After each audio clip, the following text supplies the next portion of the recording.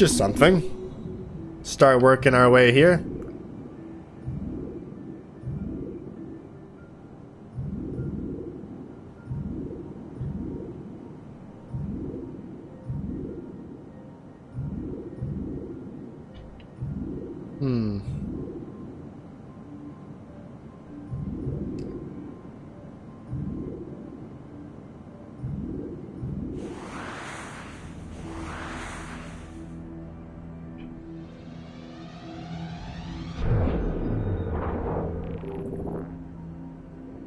Okay, extraction sequence.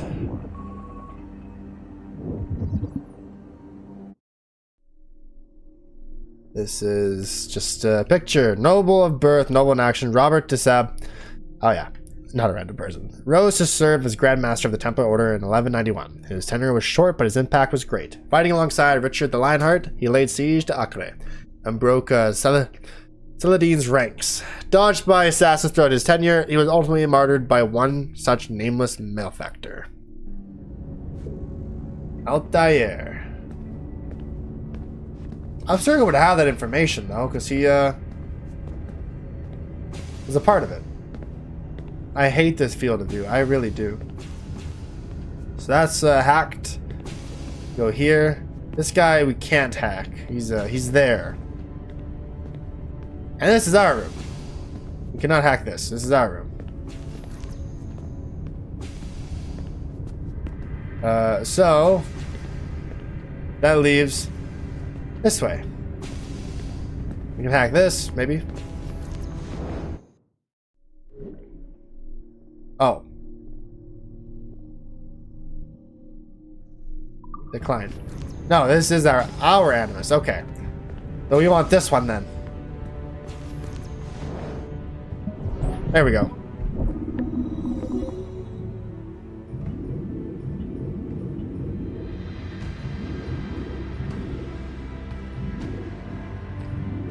What's with the like epic music?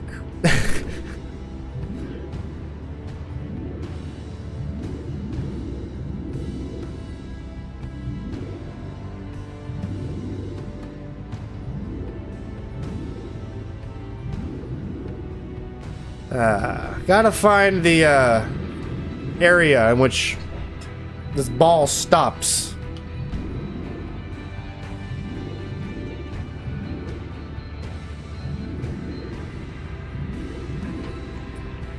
Rather tricky. I feel like I'm going the same places.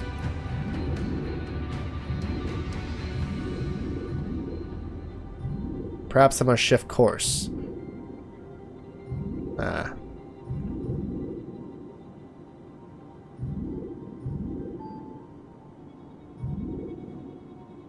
There it is.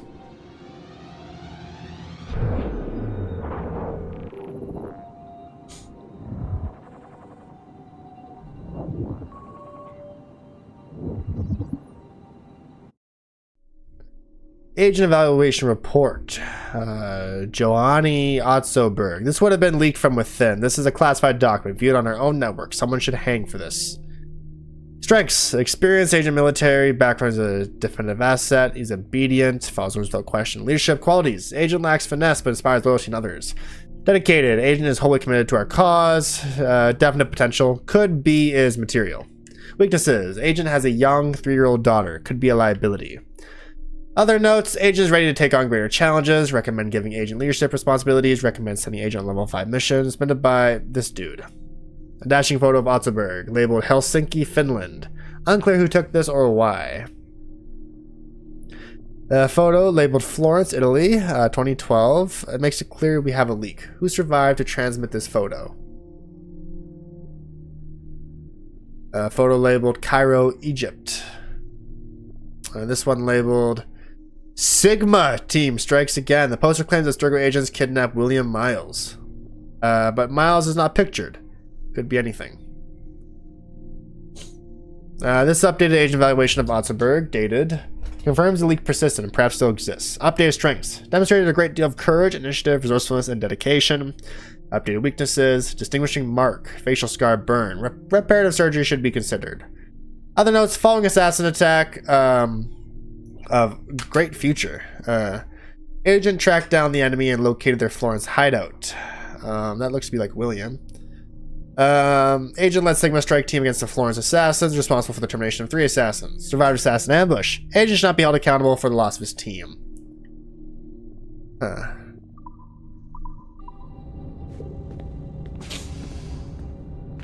Okay. So now we need to leave. And of course it's very, woozy. Okay. Go here. Now there's a couple places we can go. We can go straight, right, into security. We've already hacked this stuff.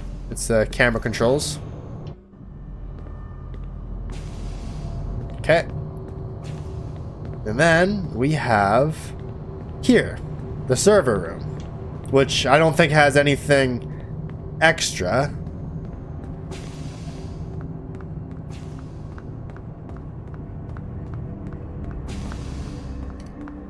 Nothing extra to hack. This is just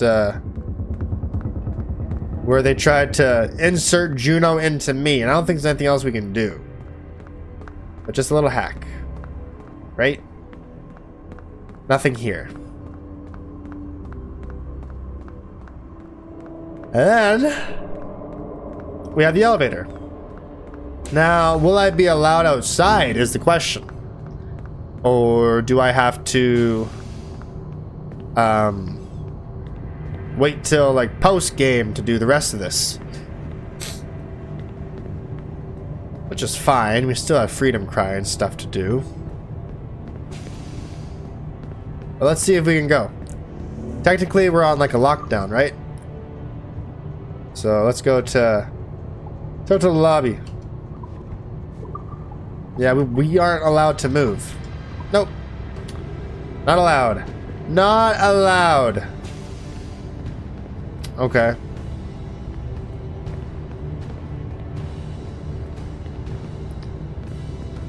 I guess you go back to the Animus then. Jesus, Addy, what the hell happened here? You happened here, Edward. The damage you caused 6 years ago has not been undone. I'm not an easy man to call a friend, am I? Is that why you're here?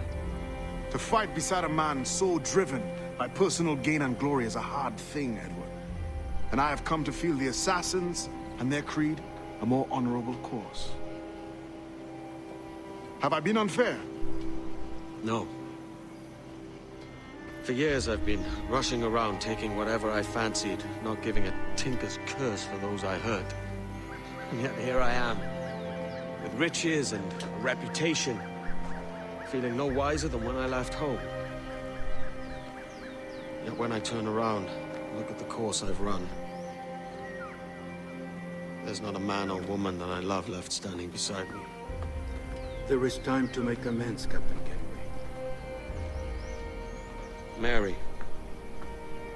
Before she died, she asked me to do good by her, to sort out the mess I made. Can you help me?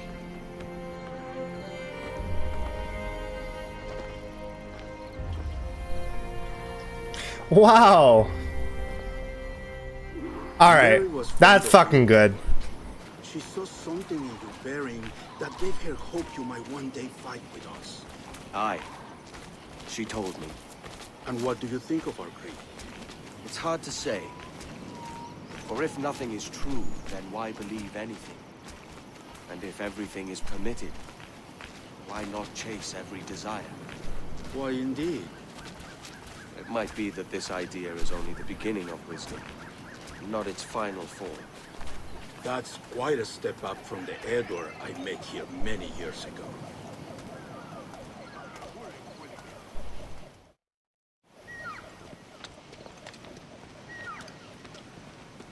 So what do you think? It'll take some getting used to.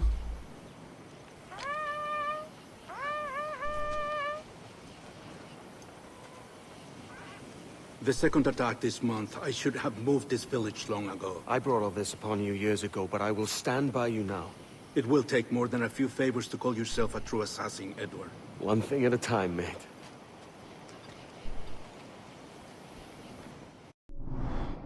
Rope dart.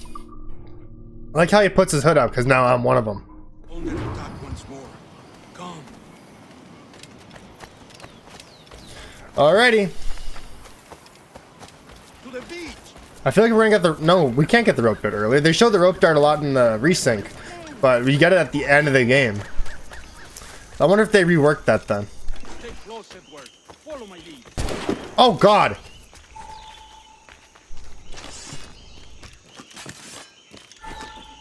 Oh!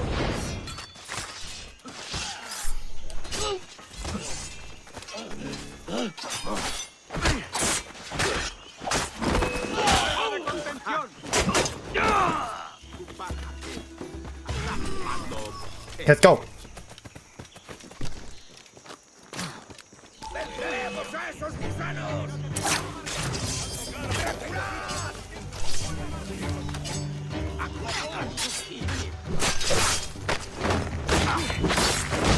Ow.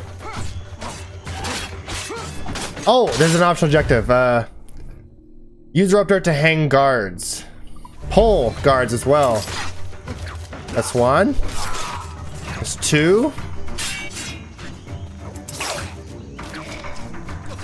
Oh. I need to get one more hang because I missed that first one and there's an optional objective for it. I need it.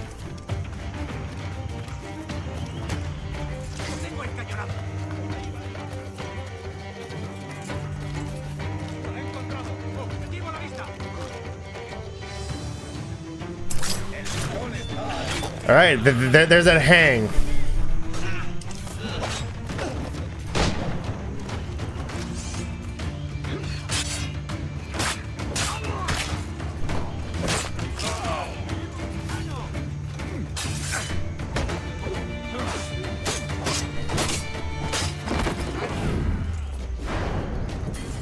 All right, we have a dead assassin here. Can I loot my last rope dart? We gotta try, right? Or can I craft it? I've sold pretty much everything for craft. My only hope is I can loot a rope dart. I don't want to. Hold on. Come on, you son of a bitch.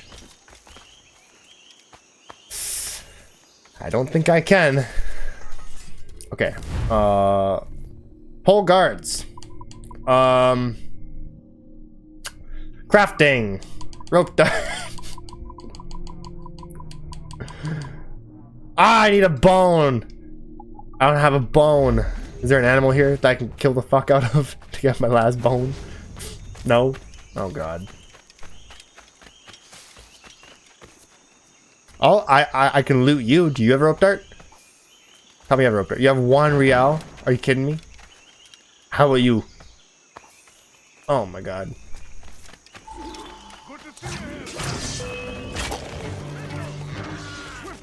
Oh, I have a rope dart again. Boom! There it is. Full sync. Let's go. I got you, Eddie.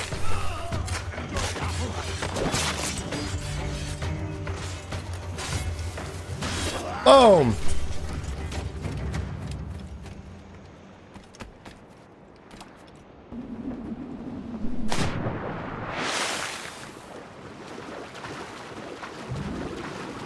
Kill soldiers on the beach along with the captain. Okay, I thought I was just going straight for the captain. Never mind. Let's go, buddy. Boom!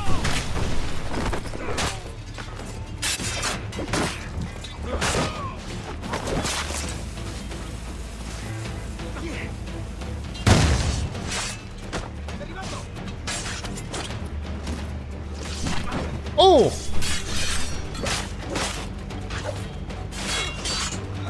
Sweep that bitch off his feet. Let's go.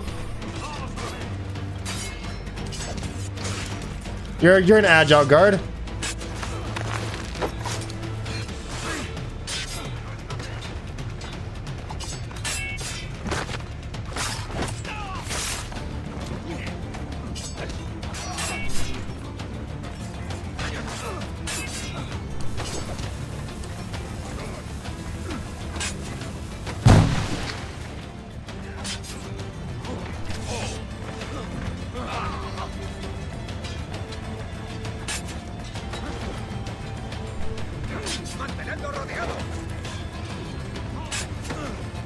Alright, get close to this bitch. He's running away.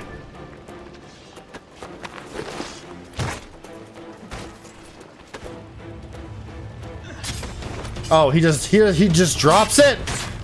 Oh, whatever. You're dead now.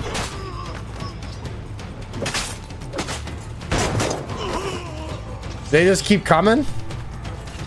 Like, can I help protect the assassins? They're just gonna keep coming.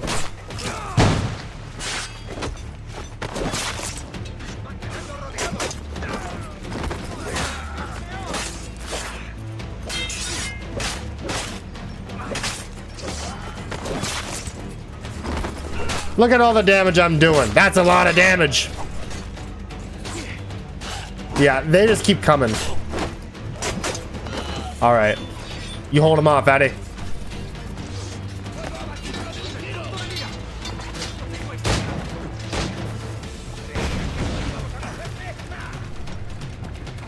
Ashore, take your positions. Oh, God.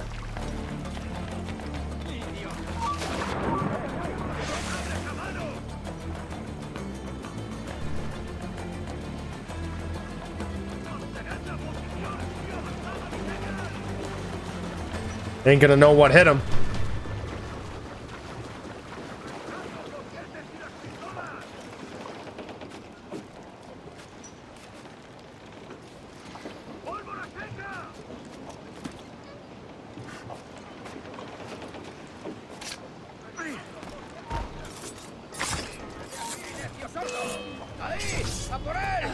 Everyone on this boat dies.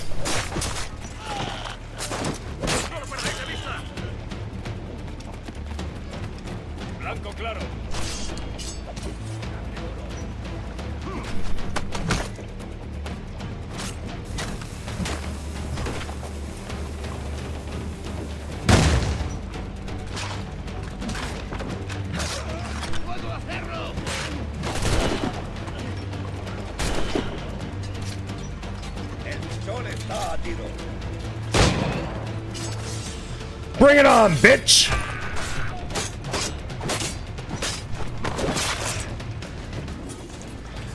The boat is cleared. Let's go.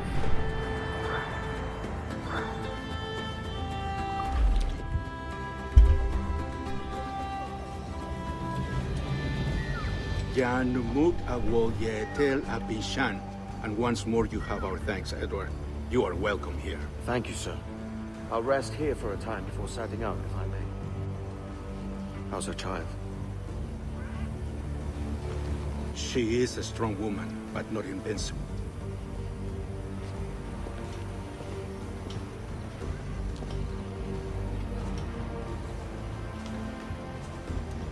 Edward. I'm sorry for your loss. If I'd stayed in prison, they'd have taken him from me. He'd now be alive. Maybe this is God's way of saying I'm not fit to be a mother yet. Damn! Carrying on like I do. Cursing, drinking, fighting. You are a fighter, aye. In prison, I heard stories of the infamous Anne Bonny and Mary Read taking on the King's Navy together. Just the pair of you. It's all true. Anne would have won that day if Jack and his lads weren't passed out in the hold from drink.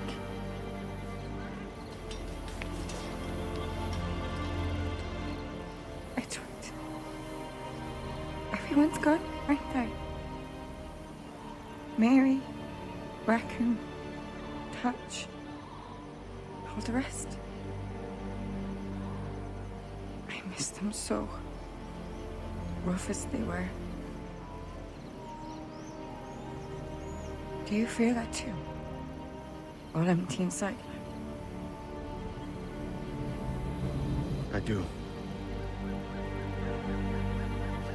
Devil curse me. I do.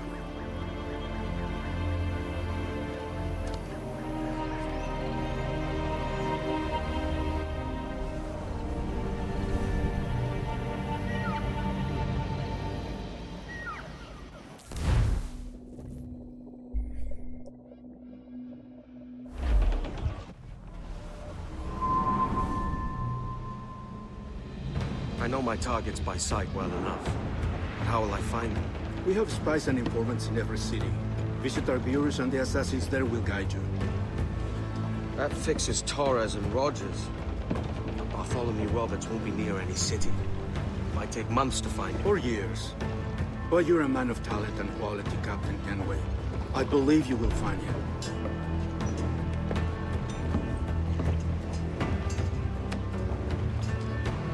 And if you're at a loss, don't be afraid to call on your quartermaster for aid. Quartermaster! What's our present course? Due west, Captain, if it's still Kingston we're sailing for. It is indeed, Miss Bonny. Call it out. Weigh anchor and let fall the courses, lads! We're sailing for Jamaica! Alright, this is a new vibe. We got Adewale Assassin, How does it Edward feel to Assassin. bark so loud? I've barked louder, and to men twice as rough. Tending bar at the old Avery, you mean? Among other places. And I sailed with Mary and Rackham for a time, remember? Of course. Mary did most of the captaining, Jack did most of the drinking. Did Mary... Did she ever tell you who it was that fathered her child? It was a young fella. Sailed with us on that last voyage. Poor lad was killed fighting beside us. The only man not too drunk to stand up for himself. There was so much about her I didn't know. I called her a friend. But was I one in return? She thought the world of you, Edward. I've no worries about that. Well, that's good to hear.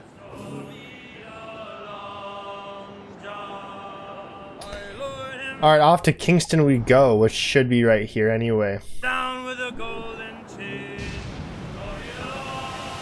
Alright. Well, that's the end of the dialogue. Let's just get there, yeah?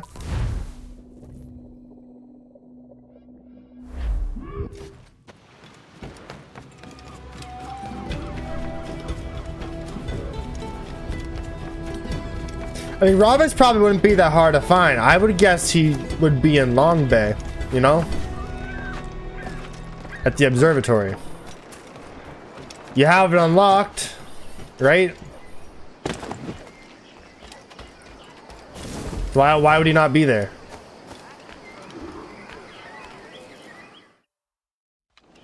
Captain Kenway, You have something for me? the present whereabouts of the Templar Woods Rogers. He is attending a small political function, so do it clean. The word is King George is calling Rogers back to London. Aye, not happy with his progress in Nassau.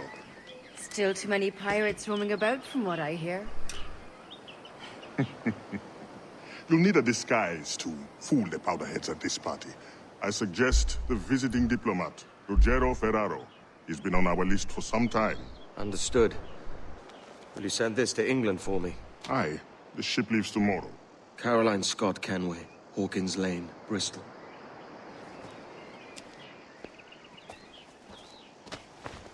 All right, officially an assassin. We don't have our blades. Well, we have everything but the hidden blades are gone. That's what I'm looking for. Oh.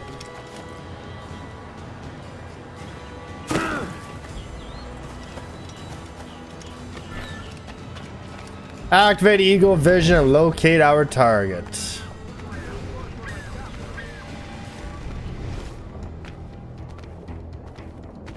Why do some glow brighter than others?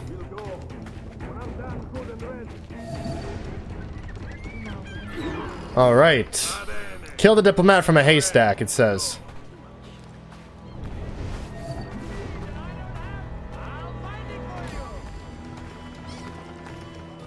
All right, let's tail.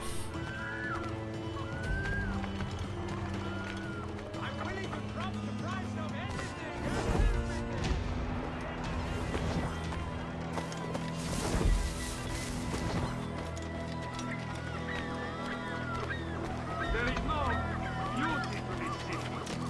No expression of joy. No aesthetic plan. You You're walk your streets like animals. Hello, Ezio. Like cattle with no sense of decorum. Hail the Italian diplomat, it says. It's fucking Ezio. Oh,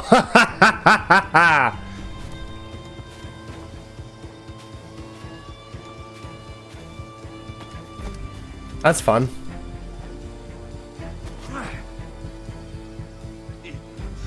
You are all idiots. How you English believe you can subdue the world is beyond me.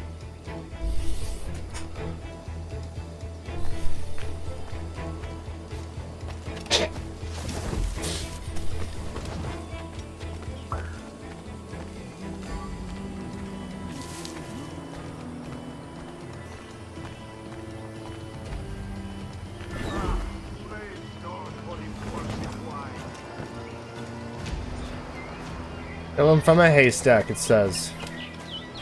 How do I get up to that haystack?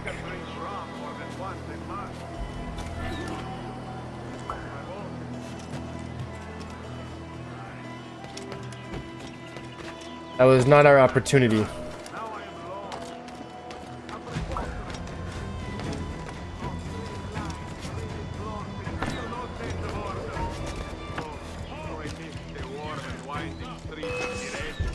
Fuck! Damn! Well, maybe I can get to that haystack prior.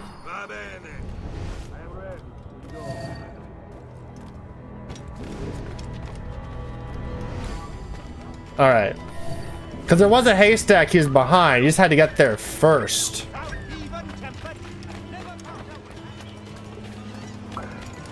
We kind of have to beat him to the haystack.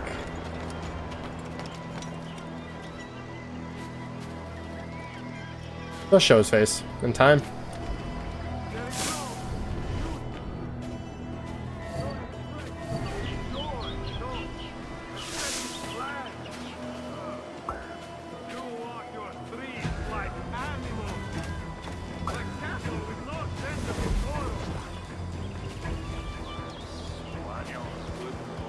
He's going to this location right here. Oh.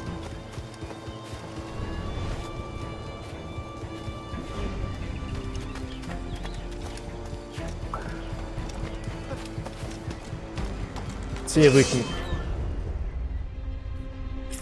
Ah! Ah! Okay. Try again, I guess.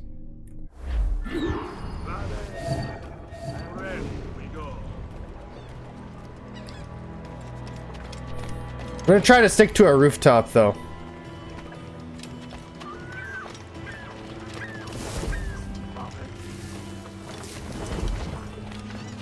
But he is just going in like a circle.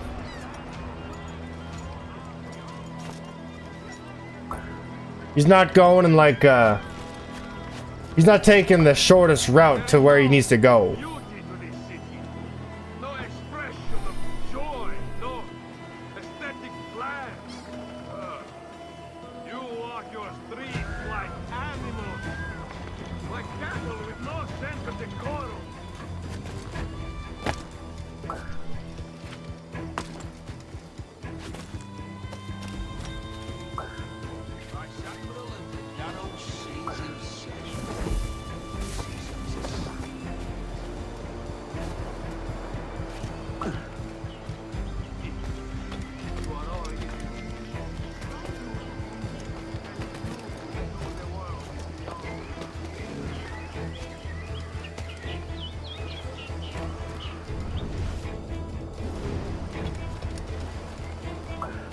All right, we're in.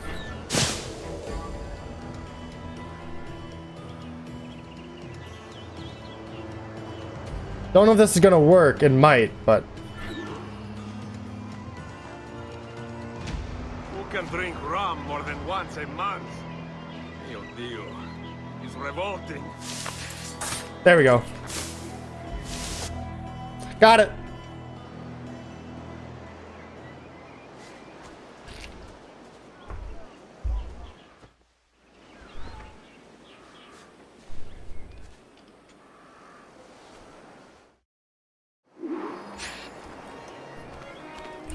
Reach the party.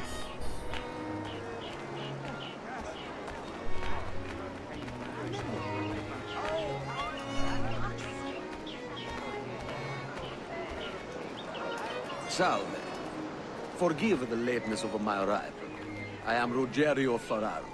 Aye, Mr. Ferraro. Not a problem. Okay. Ladies and gentlemen, a toast to my brief tenure as Governor of the Bahamas. For under my watch, no less than 300 of our pirates took the king's pardon. Some fish and rum. Good. Yet, for all my successes, His Majesty has seen fit to sack me and call me home to England. Brilliant! God bless the fucker. Therefore, Kill Rogers from a bench. hooray for the ignoble and ignorant prigs who rule the world with sticks up their asses. Hooray! I'm gonna say it's gonna be right here then. What can I do for you?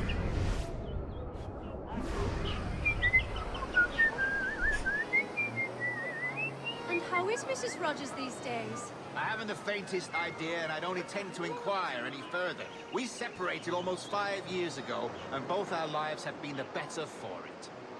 Forgive my curiosity, Governor. Perhaps I'll be more candid later, when the remainder of my reason has left me.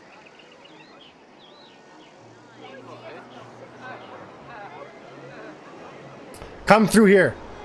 I think he's coming through here. Aha!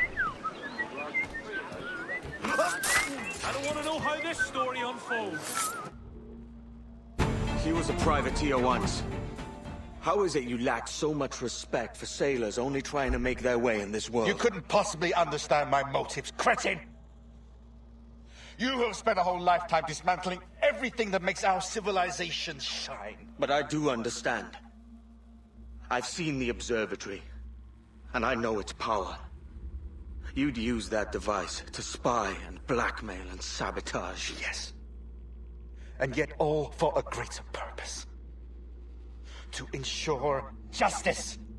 To snuff out lies and to seek truth. There's no man on Earth who needs that power. Yet you suffer the outlaw Roberts to use it. No. I'm taking it back. And if you tell me where he is, I'll stop the man.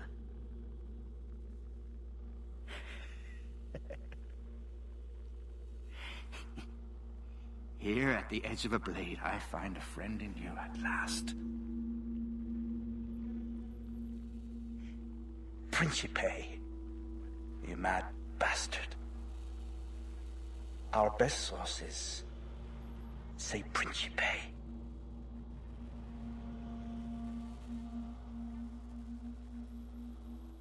I don't want to know how this story unfolds. I don't want to know how this story unfolds. That man there! The Italian! He did it! Oh! You must have me confused with another Italian. Oh. God damn.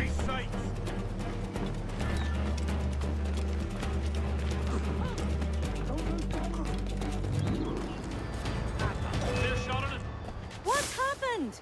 Is Captain Rogers hurt?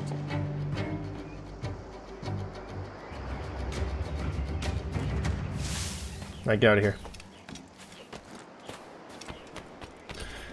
Reach the Bureau. This is like a classic assassination now. Assassin's Creed 1 style. Everyone's on high alert after this high-profile assassination. Alrighty.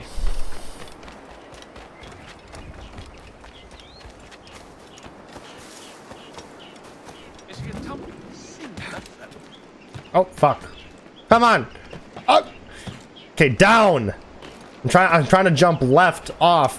I kept. Oh man. I'm having the worst time navigating here, aren't I? All right, stick on the fucking ground, Kenway. It's done. Where now? Grab your kit and pack well. We're sailing for Africa.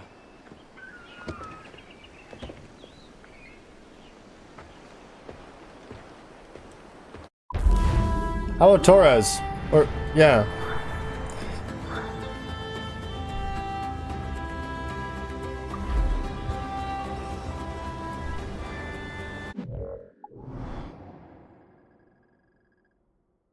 Okay, sailing for Africa. Well, we've been to Principe. So I guess we'll just show up here in Tortuga.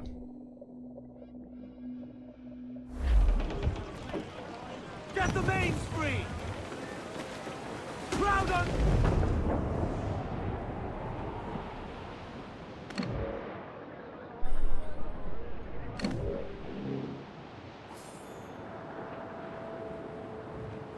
You know, now that Edward's an assassin, he's got that fully kitted out jackdaw. He doesn't need to pick on anyone. It feels more like an assassin. You're doing things with a purpose now. You're not just being a pirate no more. You had everything, you know? Now you're an assassin, change of heart, blah blah blah. There's no need for any of that. Just that one target.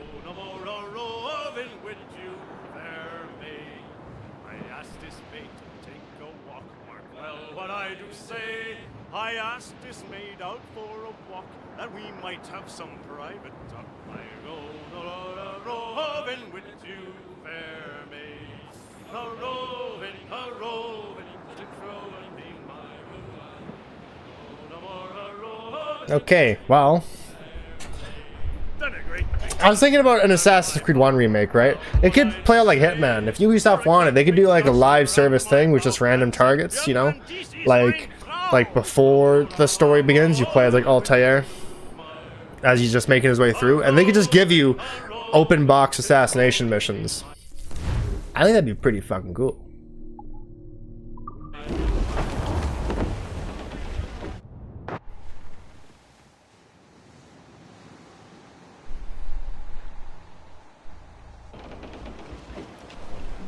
Captain! Here's one still kicking! Who did this? It were a large vessel, the Royal Fortune. Roberts. Offered no quarter, didn't say nothing.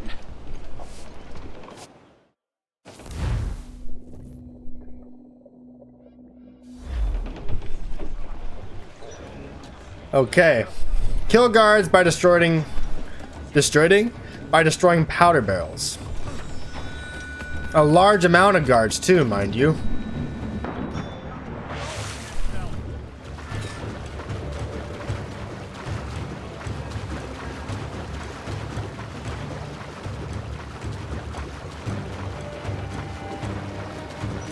Why 8 guards? Is there like an opportunity to like do that a bunch?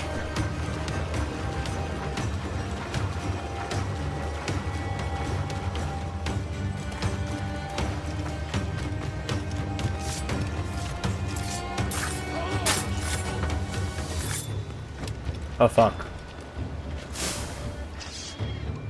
You definitely saw that. I guess we're gonna have to try to pick on everybody.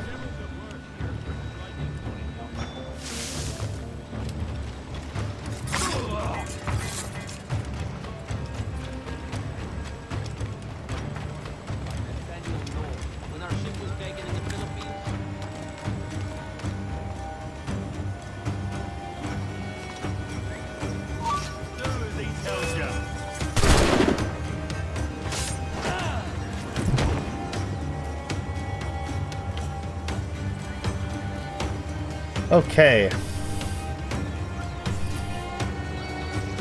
Powder kegs, huh? What is this one here?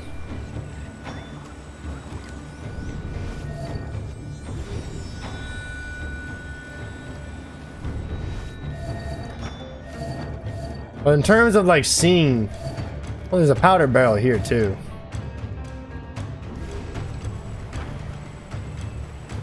Ain't got a clue.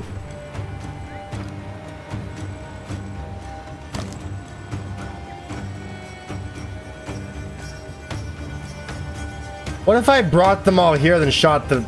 Yeah, okay, that's an idea. Everyone, come here.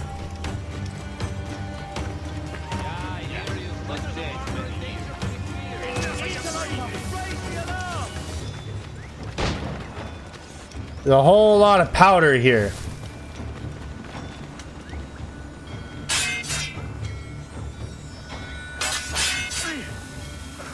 Uh-oh. Okay. Get everyone here. I need as much of y'all as possible. Come here. Gather the troops. Gather the troops. Everyone here. I have a plan. I need you as well. Everyone. Everyone means everyone. Oh God.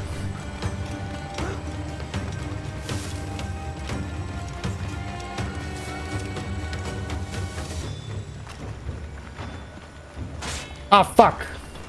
I mistimed it.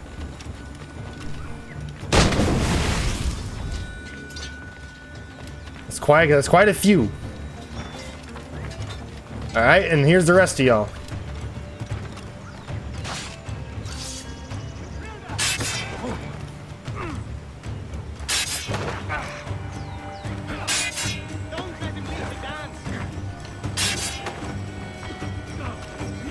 Fuck. Load up. There we go. Done.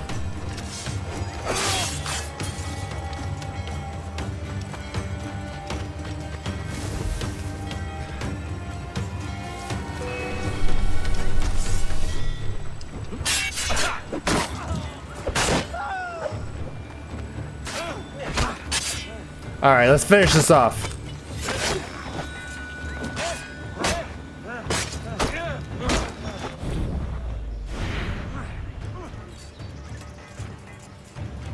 What you got, dude? Boom! You ain't got shit. All right, let's get the assassin back into this. It's straight up, huh?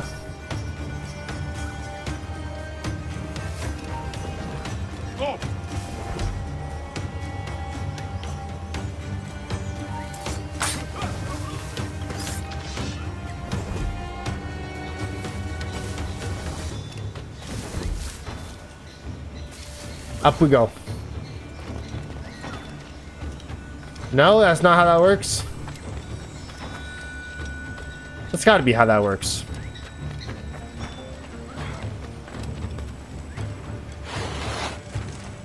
How the fuck do you get up here? Do you climb the branch? No. Oh, fuck. Okay, I don't know how we're getting up. How did I get up there the first time?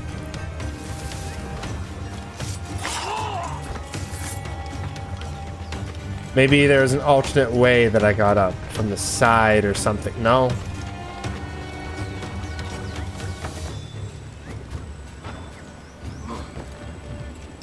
Well, no, I came off last time from this area. Oh, you son of a bitch.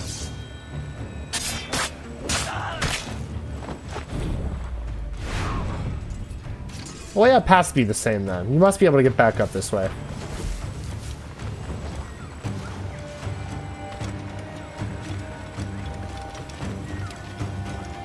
No, you can't get up that way. It's strictly a slide down entrance. How the fuck do you get up there then? Oh, I see. I see now.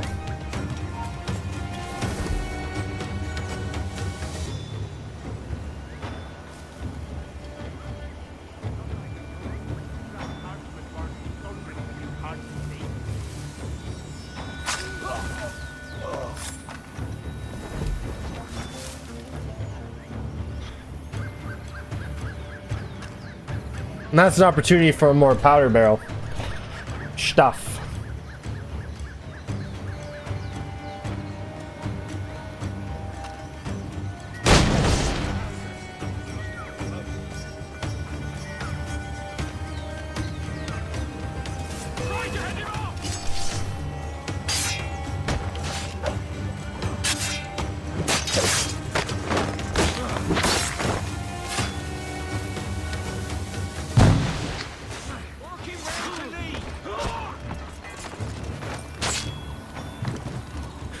Alright then.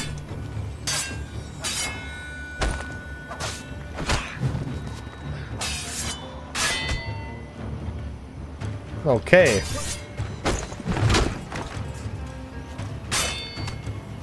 You guys got some balls on you then. Alright. Not you. Not you apparently. Ha!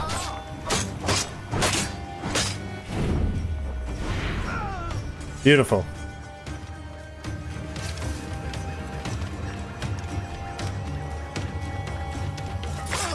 I'm back. Why? Who chases me now, eh? Is it a spectre come to spook me? Ah, or the gaunt remains of a man I sent to hell?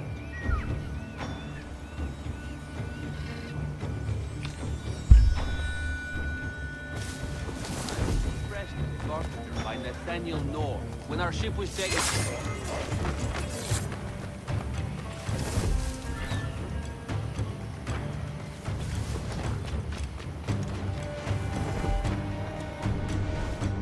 A 3 here might be problematic, might not.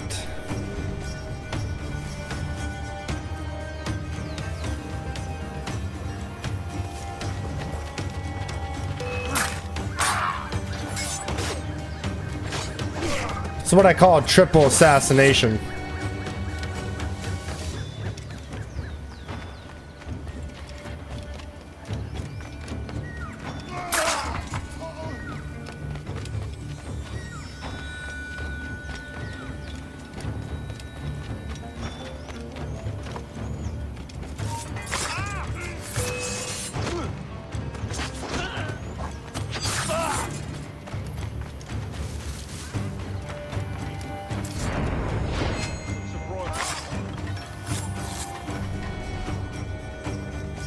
Where the fuck is this bastard?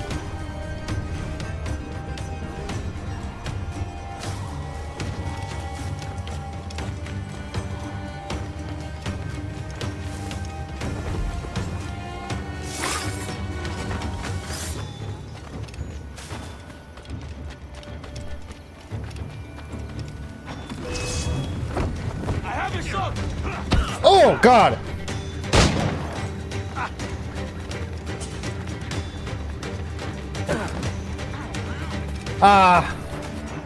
The game has failed me. The game fucking failed. I got tackled. You bitch.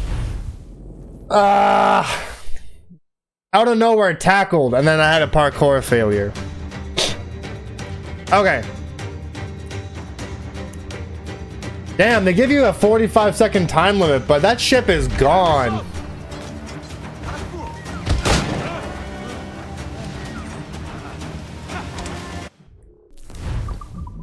Okay, new plan. I have guns. All right, it'll be a lot faster than being tackled and then shoved.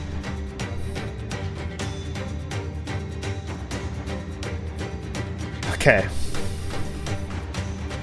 I have a clear fix on you. Never mind.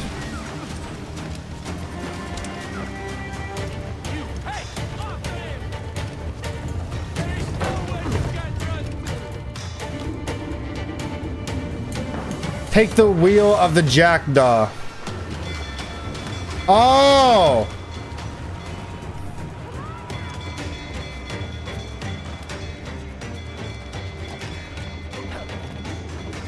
Out of the damn way! Full sail!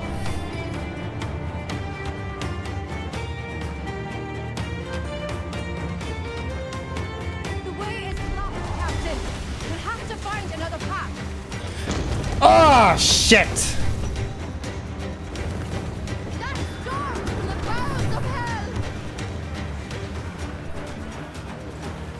Sprig's a lot more nimble than that man of war. All right, full sail. Careful of that mortar fire. I am worried about it.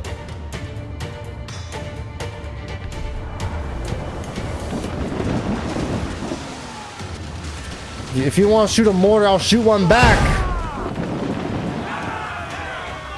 Half sail. All right, full sail.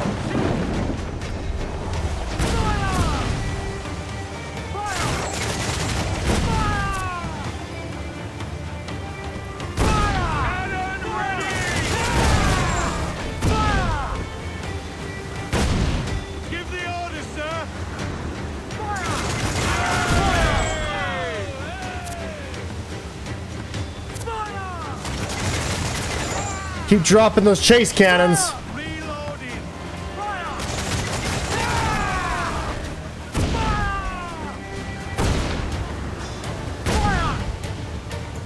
There's that charge feature.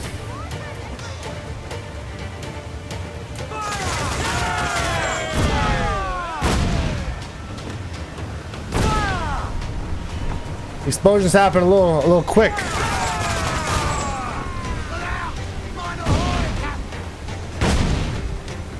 All right, let's make him hurt.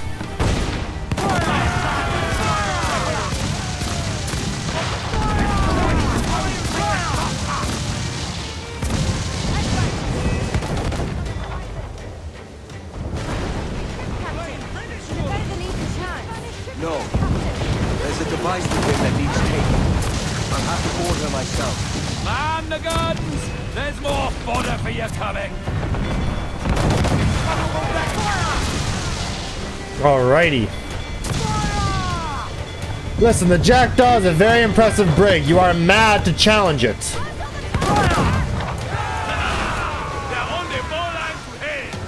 We're ready, sir! There is nothing that's going to save you, Roberts. Leads working behind the bar, don't it?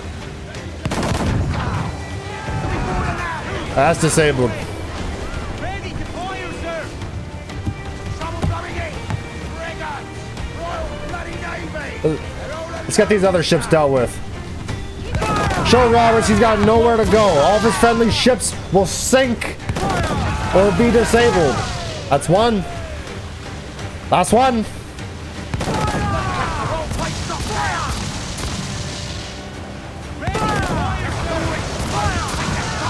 You got nowhere to go, Roberts. Nowhere.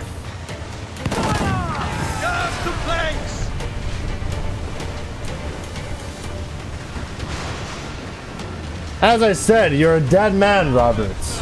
Or as Edward said, anyway.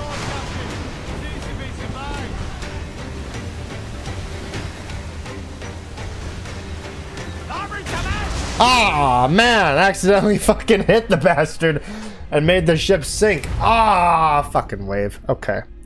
We're not gonna roleplay this second try. We're just gonna board it. There's cross trees on the horizon. Flying British colours!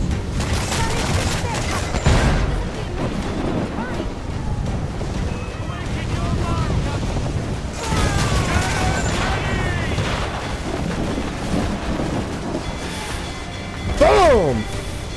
Heavy shot. Board. Very easy. Very easy stuff right there.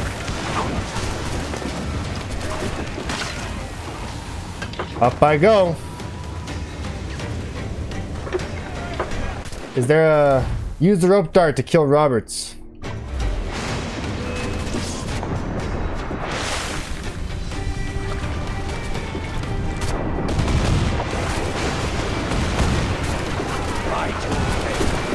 How can I not be impressed by the attention you paid me?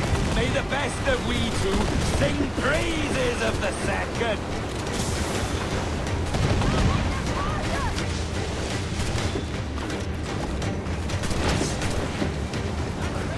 So what, we're gonna hang him then? Is that the plan? Well, there's no sail to climb.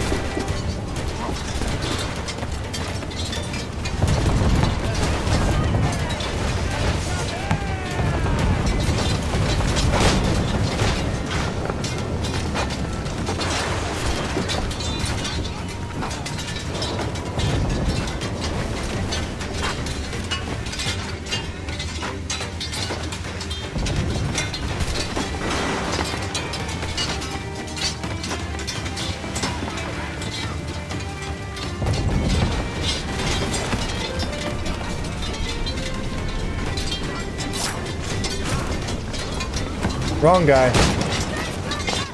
Wrong guy.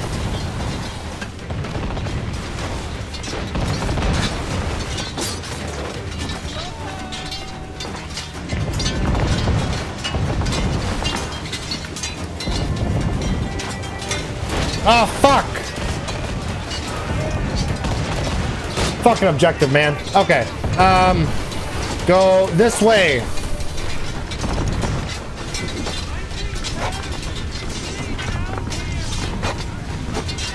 I need to get a little higher.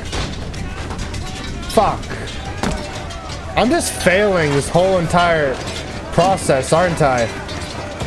Very anti-climatic.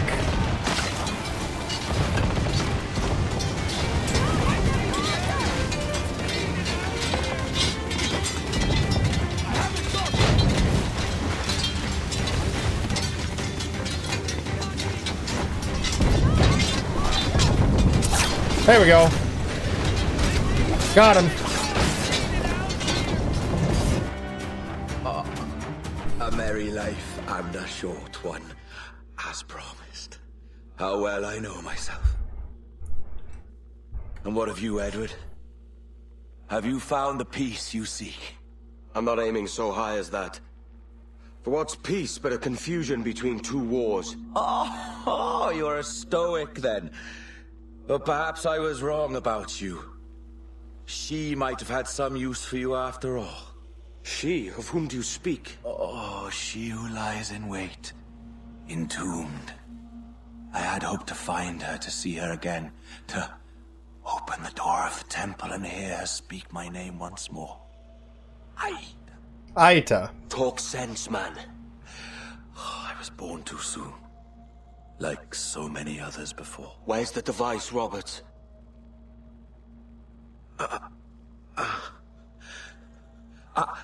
Destroy this body, Edward. The Templars. If they take me...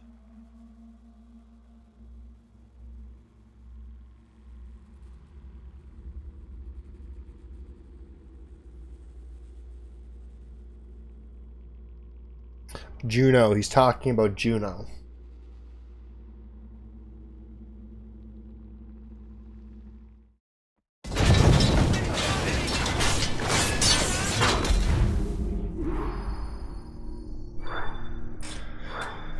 Oh, is the hacker fucking a sage? Kind of sounds similar. Every last scrap of duck on the wind. Sail! Whose house all should take Jack?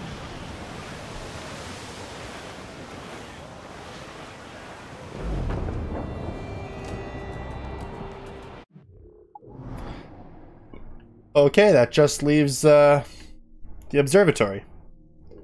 No, we're in Havana. We're going to Havana now.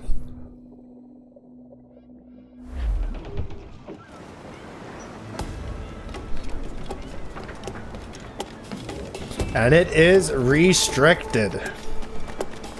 Why? By the way, while I'm here, can I make my bounty go away? Nope. En otra ocasión. It's okay.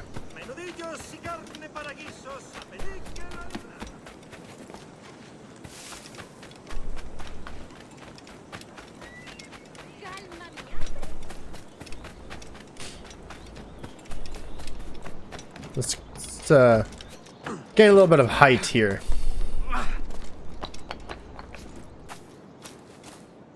Is this where I need to be?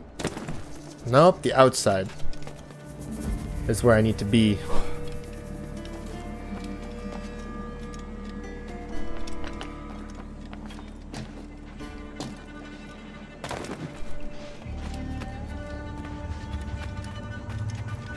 Oh, it's above. So where did Edward learn to climb like this? That's my question. Oh. Hello again. Ah, Captain Kenway. I'm assuming this is the friendliest face you've seen since dropping anchor? Is Havana under curfew on my account? Aye. Torres seems to think someone's coming after him. He's not wrong. A monkey-looking thing? Is that what I think it is? Aye. Watch. Through the blood of the governor, we can see through his eyes. That's by the church. Keep this safe. Just in case. I'll be at the bureau. Good luck.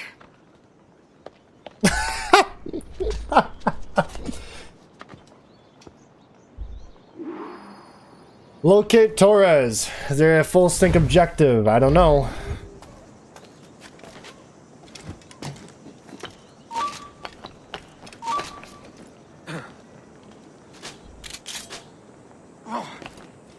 Más vale que bajes ahora.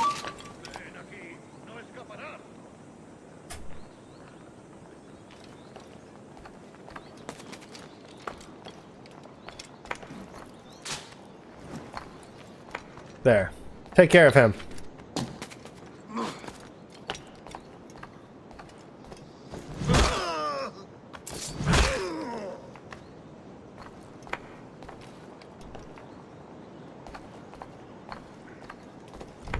He's got to be like inside though, right? This is my entry.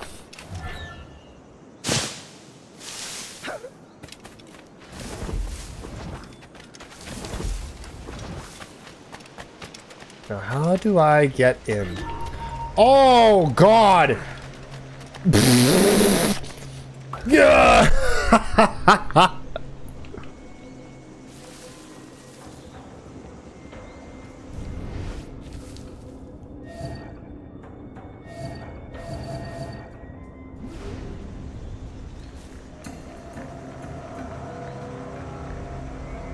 Señor, disculpe, pero ¿por qué tenemos que entrar ahí?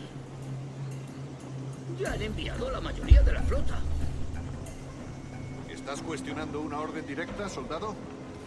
No, señor, pero es que... Mierda. ¡Atención!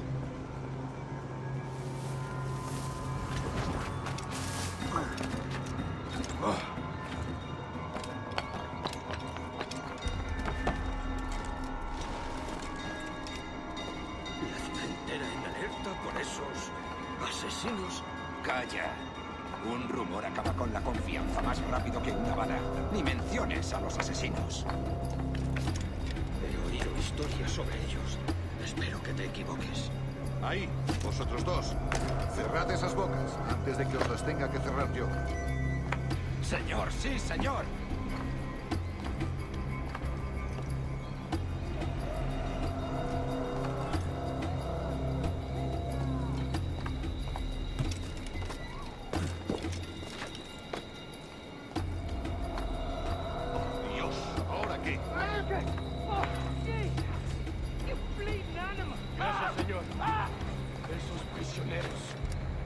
¡Cállate! Bien, continuemos. Vosotros, seguidnos. Y esta vez no vayáis a meter la pata.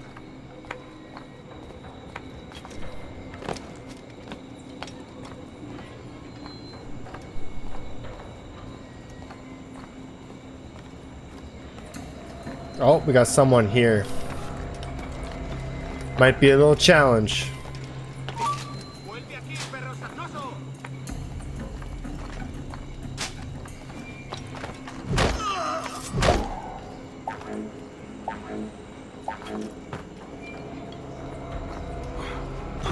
Take care of that body before it falls off the roof and gives me more trouble than it's worth. There we go.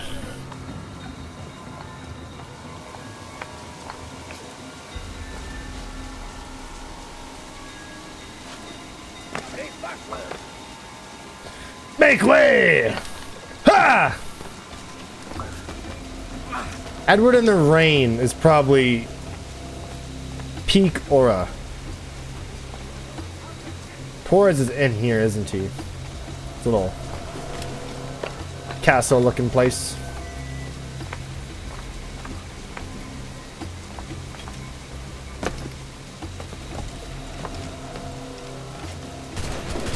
No, can't climb up.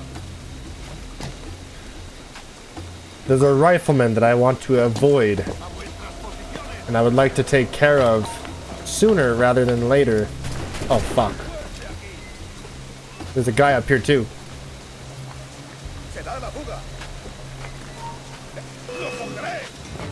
Fuck.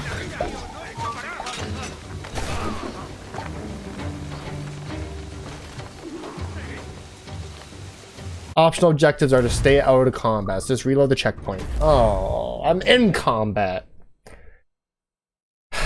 Fucking hell.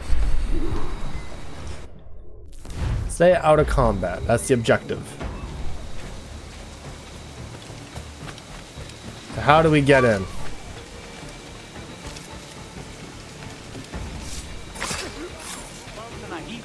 That's the neat part. You don't.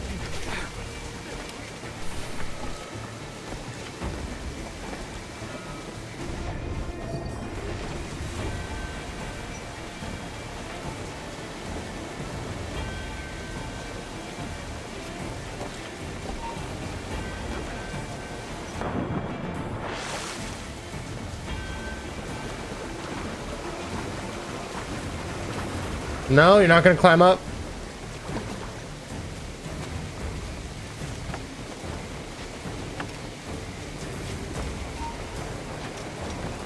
Fuck me, man.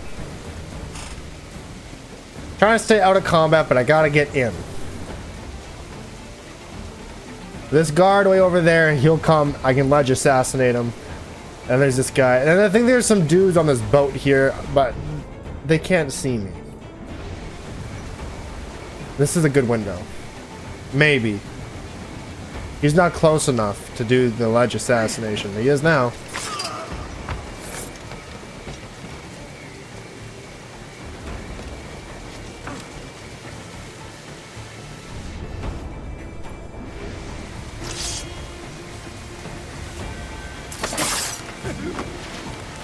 That's me still out of combat yet. Beautiful.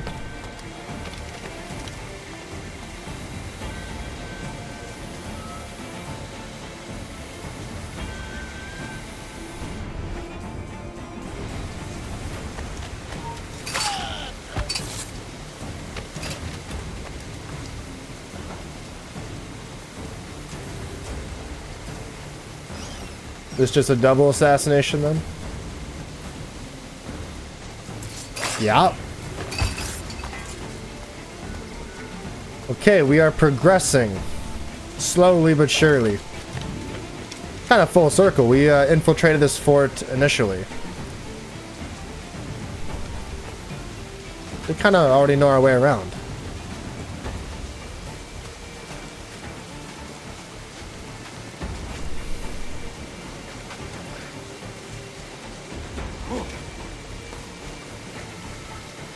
Straight up, maybe?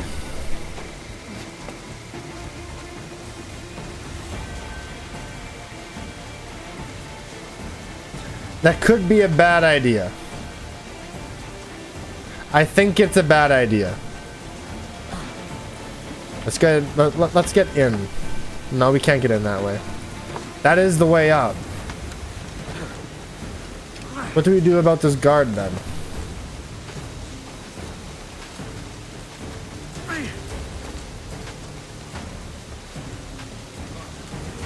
I have to climb out of his view.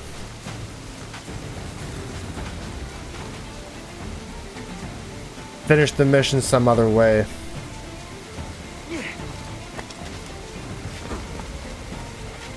Okay, he can't see me when I go up like that. And he's gone, actually.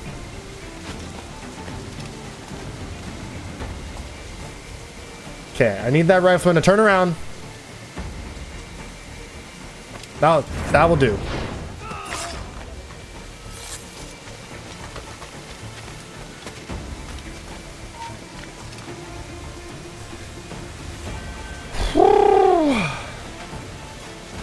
Staying out of combat. That was the objective this last time we were here too. It was hard. I was saved by an animation that played by near vicinity and nothing else.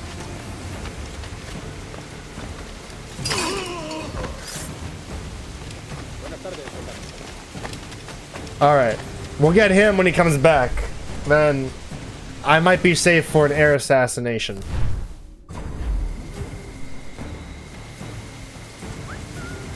Come here! Come here!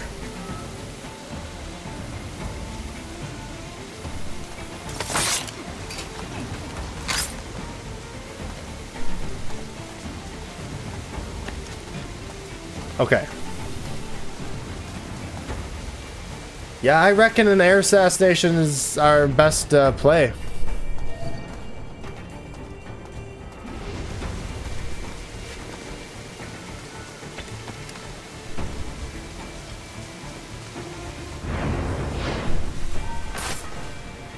You're done, Torres. Christ. This again, eh? Now we're in combat.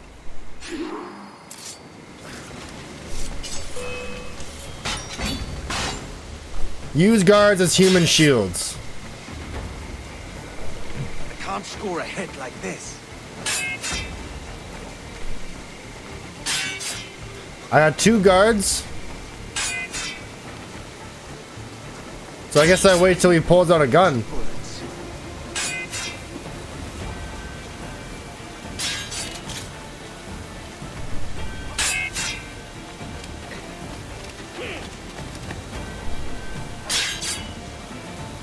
I don't know if he's backing up so he can shoot or what. You're too skilled for swordplay. I feel like he doesn't have a gun on him. So then why would you open up the optional objective now? You're giving me the impression that... immune to a pistol shot, I reckon. Oh, there we go. That's one. I just wasn't far enough away.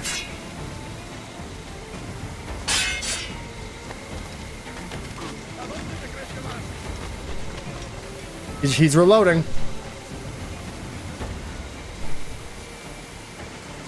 He's reloading. You're a canny one up close. I get you.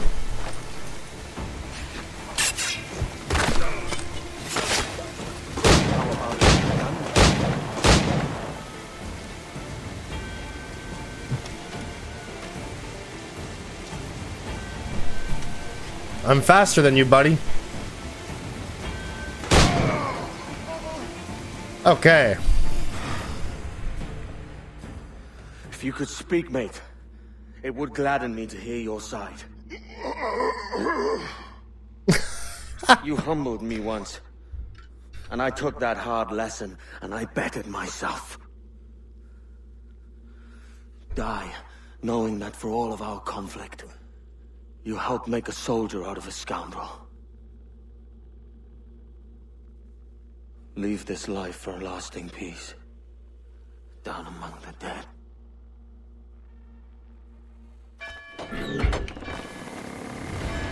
Escape the area and hide. Easy enough, but Torres was not there.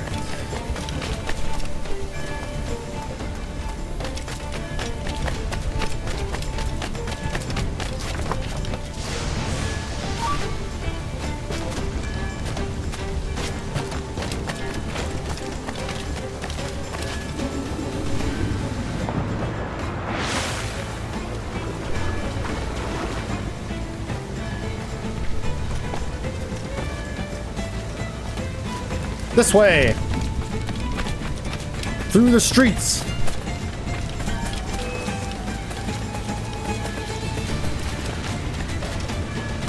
What is the escaped area?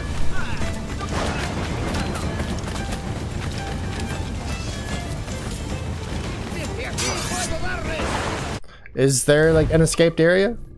It's all of Havana. No, we gotta get the fuck out of here. Maybe.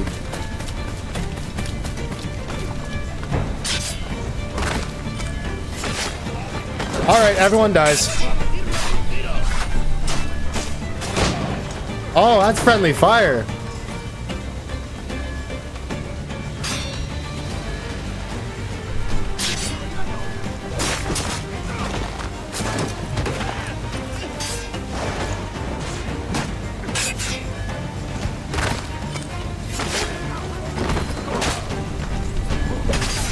Boom!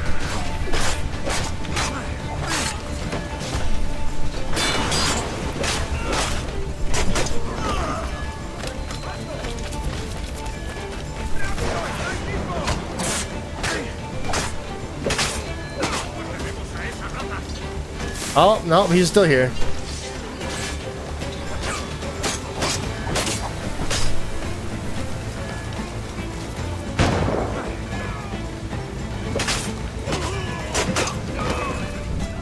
They're still here. How about the jackdaw?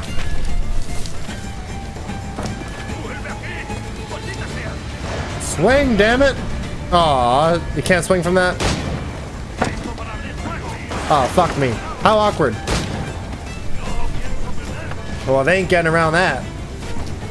I'm not moving. Ah! Fuck me!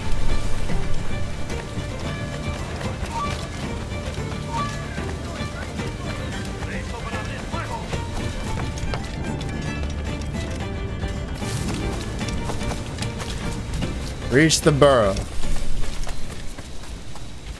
This is just like Assassin's Creed 1.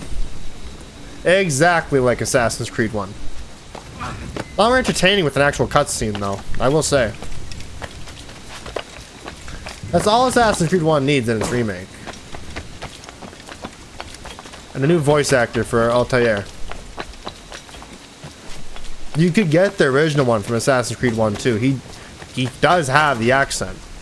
And I think he would do it if you asked. But it's not, oh, it's not a matter of fact of if he would do it. It's a matter of, we don't want to pay for him to do it. Fucking logistical prick! We got word Torres left the city. Who were you chasing? That vial was labeled Torres, but held the blood of his second. Where's he gone? Left port this morning, heading west along the coast. The observatory. Will we follow? Send word to Atabai. We've cornered our man. Governor Torres, the first person we could have killed. Just as a little pirate, we could have. Boom, but we didn't.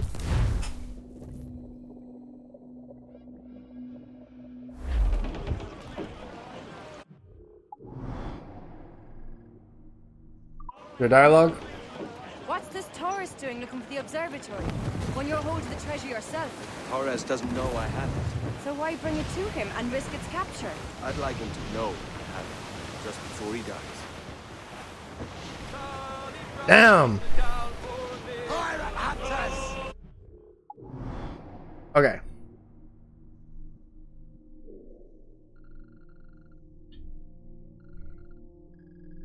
I guess we go here then.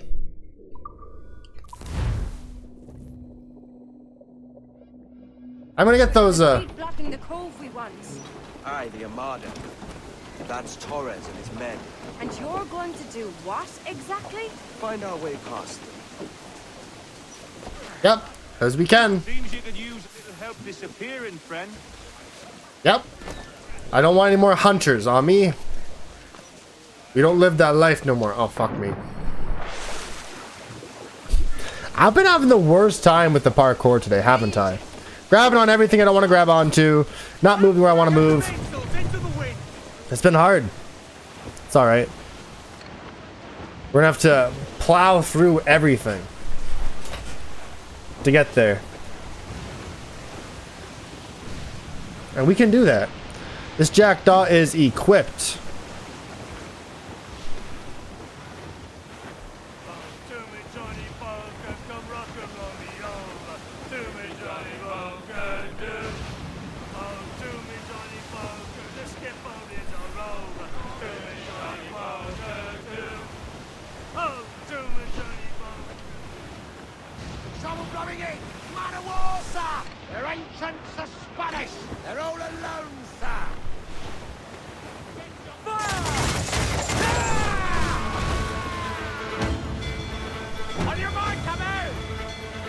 Ram his ass!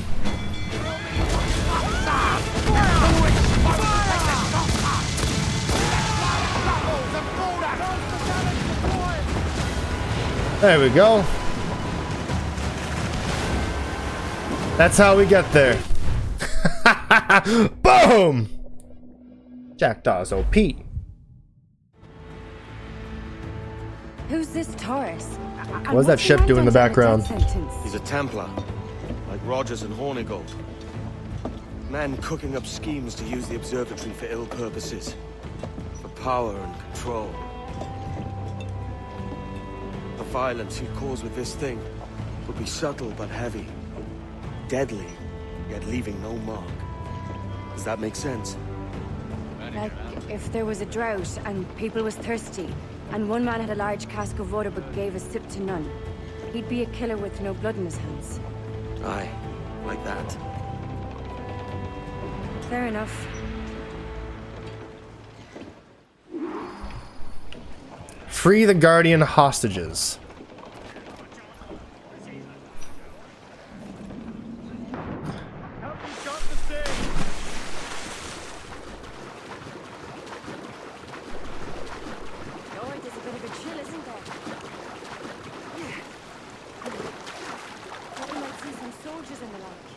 Maybe they've gone?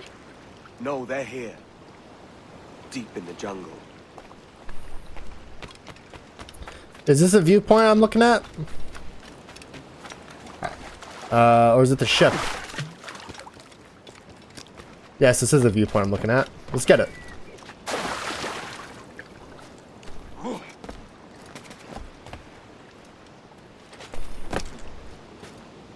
Because then we can use it to fast travel back and collect whatever missing whatever. I might even get it along the way. I am trying to get the collectibles so I don't have to like do too much to get back to them. But to finish collecting. I don't know if that sentence makes sense. I'm trying to do as much of the collectibles as I organically can without going out of my way to do them while I'm in this area. You know, looking around, like, this is all that's left. You know, it's not a lot. Like, I'll grab that chest. Since I'm here. There's also a treasure map here. I just don't know exactly where that is. I'm not going to be worried about it. There's a little, it's not here. I know that.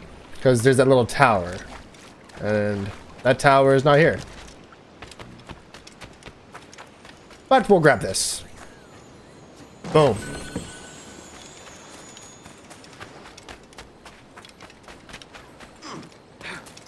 But there's 7 guardian hostages, it said. Because we knocked them all out the first time around. So likely robbers had them rounded up.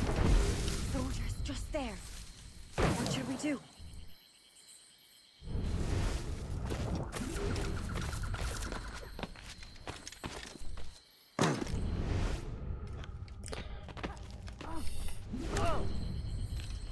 And how the fuck do you know to do any of this stuff? Jesus, look at all this. Corpses for miles. They brought every ounce of menace they had.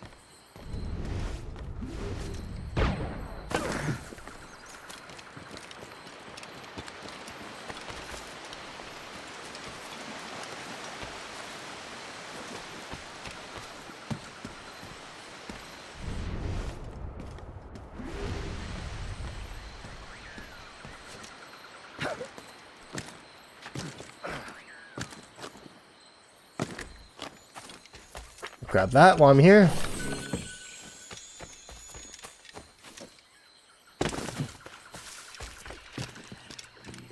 There must be like a base then, where we can start killing.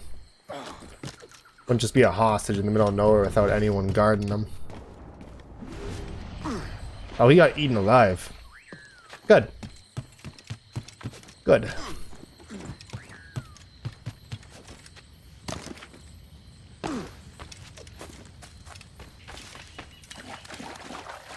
Oh, it's on fire.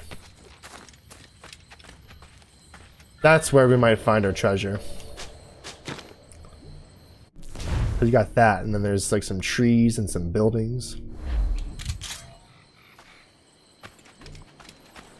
Trees and the buildings, it would be right here. That treasure.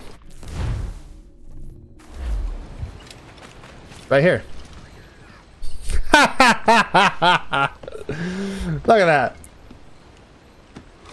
Sure, why not? Well, what do we unlock with this treasure? What's here? There's still one more buried chest. I'm not exactly sure where that is. I don't have the map for it.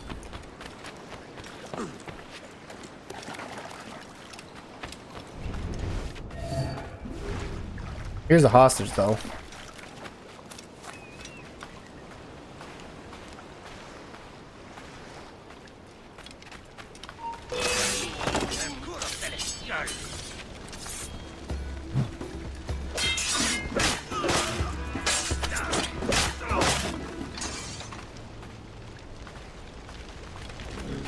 I guess while I'm here,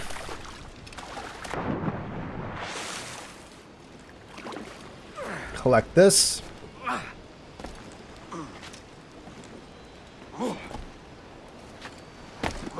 Got it.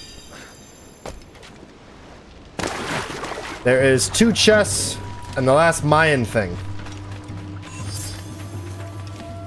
Okay. There's 200 fragments and I just like wow, boom, got them like that.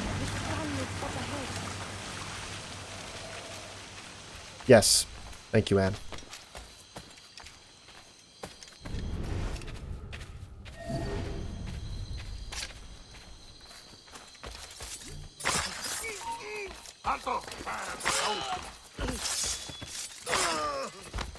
Oh, clean.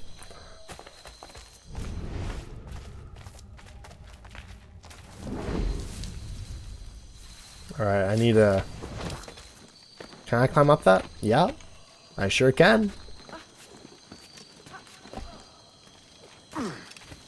Treasure here. There is a chest here. I will grab it. Now, the gunmen on the map are a sign of where this treasure is. Not the treasure, the fucking hostages. Mike. Still thinking like a pirate, NukaDud. Still thinking like a pirate.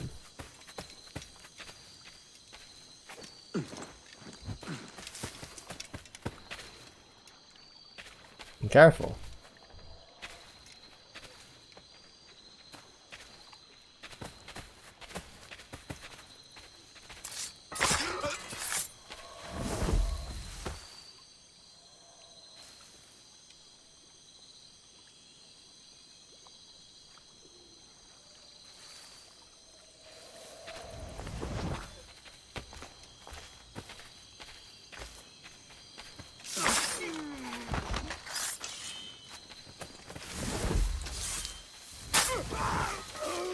Thank you for luring them to me, I guess. Is this all the hostages? Oh, there's still one more. Oh, nope, that is all of them. Alright. Done.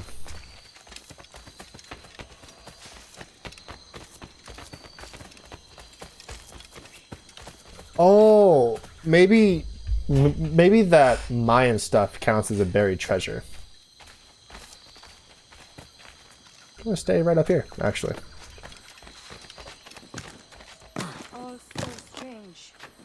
What is it? Later, Anne. I'll tell you all when this is finished.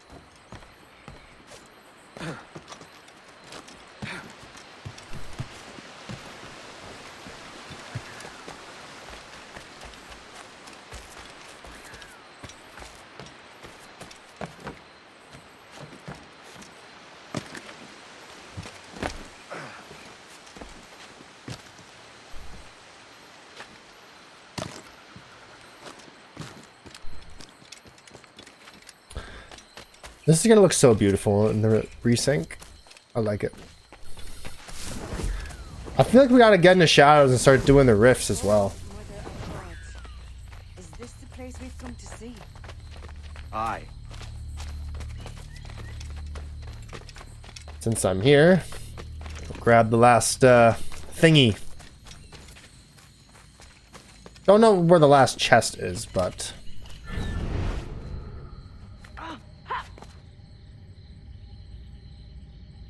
Okay, so this is the long piece right here.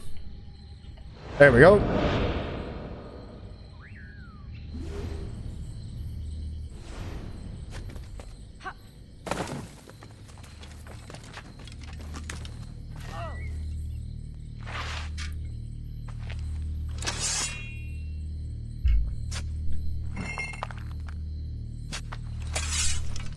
think that just leaves a chest.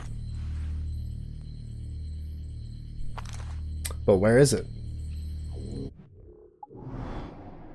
Chest is on the shore. Oh. It's where the jackdaw is. Alright, I guess we'll get that after the game ends. Stand watch here, and let none follow. Bit for another dozen fights, aye.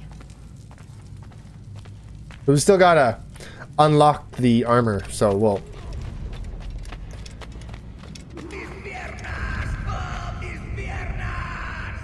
Venga, muévete. No puedo. Mis piernas no responden. No quiero quedarme aquí. Damn! Security measures for the observatory. Oh, God.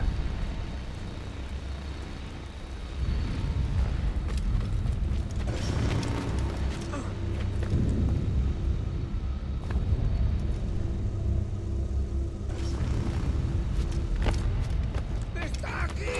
El pirata está aquí. Perdóname, por favor. No quiero morir. Okay, to get across. Likely something to do with this, maybe? If we can make the jump. Can make that.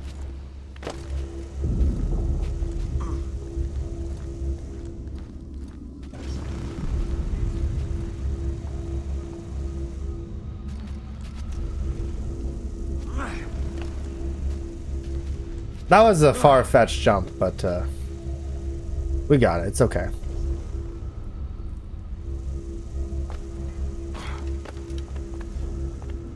All right, and then we need to go cross.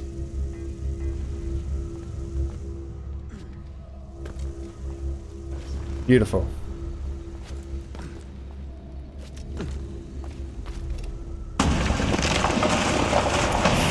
Gah! I should have thrown Edward forward.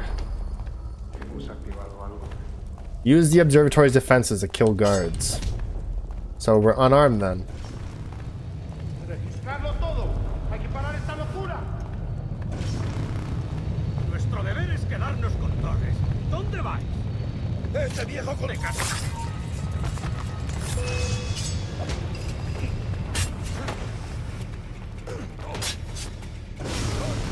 Does that count?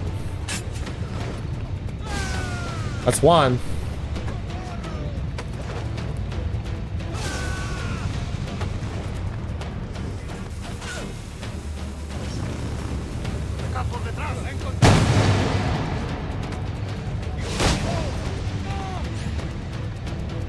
All right, we're done.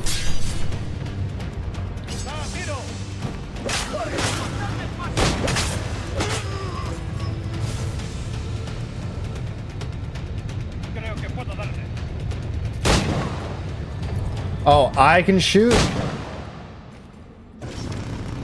All right, let's get on with it then.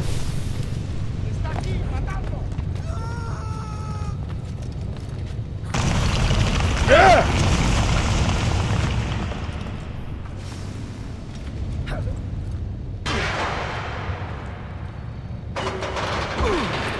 That's convenient.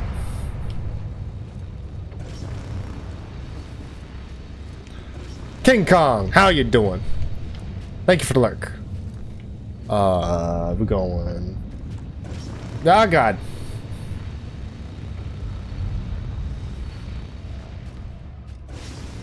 I don't know exact. Oh, this way maybe? Are we safe? Oh, yes we are. Barely. Higher. Do we go up more? No. We gotta...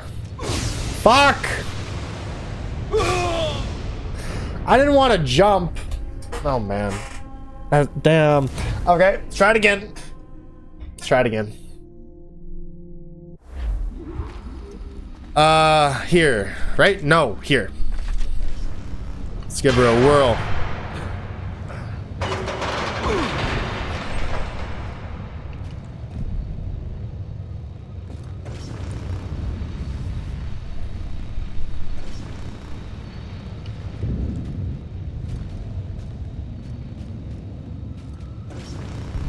Oh, we're safe. I'm gonna just stay right fucking here.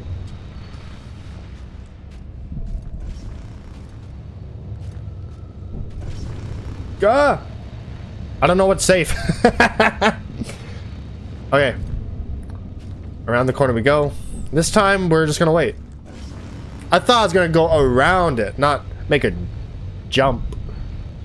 Okay, go.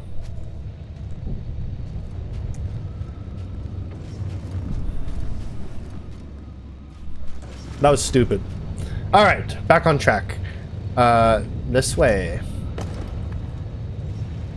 So Torres is just gonna like watch me slowly get to him, right? Like pissing himself, because he's got nowhere to go. Yes, you tripped the observatory's defenses, because you are not supposed to be the one to have it. It was not made for you. It was made by a greater people than you. You dumb bitch. Templar seeking your fucking power. We could have worked together, Edward. We could have taken power for ourselves and brought these miserable empires to their knees. There is so much potential in you. So much you have not yet accomplished. I could show you things. Mysteries beyond anything that you could imagine. You know, if he was just wearing his hood, just menacingly just like waiting for him to finish his spiel, that would have been a lot neater. And then he just jumps and BAM! Like a cat. Boom! Bounce! Captain Kenway, ever a splinter in my side. Does this murder fulfill you? Murder? I'm only seeing a job done, Torres. As you'd have done with me. As we have done, I think. You have no family anymore, no friends, no future. Your losses are far greater than ours. That may be. But killing you rights a far greater wrong than ever I did. You honestly believe that? You would see all of mankind corralled into a neatly furnished prison, safe and sober, yet dulled beyond reason and sapped of all spirit. So with everything I've seen and learned in these last years, I do believe it.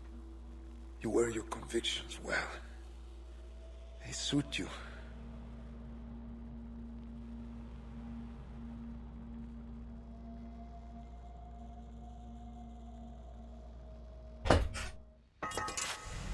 Torres awakened something fierce. Are we safe? With the device returned, I believe so. What do you call this place? Captain Kenway's Folly!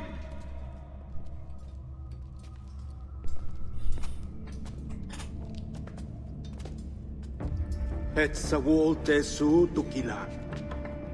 Ka wenen. We will seal this place and discard the key. Until another sage appears, this door will remain locked. There were vials when I came here last. Filled with the blood of ancient men, Robert said, but they're gone now. Then it's up to us to recover them, before the Templars catch wind of this. You could join us in that cause. I will, but only after I fix what I mangled back home.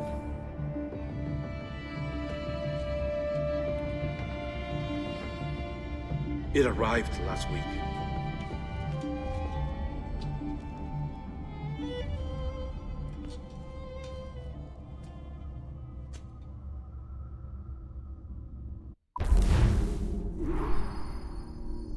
Oh, that's quite a place to break. Another sage, like Desmond's son? I have no idea, actually. I never read the comics. I have no idea. Desmond's son, that's like part of the Juno book, right? That might make sense, because I know Juno's story comes to an end in a comic. I never read it. So, maybe? I have no idea.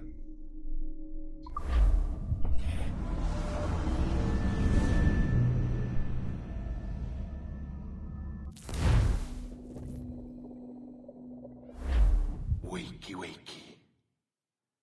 I don't believe we've been formally introduced. That's a sage, though. Not in this era, anyway. I wish I could explain all this strangeness, but there isn't much time. The short of it is, you saw my beloved Juno. And for a brief moment, I thought she might occupy this tender body of yours. but something went wrong. And now, she's back out there, adrift. Oh, she was magnificent once. One of a race of beautiful, wonderful creatures. They created your kind. Did you know that? Your people were tools to them. That's all you have ever been. That's all you should ever be. One day soon, I hope. For the world is nearly ready for her return. Wired. Prepared for a second coming. Uh-oh. Here they come. Those Templars. Or maybe assassins this time. Idiots. All of them. I envy you. It was her wish that I be here to greet her. It was her experiment that made it possible for my rebirth as one of these things. Human. Ah! Stay down! Get down on your back! Now! He's got a gun! Guide me into the grave, beloved! I am your instrument! Put the gun down! Drop it! Drop your weapon! Damn! Clear! Clear! Check his vitals. He's bleeding fast. Check the victim. Are you okay? Can you hear me? Hello? Talk to me. You alright? Maybe. Probably. It's just well, yeah, I'm okay. There you go. There you are. Thank God. I hope you feel well. You look good. Can you stand? Sure can. Well, I have a towel on my head. Yeah. Try walking around. Back at work. You know how I am. You know, I get drugged, watch a murder, but I got my tablet. I'm ready to go. Said there wasn't anything to worry about. That the liquid in the syringe was far, far below a lethal dose. I feel terrible about all this. About everything. All our evidence pointed to you, but it was John all along. God, the things we found on his computer. Whatever you need, we'll provide. You've done an amazing job. Speaking of which, our trailer is finished. Would you like to see it? I owe you that much. What corporate bullshit's that? I got drugged, witnessed a murder. You want to see our trailer? I uploaded it to your database. You can watch it here or at your Animus. I think you'll love it. It really captures the essence of the era. Take care. And again, thank you. In a world where pirates rule the waves, these men will discover that nothing is sacred and everyone is committed to rum, plunder, and women.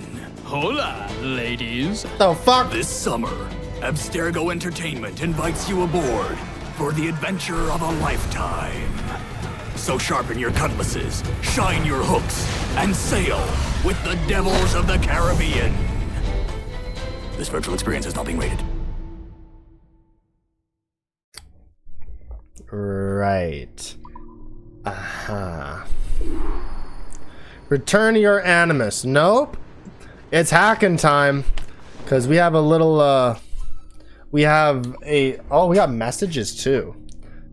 We have a mission to do. We have more computers to hack. Sticky notes containing the ravings of one very active mind. A face from the past. John's been caught and killed, and all suspicion of me has been wiped away. But this rogue AI entity named Juno is on the loose and eager to cause trouble. I barely made it out of this interaction alive. Okay. Hey there, buddy pal. What's that they've got you researching over there? Hush, hush. Top secret? Good for you. You Abstergo protege, you. At least they trust someone. Glad it's you. Who writes this stuff? Melanie. Everyone, let's all give Olivier and Abstergo Entertainment a big cheers. He heads off to Chicago for the shareholders meeting. We believe in you, Olivier. Yeah, well, Aiden Pierce would believe otherwise. Where are you? Did they put you in one of those cell things too? Are those even real? I don't even know what to believe. Am I seriously just supposed to sit here working calmly, not knowing what's going on? This is ridiculous. Everyone, I know that this is a trying time. I'd like to reassure you that our work is safe, we are safe, and everything is going to get back to normal soon. P.S. I've got a box of Turkish Delight in my desk if anyone wants some. What the fuck is Turkish Delight? I'm Googling this. What is Turkish Delight? Turkish Delight.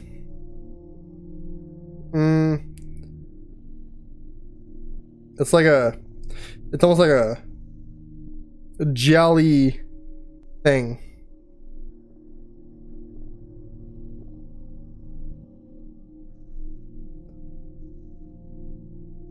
Okay. You're still gone. I just want you to know that someone noticed. I probably won't still be here when you get back. I'm not a climber like you. I'm out of here. I'm quitting. If you need me, I'll be in a shack north of Tremblant, off the grid, with a stack of books on paper and a shotgun. Okay. Ammo Boudreaux is gone. Following the satisfactory resolution of an earlier security incident, emergency measures put in place will now be removed. Thank you for your patience. Although this matter is resolved, we encourage you to continue practicing good security, avoid unapproved websites and communication channels, never share your communicator, keep your own work area in common areas, and respect your NDA. We've been working on programs to help improve our ability to locate employees within the building and at long range. In light of recent anomalies, we will be conducting employee localization interviews in the aim of extracting information that may aid in narrowing down the locus of individuals currently. John leaving. Alright, all that stuff is read. Wow. Alright, so now we gotta go through here and hack as much as we can. Or try to anyway. So where... And, well, what now? Oh, so he's... You idiots, look at the light. Isn't that the battery? I think that's the battery. Hello? Hello? Hi. Look, sorry about this. My name is Sean, and back there is Rebecca, my partner in crime. Hello. Bloody good work earlier. Honestly, I mean it. Delivering us all that data. It's really just too bad that our man on the inside was such a, how to put it? Fanatic. Fanatic is the best word, I suppose. We take who we can get. Exactly. Well put.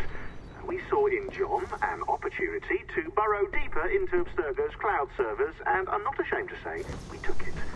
Not realizing, of course, that he was enlisting you to help him. And to blame, should anything go wrong. I suppose it all worked out very nicely in the end. Most of it, anyway. What Sean really wants to say is, if you're up for more hacking, we are too. John gave you level 3 security clearance before he died. You should use it. The assassins don't have the resources to pay you like the Templars do, but we'll make it worth your while. Look, we should really cut it short, Bex. 20 seconds. All right. Good luck. Cheers, mate. And top-notch work. Really top. Give yourself a pat on the back. And happy hacking. Alright, so we gotta go find these sticky notes and do all the hacking.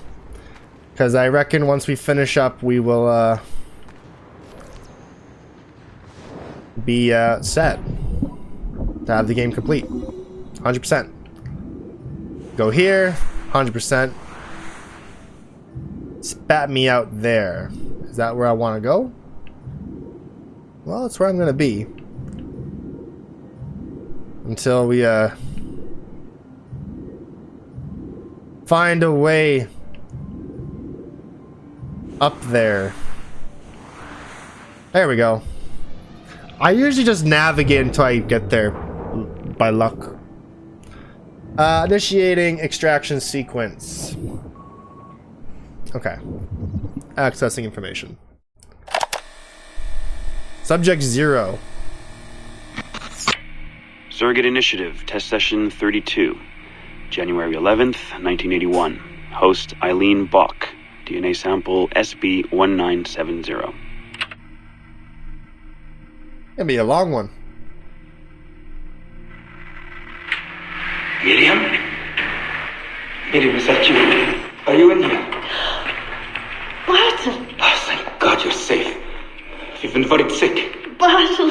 How did they find you? Oh, Jesus. What would they do to you? Has they hurt you at all? I told them nothing. All they do every day is ask about you and that artifact. But I didn't tell them anything. Nothing. I know you didn't, Miriam. But how are you? You aren't hurt? Not badly, no. I'm fine. Good. We need to get the message out to Oscar. Somehow. We need to tell him where... Very interesting footage, Eileen. This is Germany, you said, World War II? Most of the memories I've been able to access come from a period where Miriam was imprisoned by Nazis in Cologne. Miriam. Is she still alive? No, she was my my ex-husband's mother. She passed away about 5 years ago. Well, she was spirited. An impressive lady. Definitely. And the man, Bartle.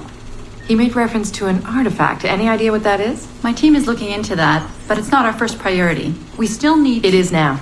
Really? You must have other recordings of this woman. Are there any other mentions of this artifact I should know about? Half a dozen or so, yes. What's this about? You have questions, I understand that.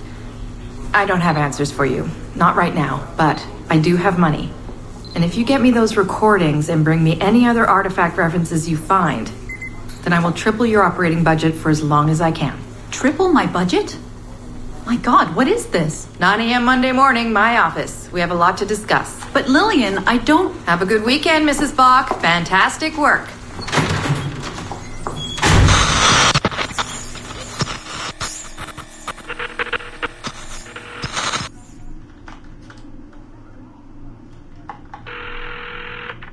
Hello, this is Carl. Hi, it's Eileen. Hey, how are you? Good. Busy. Cold. The winter's been terrible. Seamus won't like that. This is loud. It's been mild out here. Well, he's only coming for a month. He'll live. And I'll be so busy he won't have to worry about his mother bothering him. Still working 12-hour days. I should move a bed into my lab. Look, if you're too busy, Seamus can stay with me. No. I want to see him. We'll have fun. You're not too busy to be a mom and a genius. Of course not. His flight lands at 8:15 p.m. tomorrow night. You'll be there? Of course. 8:15 p.m. Let him know you'll be there. Thanks, Carl. I need to run. I'm sorry. Take care. You too.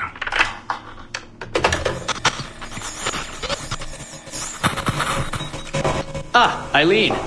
Didn't see you come in. I'm not interrupting? No, it's fine. The subject is unconscious. He's traipsing around 18th century New Orleans right now, in the memories of a woman. That must feel odd. How long has he been under? 83 minutes. Whoa. It's average. What can I do for you? I just wanted to thank you for sending Lillian to see me. She came away very impressed. There. You see? All these bureaucrats need is a little glimpse of our secrets every so often. They like to feel like they're still in charge. Lillian is most definitely in charge. She just tripled my budget. Tripled? Christ, Eileen. You must have discovered who killed Kennedy. Well, she heard something on one of my tapes that interested her. Something about an artifact. Very vague, but it was enough. An artifact? What sort of artifact? Jesus, get him out of there! Get him out! Oh my God. It'll kill him! He's not decoupled! He's having a fucking seizure! Power down! Now! Heart rate 170! Power down! Now!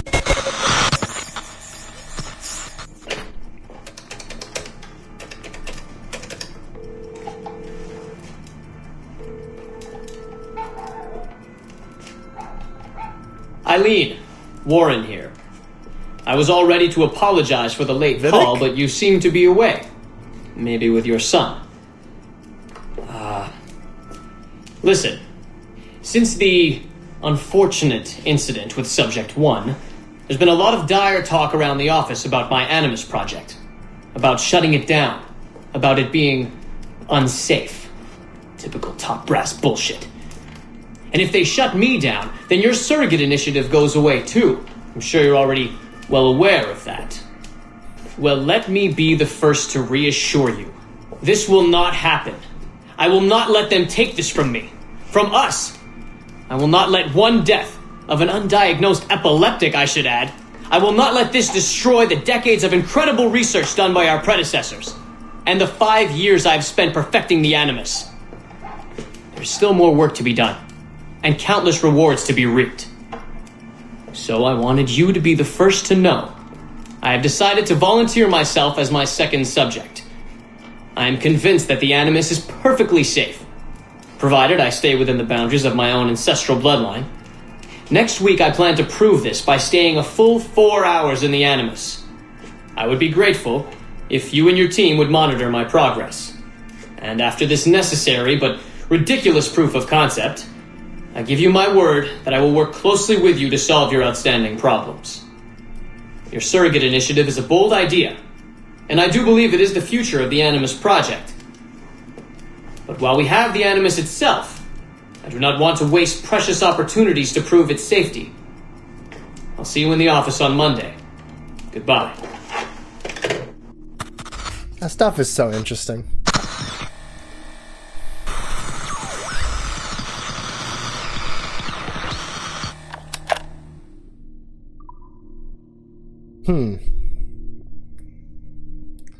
Audio file 3. So should we like collect as much as we can before we carry on?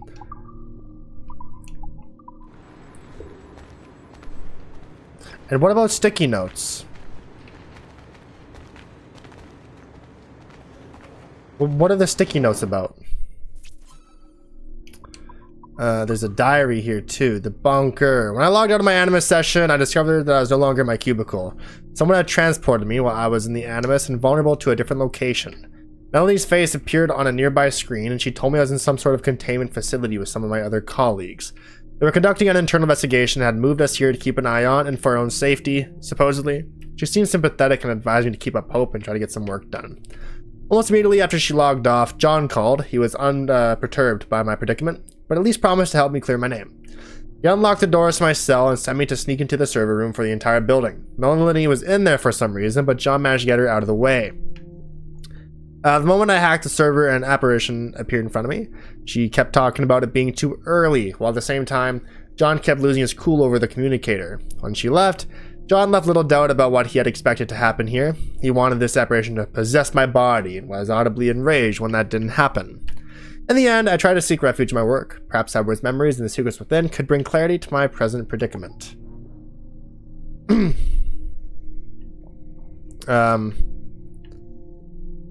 I don't think I read this stuff.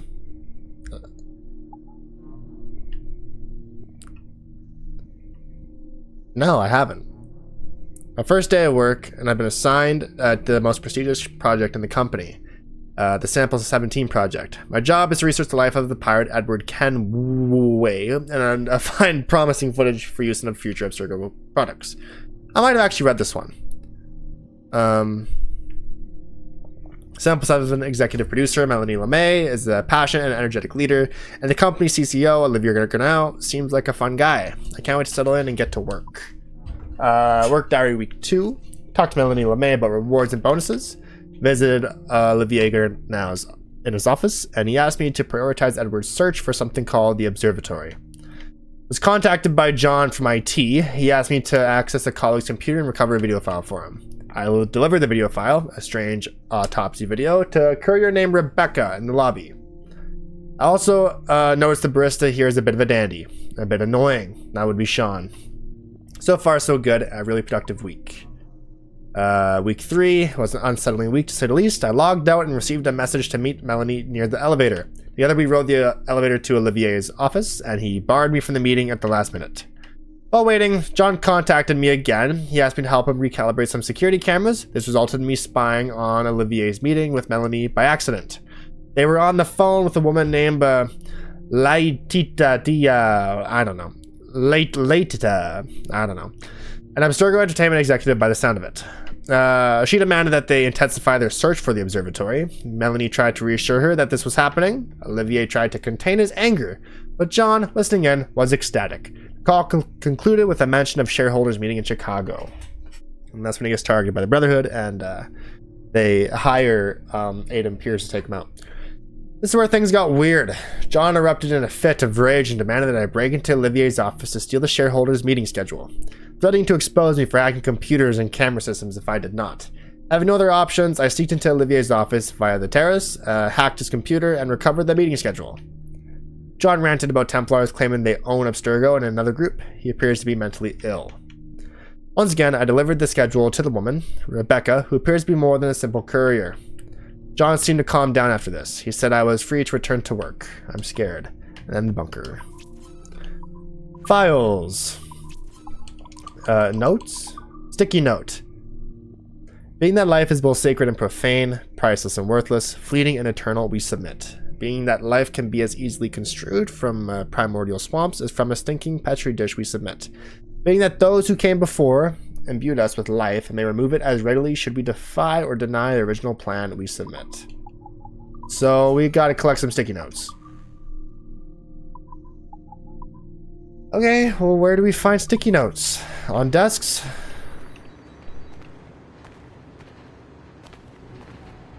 I don't know where the fuck we find sticky notes. There's all kinds of computers to hack. Like this one right here.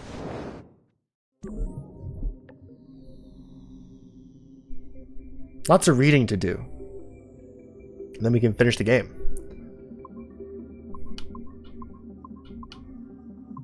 Ah, fuck. Uh-huh. Boom. Boom, boom, boom.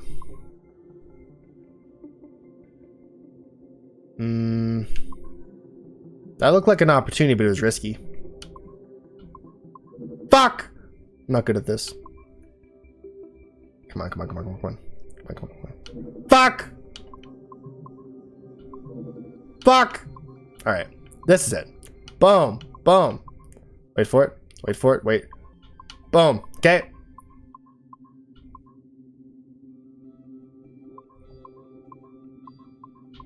Boom. Boom. Boom. Ah ha ha ha! There we go! Woo! We did it. That is difficult. I was not the best at Flappy Bird. I think my record was like 100. I guess that's pretty good. But. Our initial reports gave us hope that Enzio Auditore would serve as an ideal candidate for future Abstergo projects. His charisma, sexual magnetism, and wry humor gave him all the qualities of a leading man. However, his corruption by the Assassin Order robbed him of these qualities as he fell deeper and deeper into a spiral of revenge. Enzio was frequently known to articulate a passive acceptance of evil. He was also a man of ugly contradictions, one who preached free thought, yet traveled well beyond his home country to proselytize his corrupted creed, just as he's doing here with this impressionable Chinese girl. Notice, too, that in his gestures and bearing there is still something of the old lecher in him. Enzio's entire personality is built around pure demagoguery, claiming his philosophy is about love when violence and coercion are his primary means of tackling problems. We have therefore come to the conclusion that Enzio Auditore da Firenze would be a risky character to develop. Yeah, look at him fucking slander his name.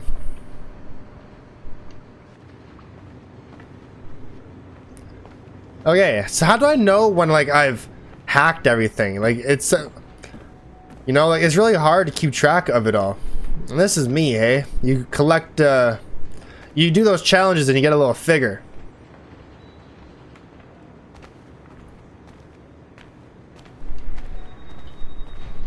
Did you hear that? I haven't heard anything. I keep my ear to the ground. Hello, Cesare.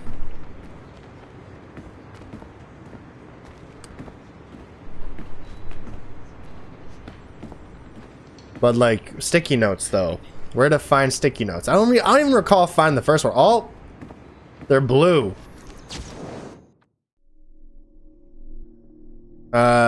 It was in the 17th and 18th centuries the world became an indecent place, rent of its original purpose. During the ages of industrial revolutions, there was the machines of industry we unleashed in such grand quantities, quite without understanding them, unwound motives and purposes of their own, as they inert as they were.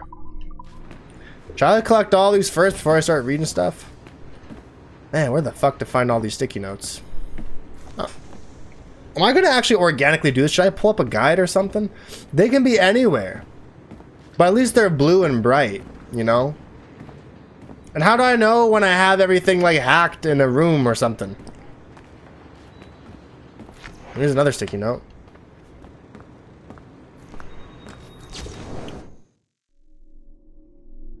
I'm just gonna collect all of them first before I read any of that. Can't hack her computer. She's got a sticky note. And she doesn't question that I do that either. Back from the animals. Just, if it happens again, have a word with Melanie and see if it needs checking out. Nothing there. Kind of looking Just around the borders here. Can I like change? Can I like mouse and keyboard the rest of this stuff? That might actually be better for me. Oh yeah, this is a lot better for me. Well, we're gonna mouse and keyboard the rest of this stuff. Then I can look around a lot better. No way. He flew to Chicago for the annual shareholders meeting and just... That might be a sticky note. What's in here? This is a room. I don't want to dive too deep into rooms, but this is just a room. Yeah, this is just a room. Whose room is this?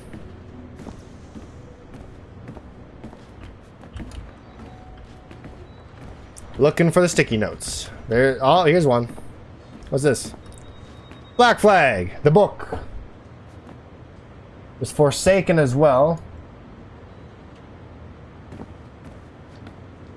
Assassin's Creed, The Fall. I don't know what that is. Another Black Flag thing. All kinds of Assassin's Creed mumbo jumbo. Anyways, let's grab this.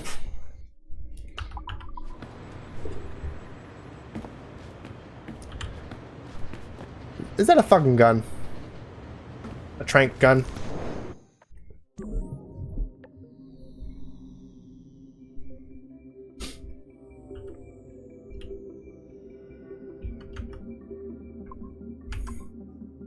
This is done with the arrow keys. Okay, sure. This looks a lot more simpler. There we go. That one was easy.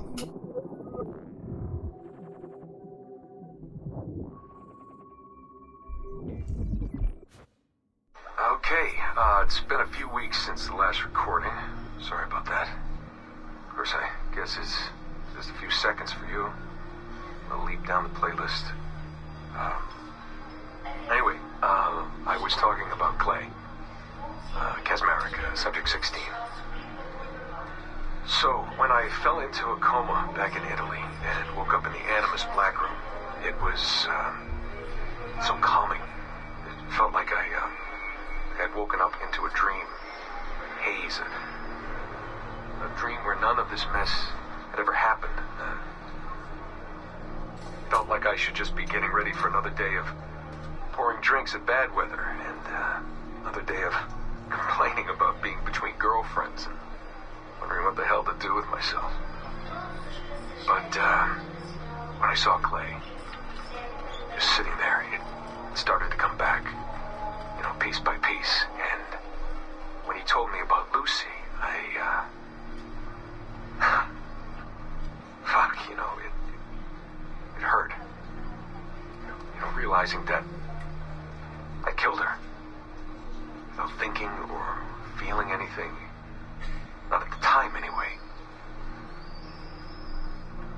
Well, then, things just kept piling on. There were more memories of Ezio and Altair and the First Civilization. And then, right before he vanished, Clay passed on his memories to me.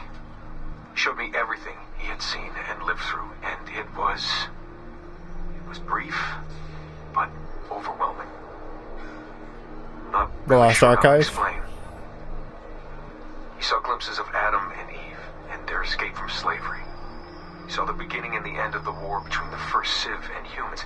He saw Minerva, Juno, and Tinia trying to work out their calculations. At least that's what they called them. They had these tools, these powerful machines that could predict possible futures. The reader. Not what was going to happen, but what could happen. Probabilities. And, well, they spent a lot of energy trying to figure out what was the most likely scenario for the future. Theirs and ours. And in the end, I guess they figured I was their most likely candidate. Some guy named Desmond living at the beginning of the 21st century of the Common Era.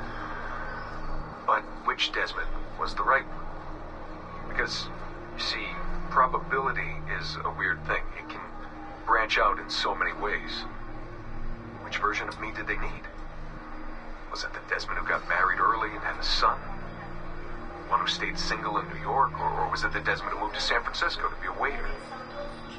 Maybe it was the Desmond who worked at an auto body shop in Chicago, or maybe it was the me who never ran away from his parents in the first place. First Civ had countless variations to choose from, but in the end, the lucky one was me. I'm the Desmond their best calculations spit out. I'm the Desmond they left their messages for, and I guess I have to live with that honor. What an honor. Pretty tired. There'll be more later. Ciao. Alrighty. Cool, I guess. Try to soak in as much as we can from here. Oh, there's another computer. We gotta assume that every computer is hackable. We can't miss one, right?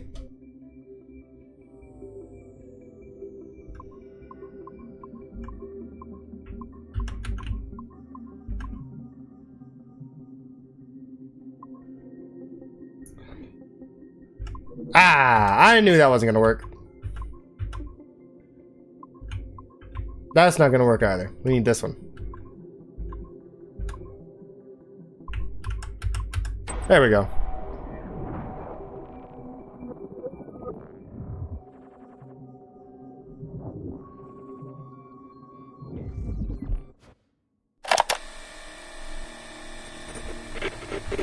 We're gonna hold off on subject 0. We're gonna let this all play out.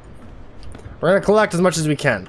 I'm guessing these are like toy guns. Judging by this gun looking the same as that gun, that's not a real like trank or anything. I know we're not supposed to be in here. This one requires some security clearance, but we are here. This one required security clearance number 2. It's a more private room. All right, let's do a little sweep. Looking for sticky notes. They're very bright. They're hard to miss. Sweeping the border, working our way inside, because the field of view of this is a bunch of garbage. Not a fan of the field of view. It's very, very low. Got my sticky note. Do people actually have their books like this? I mean, I feel like it works, but like, you know, it just seems so like potential for disaster. Is that just me? Well, I don't know. Okay. I didn't see any other further sticky notes. So, on to the computers. There's probably a couple in here anyway. There's probably not too much either. Left. There's what? There's 30. Once we get out of here, we're probably going to be at 16. Ah, here we go.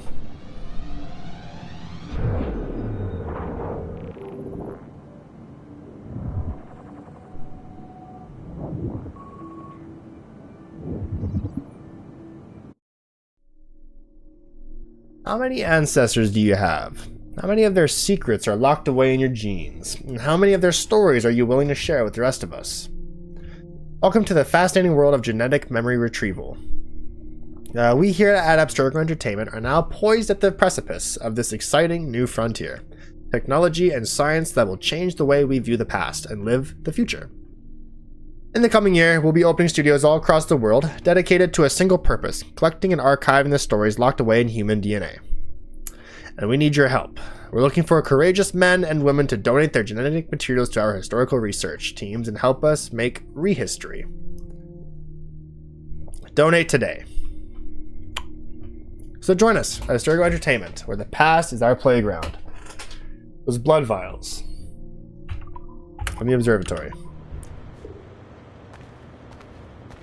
The observatory is like an early animus. Okay. There's 2 computers in this little structure.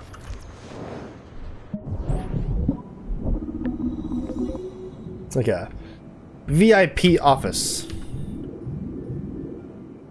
Damn, almost had her. This way.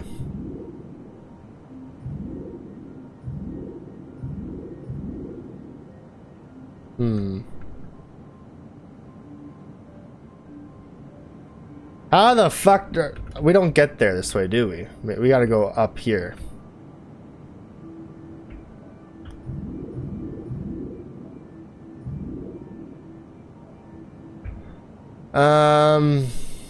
We get in from here. Not where I wanted to go.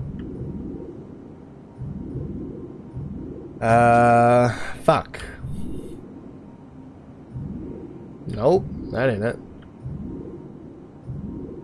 That's not it either. Again, I just fuck around with this damn wheel until I get through. Eventually, you get through. Let's try different routes. Oh.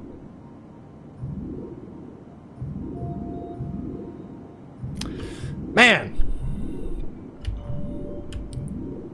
That's not gonna be it.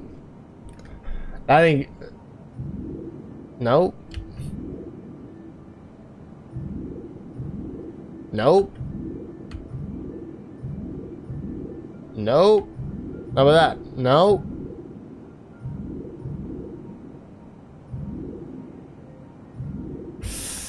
Ah. Nothing here.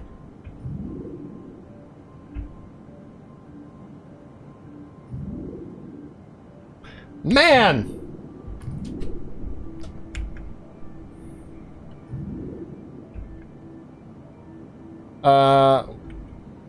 Like there's fuck all to get to this. We gotta go up.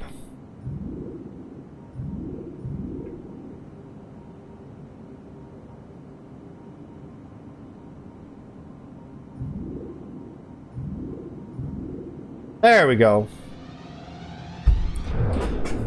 Fucking hell.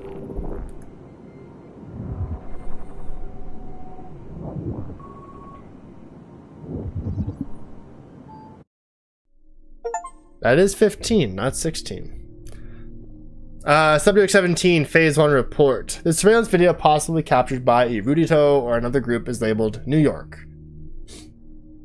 The accompanying chat transcript was labeled Kidnapped Data Transcript Level 3. Can someone ask Chase to make sure his men use more professional language going forward? Outgoing transmission. Yes, sir. We have him. Yes, shoving him in the van as we speak, sir. Target will be delivered on schedule. Surveillance video labeled Brooklyn, USA. The poster claimed that Sturgo agents have captured an unknown Caucasian male. Victim is in his mid-20s, approximately 6 feet tall, and 190 pounds. Destination is unknown. This one is labeled Italy. The poster identified this only as unmarked hangar, but this went on to say Abstergo agents arriving at destination. Company-owned jet brought to hangar after landing. Victim identified as Desmond Miles. I don't think this has spread too far yet. Location has already been scrubbed, so I think we can dismiss this as the ravings of a fanatic. A leaked medical file, looking into it. No menstrual disorders for subject 17, though that must have been a relief for the public to read. Patient has been active complaints. Oh, sorry. Patient has no active complaints. No acute distress, no prior cardiac history, blood pressure normal, primary blood analysis, no significant traces of chemicals that would lead to neurological disorder, no indication that patient would be prone to neurosis. Unlike previous subjects, patient is psychologically stable. You are clear to proceed. Alright. Here's his little record, huh? Patient has no blah blah blah blah. Missing person poster. Friends of Subject 17 distributed these all over New York. Have you seen this man? Desmond Miles.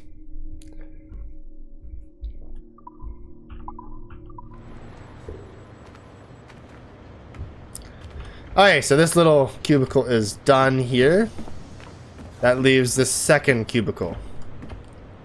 I think we got those computers over there.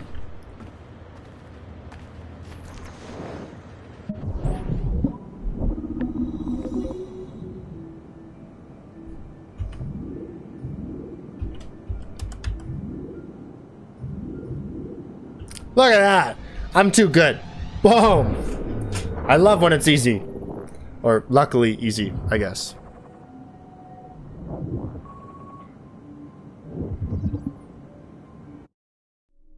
Our researchers looked into the life of Altair Ibn Lahad, hoping to find a biography that might serve as a positive role model for Abstergo's global outreach programs. Unfortunately, this renegade assassin proved to be no such thing. In much of his footage, we see a man gleefully flouting some of his culture's most entrenched taboos with an arrogance that borders on messianic. Altair, no! This is not our way! To burn a man's body is forbidden! Many of our researchers felt that the arguments articulated by Altair's rival, a man known as Abbas, were clearer and more cogent than any we heard from Altair. I recently put in a request that more effort be dedicated to locating one of Abbas's descendants, if any exist. It's clear to us that Altair's transgressions were the primary motivation behind the ultimate dissolution of his despicable order by the middle of the 13th century. We therefore strongly recommend a pass on this property, in favor of a more agreeable and inspiring figure from this era. Just them fucking slandering them. And then this fucking Caucasian dude sitting there butchering every fucking name and word. Abbas. Altair Ibn Lahad. Altair Ibn Lahad. It's Altair Ibn Lahad. Okay? It's not fucking Altair Ibn Lahad. Lahad. Should have been like some southern dude from Texas being like Altair Ibn Ahad. Ibn Lahad.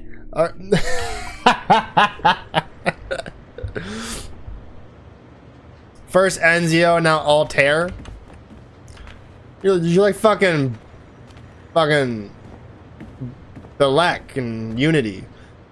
Altair. I don't know if you just like Altair. Okay. Not since Altair. I hated that. All right. Boom.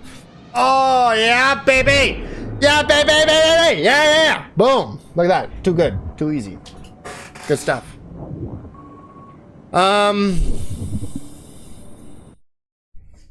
What's this? Who are you?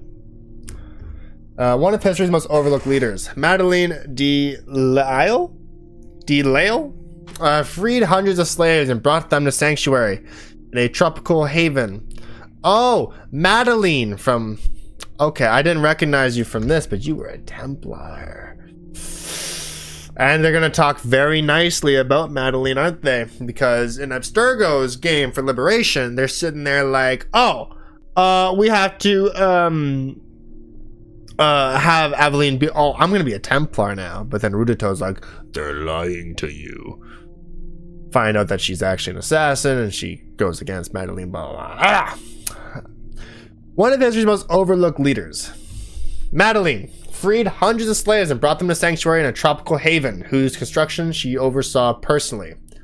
Brutally cut down at the peak of her career by Aveline de Grandpre, the orphan she rescued from a broken home. Madeleine served as Master Templar in the southern colonies in 1764 to 1777. No slander, no nothing. She brought slaves to a haven. Havens where they had to build. Great minds in history. My ass! My ass! Okay. Making sure I didn't miss anything in here, because if I miss something, I'm never gonna think to come back. You know, that's the hard thing about all this stuff, is never gonna think to come back here and look again and lose your fucking mind looking for the shit. Alright. Alright. Continue my little spin around. Looking for sticky notes mainly. Or rooms. Still scary. Note, sticky note, right here.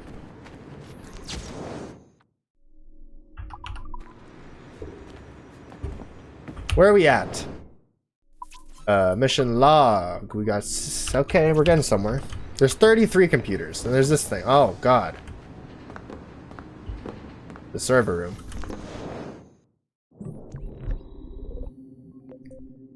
Target number.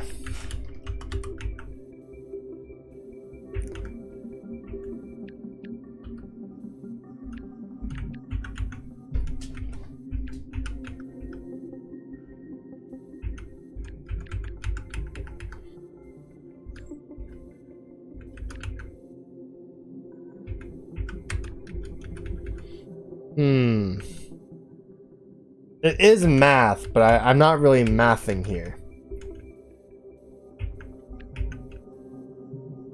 You know? This is a lot harder on keyboard and mouse.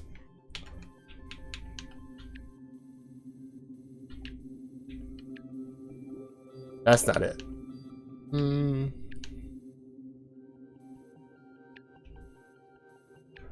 I'm just fucking with the waves. Until they start to look a little more like how I want them.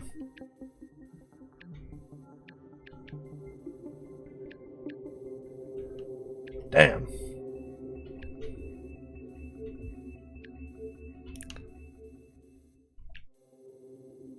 Target number. Okay, let's see if we can math this shit. It ain't happening. Yo.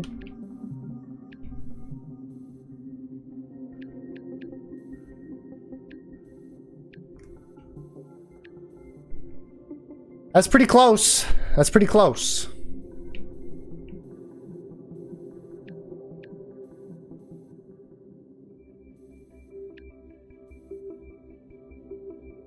Try, you know, just gotta make things kind of come down a little more. Make those waves come down a bit.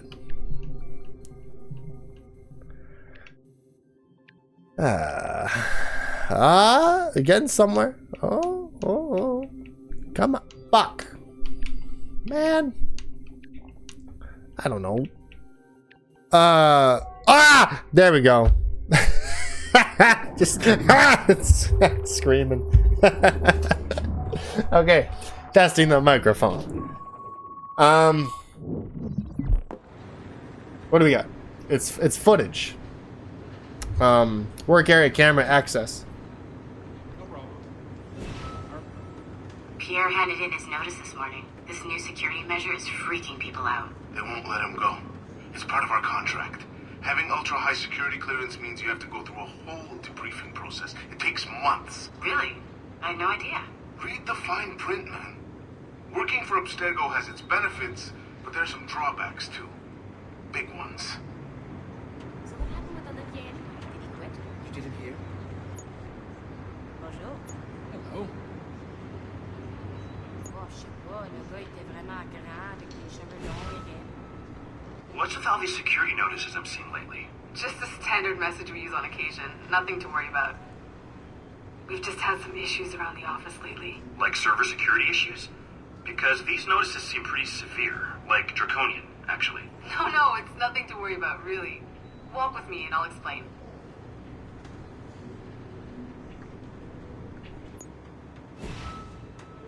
Hey, thanks for sharing the white whale data with me. I was able to track it down myself. No problem, man. It's amazing, right? Yeah, I tracked it down as soon as I saw your message. Followed it for a while. Couldn't catch it, though.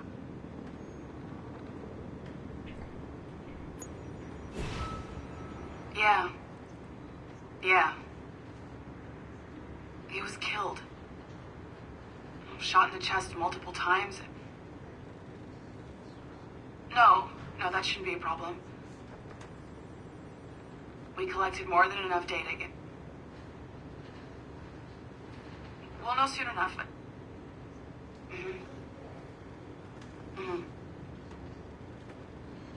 All right, I can send you the results as soon as possible. Okay. Any word on Olivier? Damn it. God, I'm worried sick. Yeah. All right. Thanks, Letitia. Letitia? Her name's Letitia? Was there more cameras? No. Light. Fucking Letitia. Oh, man. Alright.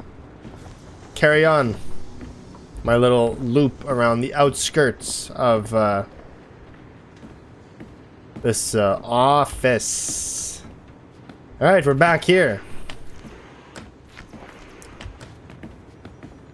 Is that all the sticky notes then that I'm gonna find here? Well, all the sticky notes I'm gonna find on the outskirts anyway. Now we gotta start looking at the office itself. I say we pick a spot. All right, we got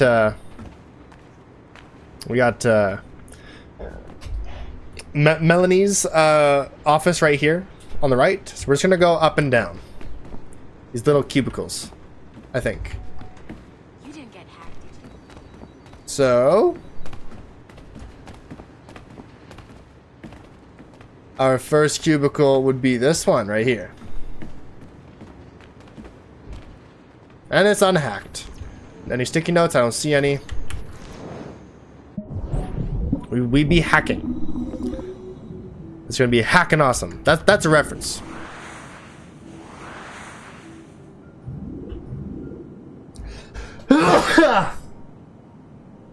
My cat has not come to chill with me, by the way. He's doing his own thing, I guess. Aha. Oh, I'm just being thrown around. Okay. That's not it. That's not it. That's not it. There? No? God damn! Holy fuck.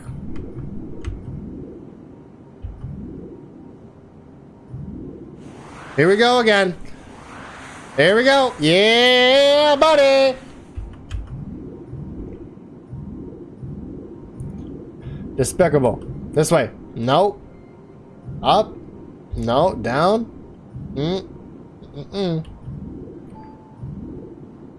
Damn it. Here we go.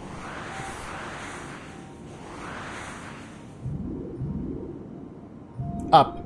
Nope. Down. No. Oh, there it is. Found it.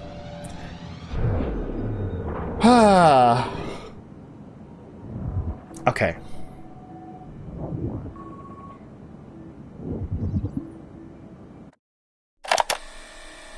Subject 0. We're gonna collect these all first. 18 out of 33. Okay. Now, there's your office. Next cubicle is this way.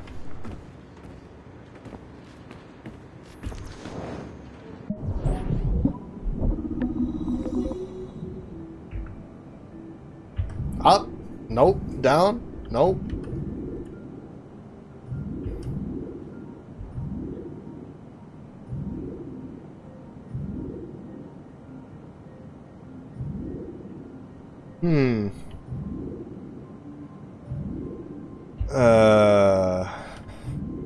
I feel like you gotta go through the blue portal at least once to get to an outcome that gets you where you need to go. Alright, through the portal we go. We have to go this way. Oh. I didn't see any indication that that move would work. That's a problem.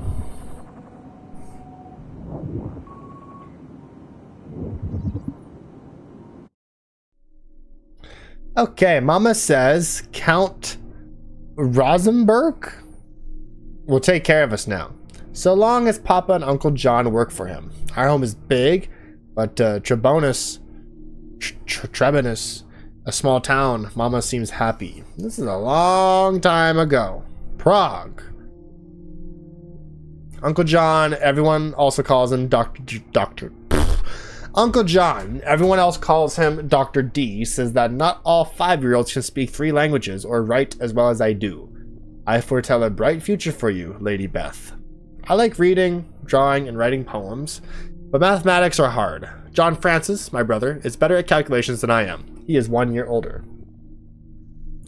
Papa wants me to get the same opportunities as my brother. He says I am fortunate, and not all young ladies have private tutors. I study hard to please him. We are fasting this evening, Master Kelly, Uncle John announces. Papa grins. I know what this means. They will be working all night again. After dinner, I run to the parlor and jump on Uncle John's lap. His beard, unlike Papa's, is all white and rough. I ask him to tell a story. Uncle John makes everyone laugh, even Papa, who's usually so serious. He says they have to work now. Mama tells me it is time for bed. I pull these sheets over my head and listen to the low, humming voices coming from the study. I'm afraid of the dark, but not tonight. Not with Papa and Uncle John praying. I don't know what I'm looking at. Papa needs to leave now to earn money. I know about money. We need it to eat and purchase things. I do not want him to go. I give Papa a big hug, and Uncle John too. I wave at them until I can no longer see their carriage. How long will they be gone this time? I ask Mama about Papa's work. He says he gives conferences with Uncle John, providing advice to people who need it. John Francis says Papa communicates with angels. I laugh, but Mama does not. He told me. He says, crossing his skinny arms over his chest. After a long pause, Mama sighs. John Francis is right. Your father speaks with angels. He gains. She scratches her head. Insight for them. Ask Mama what an angel is. She says it is a being from beyond, a winged entity that lives with God in heaven. I do not know what she means. John Francis says only Papa can call angels. Mama nods, saying he has a rare gift. He uses a crystal ball, John Francis declares. This is a long thing. It's a... Okay. I seldom see Papa and Uncle John these days. They do not eat, they are fasting again, and spend most of their time in a study. I wake up with a start and pull the blankets to my chin. It is still dark, but I hear voices downstairs. Taking a deep breath, I sneak out of bed. I walk down the stairs, avoiding the creaking ones. I fear monsters will jump out of the shadows till Uncle John assured me he banished all monsters from our home. I tiptoe to the door of the study and put my ear upon it. I recognize Papa's and Uncle John's voices, but there is also another, much deeper voice within. A loud click. They have unlocked the door. I hide behind the cabinet. Papa and Uncle John come out of the study and walk away, smiling. I count to 100, then tiptoe toward the study. No one inside. Elizabeth, says Papa says behind me. What are you doing? Papa makes me promise not to go into his study. There are things in there you should not see. There are 100 questions I want to ask him, but I can only nod. I've never seen Papa and Uncle John so happy. They whisper and laugh at things only they understand. Mama says it is because they have done good work. I finish my dinner and ask to be excused. Mama nods and I hurry upstairs. I notice that the door to Uncle John's room is ajar. I hurry to the door, holding my breath. I peek inside. The room is sumptuous. Uncle John always says Aunt Jane has good taste, and he is right. I tiptoe inside and open Uncle John's armoire. I don't know. It is filled with treasure. Shiny rocks, a black mirror, a wax seal with pictures on it, a gold amulet. Ignoring everything else, I pick up what looks like a globe packed in cloth. Could it be the crystal ball John Francis mentioned? Quickly, I unwrap it. The sphere is heavy and feels warm in my hands. It is made of the shiniest gold. On its surface, I see a reflection of my face and Uncle John's. Is this the apple of Eden? Uncle John grabs the sphere and puts it inside his doublet. I shiver, but he smiles. You should not be playing with things you cannot comprehend, Lady Beth. We have been in Trebon almost 2 years now. We are happy here, happier than we have ever been. Pride. We are like a quarter through this. Oh man. This is a big read. I'm interested though. I am interested. We've been streaming for 3 hours? Holy shit. Oh man. Papa continues to work while Uncle John is away. He keeps to himself and barely addresses us during breakfast, but at least he is eating now. I am feeble today, Mama says. I have a fever and tells me to stay in bed. I sleep all day and most of the night. I awake famished. I dislike the night, but I am not as... I dislike the night, but I'm not as afraid of it as I used to be. I get out of bed, careful not to make a sound. I do not want to wake anybody up. A pale light emanates from the study. The door is open. Papa never leaves the door of his study open. Creep toward the light on the tip of my toes. I sneak a peek inside. Papa leans over a table, reading a book. It has an odd silvery tint. Papa suddenly mumbles an incomprehensible string of words and numbers. Papa sprinkles red powder on something upon the table. I did it. His wide grin deforms his face. I did it. He picks up a clump of gold. Papa guffles, makes me Papa's guffaws make me shiver. His voice is deep and he speaks words I do not understand. I hurry upstairs and crawl back into bed. I notice Papa and Uncle John in the distance. I pick up my dolls and hide behind the tallest oak in the garden. I try not to laugh as they walk toward me. Papa tells Uncle John that they should change the nature of their work, that they should study alchemy and stop wasting their time with angels. They pass by the oak. The book has boundless potential, Papa says. I need your help to unlock its formulas. Poke my head out. Uncle John frowns. We can work at the Imperial Court, Papa continues. Producing gold is only the first step. Uncle John turns to face him. I hide again, hugging my dolls. You should not fiddle with this book, Kelly. I almost failed to recognize Uncle John's voice. You cannot imagine the evil it contains. It holds more than mere numbers. Papa protests, but Uncle John interrupts. Your associate, Master Husay, the one who gave you the book. I dealt with him before, long ago. He cannot be trusted. Papa says that they could be rich beyond their wildest dreams. I take a quick glance. Uncle John shakes his head. No, my friend, the book will destroy you. Need more pictures. Is there more pictures or is it all reading? It's all fucking reading.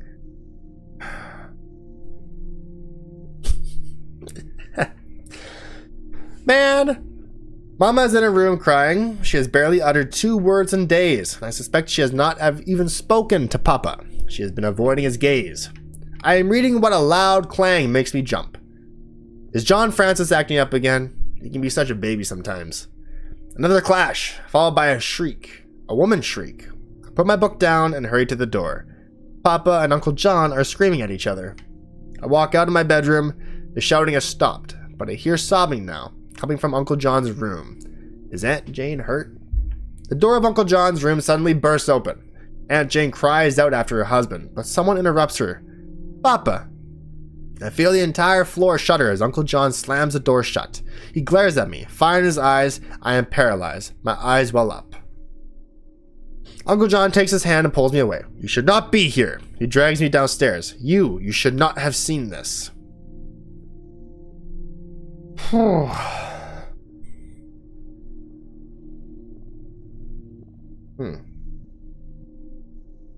Violence. Papa and Uncle John seldom speak now. When they do, they shout, which makes Mama cry.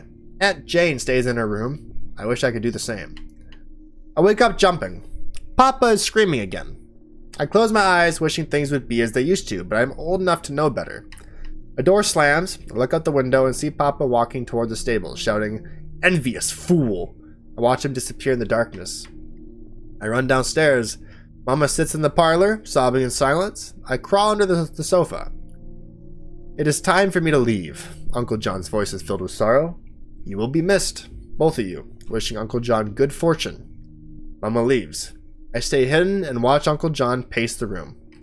I quietly follow Uncle John to Papa's study, producing a key. He looks over his shoulder and unlocks a door. At life's end, you will understand, old friend. Uncle John comes out of the study with Papa's strange silver book. I am doing this for your father. The secrets it holds are not meant for him. What even is this book about in regard to Assassin's Creed? Why is this something I had to hack to read? It's labeled Divine Science Presentation. Is this them like studying? Mama says she feels at home in Prague, but I do not. Papa will not let me do anything. He tells me the streets are not safe.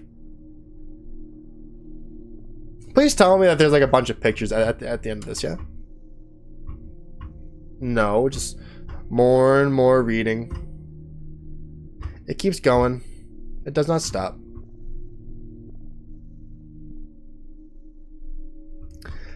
I want to know where this is going, though. I am kind of intrigued. Oh, man. Why is this here? When we finish reading this, I'm going to take a break. I like it when Papa brings me to Prague Castle. It gives me a chance to escape from the house and spend time with him. He is seldom home these days. People from all over the world gather here at the center of European culture, Papa puts it. I wonder why important people frown so much. Papa speaks with an elderly gentleman. His flowing white beard reminds me of Uncle John's. I sigh and take Papa's hand. He does not seem to notice. "You do not dare walk the streets," the old gentleman complains, "even during daytime." Papa nods, saying that the Prague has never been so unsafe. "You know why, Master Kelly? The Emperor." Leans close to Papa's ear. "He is weak. He gives the people too much freedom." I hear that a killer runs amok, targeting noblemen and alchemists. There is a tremor in the old man's voice. They say he is a monster, a giant. Some say he's not even human, Papa declares. I squeeze his hand, wishing Uncle John could be here to banish the monsters of Prague. For my 10th birthday, Papa will show me his workshop. I will finally have a chance to see where he spends his days and many of his nights. Most people we encounter ignore me as I follow Papa through the corridors of Prague Castle, but some scowl or roll their eyes when they see me. The windows in this part of the castle have been sealed off with bricks and mortar. Papa carefully locks every door we pass through. Papa's workshop is a treasure trove. There is a myriad of items here, each more wondrous than the next. Colored powders, ancient scrolls, amulets. Papa works all day, reading formulas, mixing powers, boiling liquids. I watch from afar, afraid to disturb him. His work is so important. Papa constantly mutters to himself. He blinks a lot and often glances over his shoulder. He makes me nervous, especially when he barks strange words. I cannot do it, howling. Papa throws the glass beaker to the floor. It explodes in 1,000 tiny shards. I cover my face. I need the book! What even is this about? Alchemy, what, like... I don't get it. Halfway through this. Night has fallen when a young visitor interrupts Papa's work. He enters the workshop and announces that the Emperor has summoned his alchemist. Papa tells me to wait and warns me not to touch a thing. Then, frowning, he takes my hand and drags me along. We must remain quiet. We enter a dark room where a score of old men gather around a long table. Papa motions me to stay behind with the assistants and apprentices. A large man in black clothes with white ruff and fur hat enters. Everyone bows. I take a step back, hiding behind a lanky youth.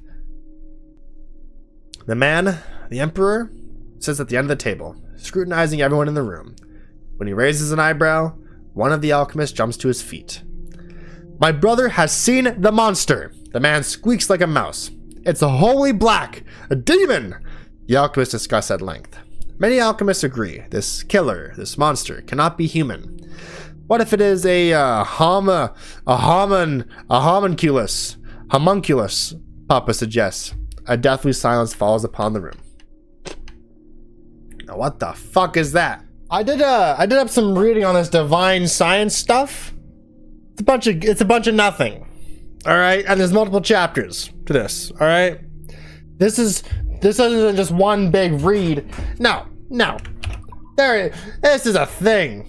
Unreleased presentation from Project Legacy. There's a Facebook game called Assassin's Creed Project Legacy, which had a bunch of stuff that is not relevant. That's it. Stop reading this shit, man. Good lord, NukaDud. Couldn't have figured that one out sooner, could you? No. Where the fuck is Melanie's office? Because now I'm pissed. We're doing this in like a... Alright, so we did here. We did here. Right? This was your fucking skateboard. Your fucking Abstergo skateboard. Alright. And we went through here. So we did this. Oh fuck, such a mess. How the fuck are you supposed to know that you did every fucking one? Alright. Done. Move to the back. It might be better if we look at this more from like a left to right thing. Not really, but this one's next. Kill my voice and for what, huh? Whatever. Okay, Up. No, that ain't it. Down. That ain't it. Nope. That ain't it. Up. That ain't it. Boom. Down. That ain't it. Boom. That ain't it. Up. That ain't it. Boom. Okay. Gotta go through the portal. There we go. And down. Nope, that ain't it. Up. That ain't it. Boom. Shit. Up. That's not it. Up. Nope. Nope. Nope. Oh, went through another portal again. Oh, there we go. Yeah, baby. Woo! Sound like Ric Flair right there. I see.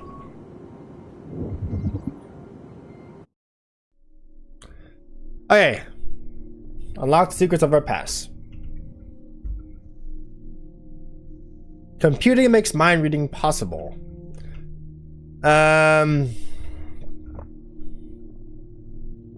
Just a little brochure. Early Animus prototypes. Alright, straight to this cubicle. Careful not to enter hours and resume the game.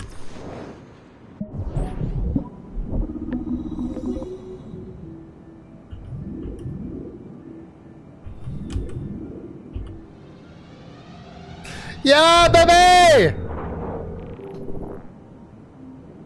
That's the worst minigame. Just gotta roam around and pray. Olivier, here's the initial presentation I received. It's a little light on facts, but these guys know what they're doing. We know more when they arrive on Monday. Let me know if you feel like attending. John. Bloom. That's the fucking connection to Watch Dogs. Why now? Why wait? Why Bloom? As the world's foremost innovator of high-tech, high-performance communications and security technology, Bloom stands poised to reshape the way we think about information security and architecture. Specializing in everything from mobile telephony to home computing to digital imaging processors, network security systems, we take great pride in the fact that we help create most of the markets we now dominate. And nowhere in our expertise more apparent than in our flagship product, CTOS. Alright, you hear that? Watch Dogs, the groundbreaking proprietary security software operating system. So what is CTOS? CTOS. Confidential, privacy and security. Integral. How did we ever do business without it? Accessible, the touch of a button. Available, we're everywhere, all the time. Stable, it just works. Is that a fucking Todd Howard reference? Put simply, CTOS is the most stable and user-friendly software security controller ever devised. Can Abstergo afford to pass up perfection? CTOS Dream, the Bloom Promise. A dozen cities, 100 major corporations, 1,000 small businesses for almost a decade. CTOS has served its clients' needs with a track record unparalleled in a modern age. How do we do it? Durable, ultra-elite HD cameras, ultra-speed fiber optic networking, proprietary facial recognition software, multiple fail-safe data centers, cloud-compatible intelligence sharing, 24-hour customer support and service. It's customer support? How about customer service and support? I don't know, it kind of rolls off the tongue weird. In short, we have everything Abstergo needs to protect its unique intellectual property, and more. The future is in bloom. We look forward to working with you. Yeah, it's pretty neat. That's a pretty neat one. This way now. This is ours. You can tell by all the figures. We are a star employee. Yeah, yeah, yeah, yeah, yeah. Let's get this one.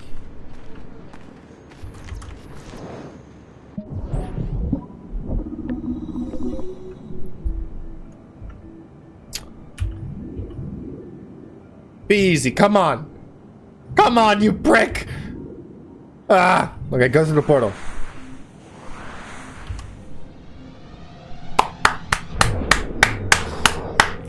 There we go. Yeah, baby! Yeah, baby! That's good stuff right there. Alright. Anti-Cathera mechanism. What? That looks like a thing we saw in the observatory.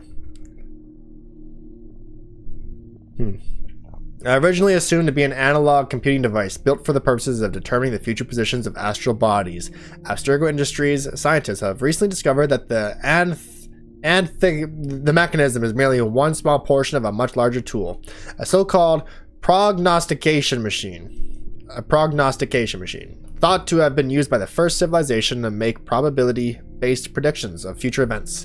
It has been confirmed, for instance, that our precursor race used such a device in conjunction with the inherent precognitive abilities to locate and contact Mr. Desmond Miles, the source of the Sample 17 strand, for purposes that shall remain classified. It is also known that due to the nature of these quantum probability measurements, that such machines would have been exceedingly difficult to use, and that many hundreds or thousands of trials would have been needed to peak such great distances into the future. So how do you have a fucking idea how this works? Baghdad Battery. A mystery that has puzzled scientists for decades, the Baghdad Battery's ultimate secret has finally been discovered. This year, researchers at Abstergo Industries determined that these batteries contained at one time a synthetic precursor element capable of producing power by harnessing energy generated by the passage of time. Eerily similar to what theoretical physicists have called time crystals. This unknown crystalline material was able to generate tiny but unlimited levels of energy simply by siphoning energy from the passage of time itself. What? Though minute, the resulting power was likely enough to power a small LED, resulting in a humble but incredibly efficient means of producing light. To date, a functioning precursor time crystal has not been located. Blood vials. Little is known about the function of these blood vials, though dozens have been found since Abstergo took an interest in their recovery at some point in the late 1980s. To date, only 3 have been found with their original contents intact, and of these, only 1 contained a confirmed sample of precursor DNA. Me scrolling around on the mouse and keyboard is fucking with my with my stream hub. Abstergo Industries executives have expressed a particular interest in locating more precursor DNA, and if possible, samples of our so-called mitochondrial Eve. As far-fetched as this sounds, please take special care to identify any vials you might stumble upon in a memory replay. Unfortunately, as the average half-life of DNA is a mere 500 years, any sample old enough to belong to either source, 80,000 years or more, will have degraded well beyond usefulness. We suspect it would require a minimum of over 250 similarly preserved samples, and a hell of a lot of luck to sequence an entirely precursor genome. Though the true figure is probably close to 500. Crystal skulls. This ancient tool has been found on a few separate occasions at alleged precursor sites throughout the world. All are communication devices to some degree, although 3 distinct varieties have been discovered so far. The first crystal skulls worked much like a mobile telephony device we use today. These mobile telephony... You could have just said a cell phone. These allowed multi-node communication between all who possessed a working device. A second crystal skull was later discovered to have a record and playback function, meaning the user could record said audio visual messages to multiple parties, as frequently as he saw fit. A third set of crystal skulls, discovered only recently, seem to have acted as passive monitoring devices, much like televisions and a multi-camera surveillance system setup. As yet, the cameras on the opposite end of this setup have not been found. It is unclear why these communication devices were designed to resemble such a macabre, I don't fucking know, piece of anatomy. But we have no reason to suspect that our precursor race, as intelligent as they were, did occasionally fall victim to gaudy fashion. Because it's called Assassin's Creed Black Flag, which means the prize you're looking for is going to be like a skull, because that's edgy and piratey. The memory seals. These devices, powerful in function but limited in scope, were used by the precursor first civilization to record brief memory impressions, which could then be played back or re-experienced by another user at a later date. Judging by their scarcity, fewer than 40 have ever been found or accounted for. It appears that these seals were not wielded casually by the precursor race, but were intended for use only by the wealthiest and most powerful members of that society. To date, no seals containing recorded precursor memories have been found, and only a few have been known to contain any information whatsoever. The seals used by assassin Altair ibn Lahad, or Altair ibn Lahad, to pass memory information to Enzio Auditore da Firenze. Ezio Auditore da Firenze, are suspected to be functional to this day, but as of this writing, their whereabouts are unknown. As a point of interest, it can be revealed that many of Abstergo's early breakthroughs in genetic memory technology came about through close study of these artifacts, although current Animus technology is not based on their architecture. Manuscript. A fascinating puzzle, as yet unsolved. We are deeply interested in finding the person, or people, responsible for the creation of this magnificent and mystifying tome. All researchers assigned to European subjects living in the 15th and 16th centuries should be advised to pay special heed to any mention of this rare and valuable artifact. Though recent carbon dating has given the manuscript a birth date of 1405 or thereabouts. Abstergo Industries has uncovered highly classified information that complicates this theory greatly. One subject of great interest to us is the English philosopher Roger Bacon. I don't know what the fuck I just read. I ain't gonna put too much thought into it either. We got 11 more of these bitches to hack. All right, where's that? Where were we? Oh, my bad. Where's her office? It's right here. This is our office. We were here. Great. Oh, my bad. That's not another burp. That's a baloney. We already got this one. Okay. So back up against the wall. Move to the left. We're looking at this this one right now. Hacked. Going through. Not hacked. This is our office. Hacked. Okay. We've been here. Right? This is, we've been here. I see there's another one down yonder. Just down there. I think everything here is hacked. I've got the front receptionist desk. Everything here appears to be hacked. Level 2 security clearance, that's the server. Yeah, we got that. Alright.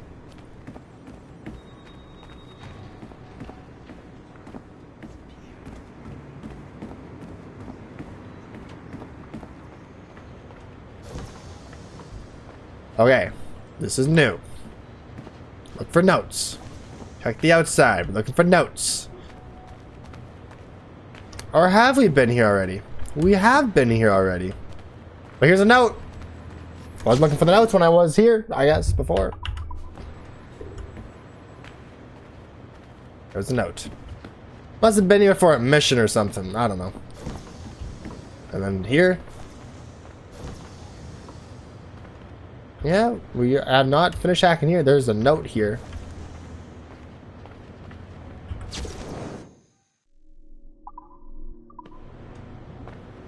Alright, we got 2 computers here to hack.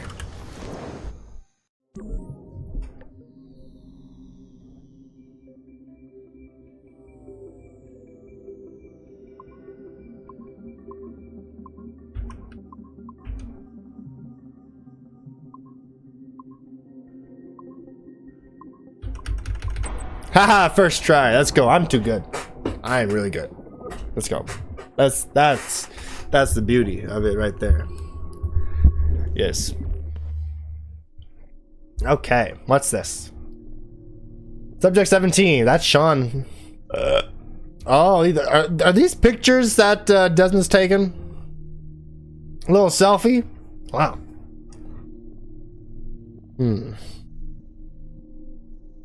This is Desmond's feet. Okay. Alright, we found the feet of Desmond Miles. Alright. Okay. Aha! That's a nice photo of Rebecca. Not so nice photo of William.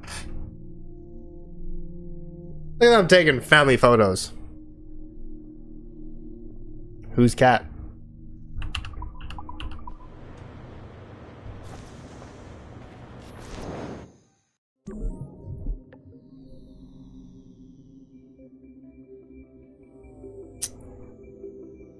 Okay. Fuck!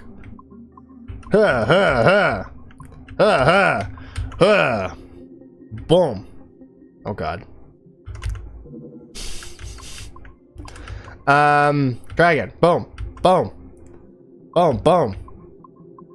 Okay, get the next one up. Boom. Up! I fucked myself. Boom. Look at me go. Oh, there we go. Boom. Haha. It's like an American warrior. Gah! Made it. Woo! American Ninja Warrior. Or something like that. I have no idea. Okay. What do we got here? Okay, this is on. I don't think I've ever used this phone more than a few times to record anything. Hey, Dad. So, we're all here in New York at the motel. It's, Queens, actually, in Astoria, near the NQ. Rebecca's off getting batteries for something. Sean's in his room doing whatever Sean does. And, you're out getting some food. Me? Well, I'm supposed to be getting ready to break into some offices in the financial district. Feels just like prepping for one of your old training drills, actually. 10 years go by, and then you show up, and it's like I was never gone, and we're right back to the ball busting and the conspiracies and the paranoia. Only this time, I believe you. I believe every word. You know, I don't even think you know the half of it. I don't think you know how much I've seen. How much I've learned in just a few weeks. Everything, really. I feel like I've lived 1,000 years, or 10,000 maybe. It's impossible to explain. But when you see that much of the world through the eyes of so many, you can't help but be sad. And to see all these incredible, intelligent people fight the same battles, make the same mistakes over and over again. Because culture and knowledge and history, these things, they aren't passed on through our genes. Every kid on Earth needs to relearn the basics. How to live, how to survive, how to stand up for what's right. So much is lost in the transfer. So much is added every generation. It's a shame. And over and over, everything must be learned again.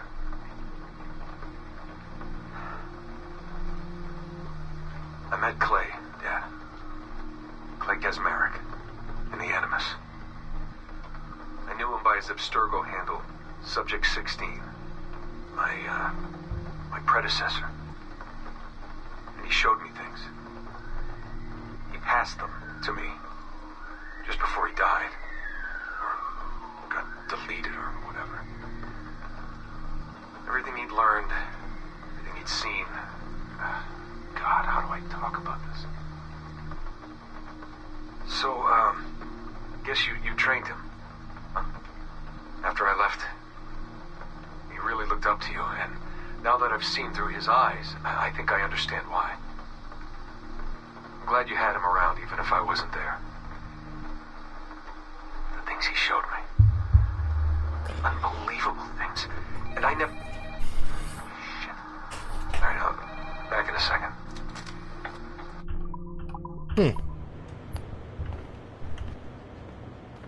Interesting.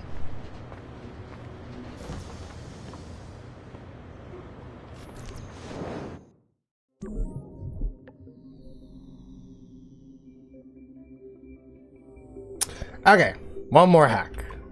Another. That's a reference. Good! I'm gonna stay up for a bit. Hold on. Boom, boom, boom. Fuck! Boom, boom, boom, boom, boom. Let's go. Boom, boom. Fuck!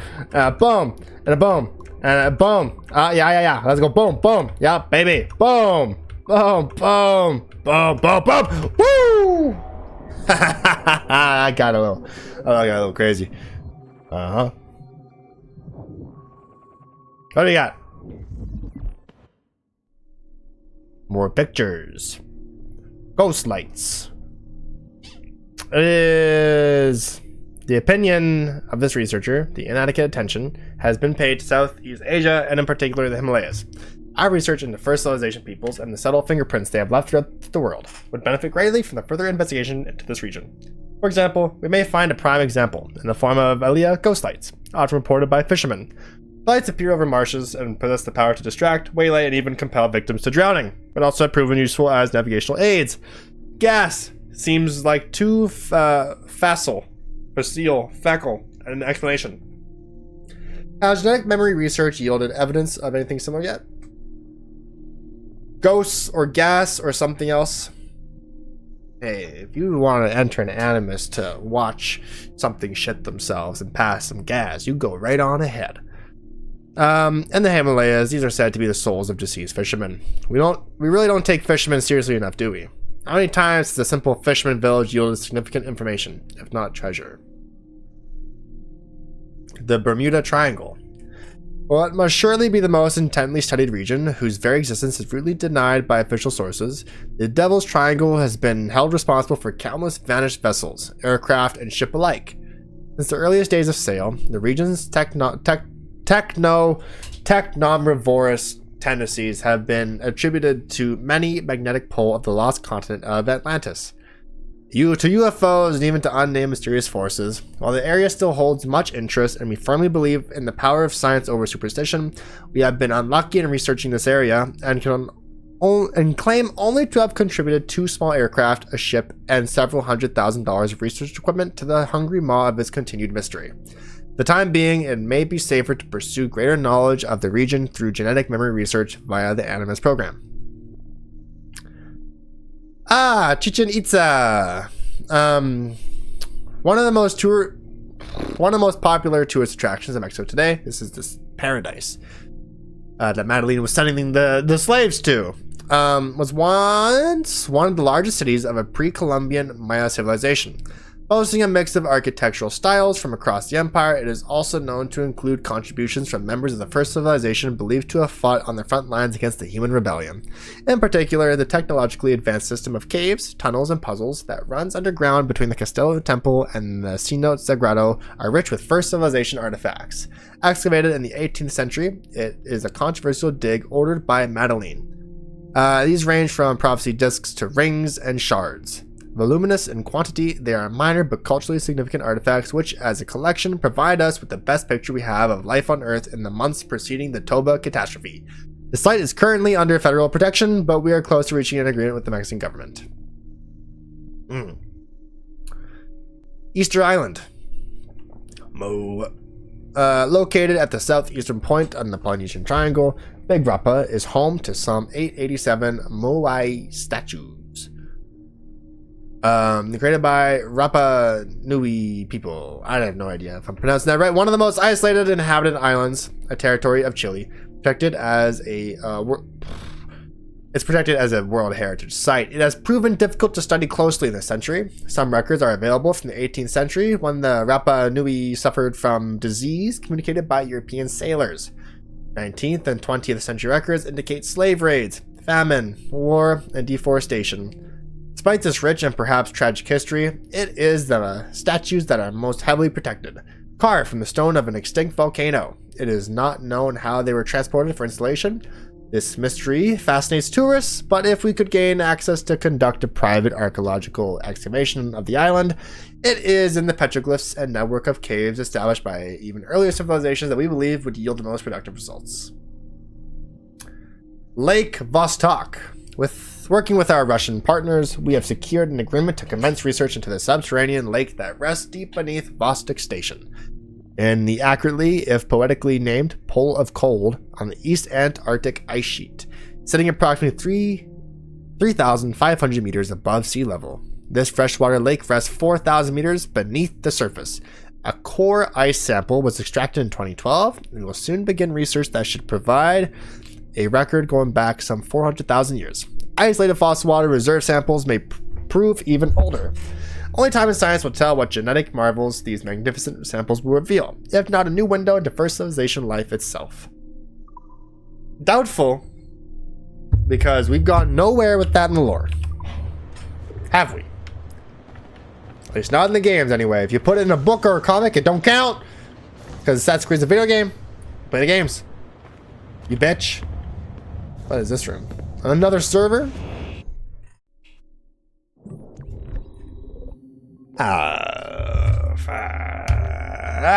Okay, maybe this one will be easier. It's a bigger number.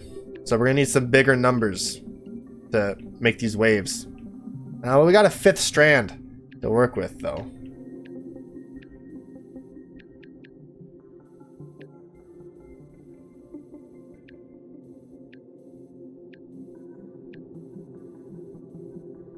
We almost got it.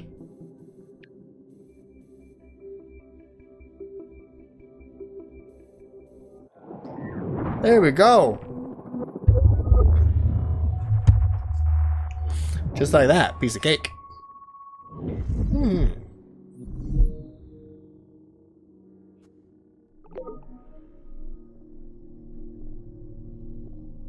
Initiate remote hacking.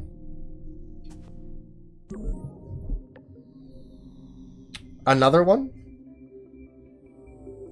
Alright, we have another mystery to do. Or another puzzle. Fuck, it's fast. Let's go, boys. Fuck. Let's go. Boom. Boom, boom. Fuck. Boom. Boom. Boom. Uh-oh. I'm back. Get. Fuck. Damn. Ha, made it. Fuck. Shit. Okay, I need to get back to keyboard because the analog stick ain't really doing it for me. Okay. Boom. Boom. Boom. Boom. That precise timing that I'm looking for. Yeah. Oh god. God. Fuck. And boom. Boom. Boom. Boom. Boom. Boom. Boom. Boom. Boom. Fuck. Almost had it. Boom. Boom. Boom. Boom. Don't try too hard. Boom. Boom. Wait. Wait for it. Oh god. Come on, come on, come on. Fuck! I should have just went. You just gotta go. You just gotta go, baby. Boom. You know, if you wait too long, you miss your windows. Boom. See? That's what I'm talking about, baby. Let's go. Boom! Less than that. Boom. That was good stuff.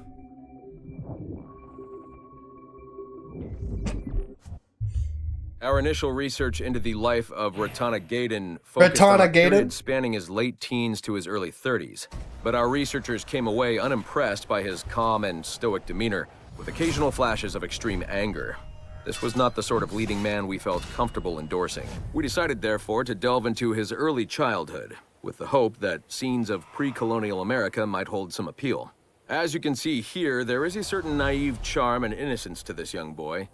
Unfortunately, our researchers found this young man's story deeply problematic as well. For one, the omnipresence of the Mohawk culture lacks the balance necessary to tell the true story of America. And secondly, the Mohawk language would certainly be an issue for most of our audience. We therefore feel that although Ratana Tenkon's early life would be of some interest to our more educated viewers, it's unlikely that his story would appeal on a broader scale, being too foreign, as it were, to normal audiences. Our team recommends we pass on this property. You people. Alright. We got like 7 more computers to hack. And I ain't got a clue where to find them. So, oh, sticky note. Right here, right? Boom. Smack dab. How many is that now? Was that 11 or 10? 10. God damn. Alright. Is that everything here then? We did this one. Yep. I can see the hack computer. It's 1.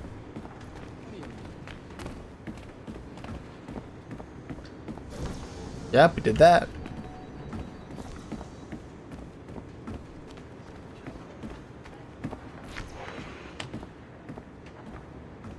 Ain't nothing else here. Maybe a sticky note, but this is the bathroom. Is there a sticky note in the bathroom? Could be.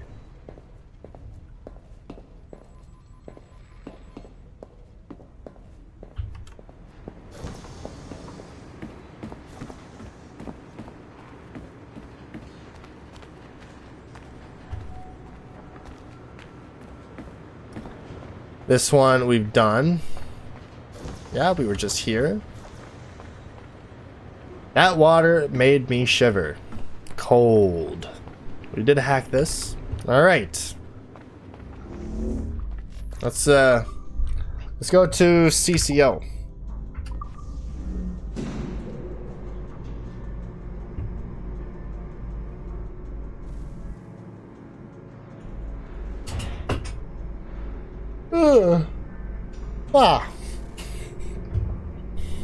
See what lies for us there. In terms of hacking and sticky notes. We did hack this. Good.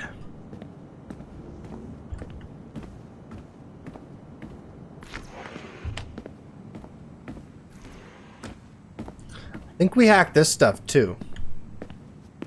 Yep, sure did, but here's a sticky note. Right here. Boom.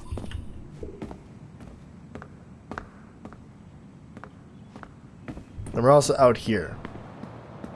Could be a place for a sticky note.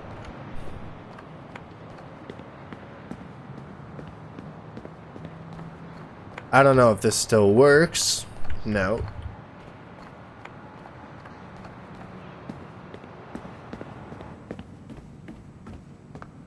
But I think that's all up here. But maybe over here. Revisit here, maybe. Oh, the bathroom. Could be a sticky note. Yeah. It's the exact same bathroom as the other floor.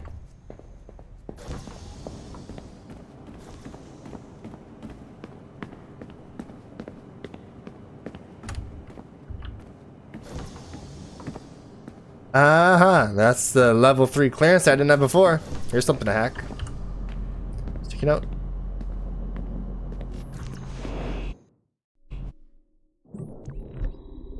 Okay. Aha.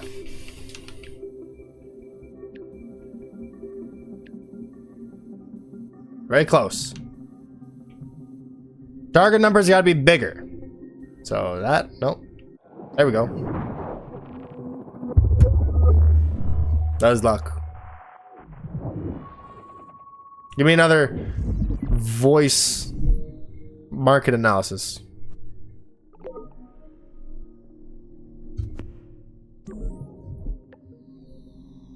More. Oh god. All right.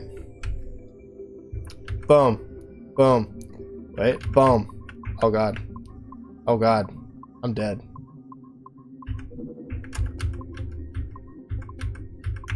There you go.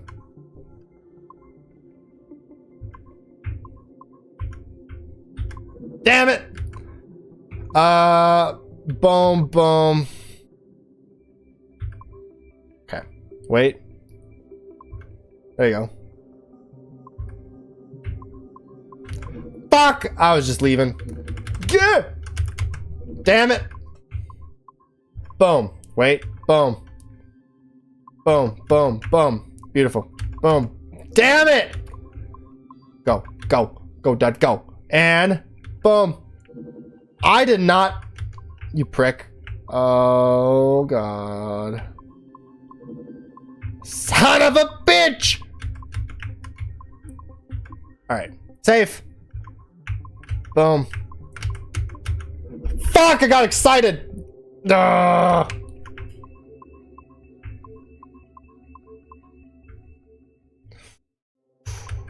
Come on.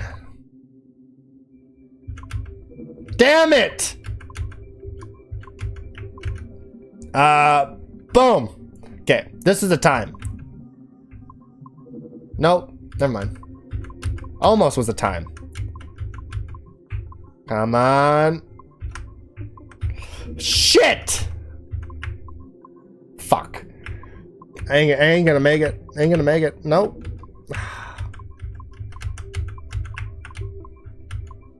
Okay. Fuck!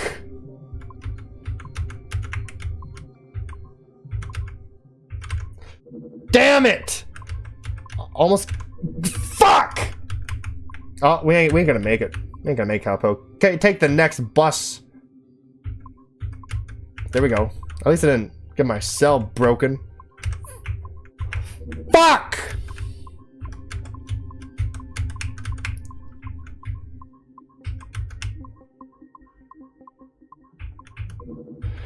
Okay, we need to... On that next one, we have to, like...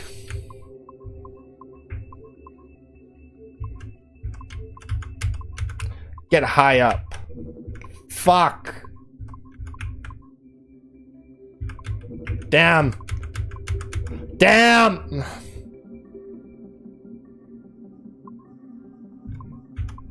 Oh! Okay. Because if we're not...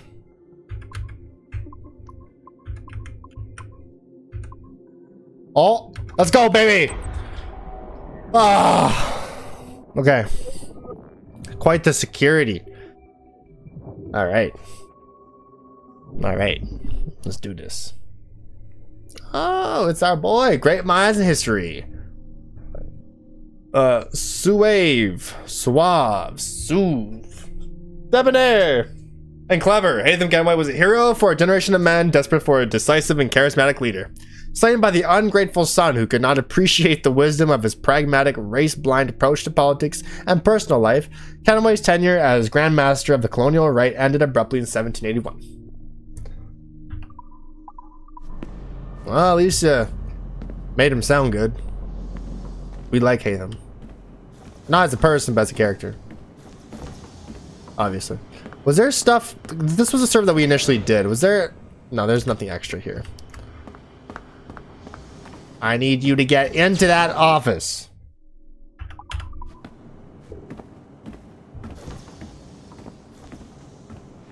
Any other sticky notes?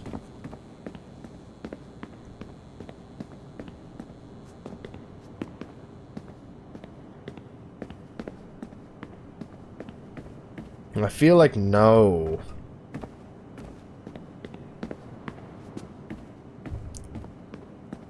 I don't think so. Anyway, once we cycle through the rest of the floors, I'm just gonna look up a guide to find the rest of them. I ain't gonna like look for that shit. You know what I'm saying? Like, I'll get as far as I can, but the rest I'm gonna look up and find myself. And then we gotta read and listen. Okay. Sample 17. No, we want to go to the lobby. Servers we've already been to, right? That's where we were being held. Can we maybe hack that Animus that's down there? Then? That's something we could do? Maybe.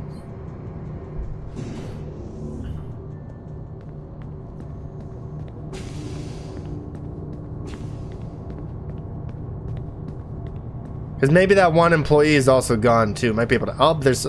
We weren't looking for sticky notes. We gotta go through all of it. Okay, security.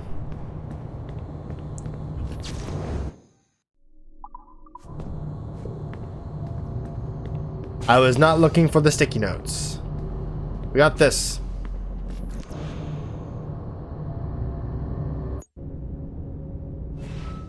Body's been moved? Yes, sir, and preserved. We'll do what we can. Good. Let's keep security units on standby. I know Miss LeMay said the situation was under control, but I have a feeling we may be needing them again soon.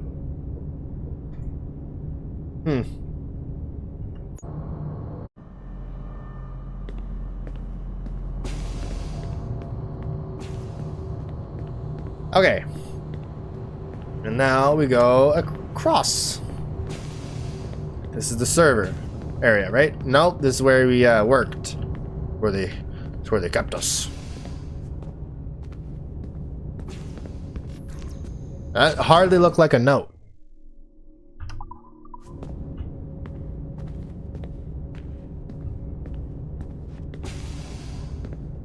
Next room.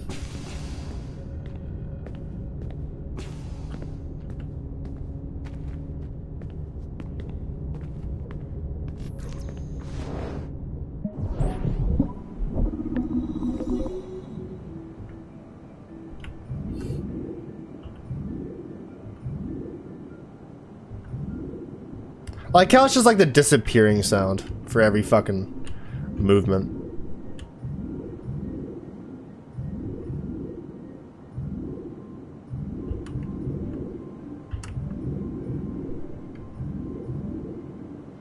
Got it. That was all luck.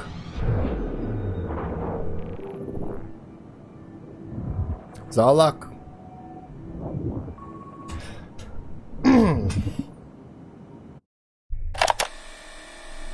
Subject 0.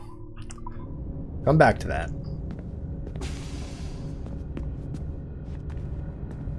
Next room. Has a sticky note.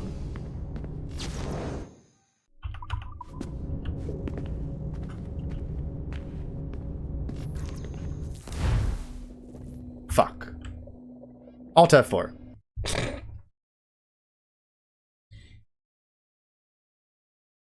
That brought us back into the game. I don't know if that was gonna work, but it might. I figured because it was like our computer that it wouldn't work the same because the mission. Nope, it works to get back into the Animus. Well, if we finish the game, we finish the game then, I guess. Come back and read the rest.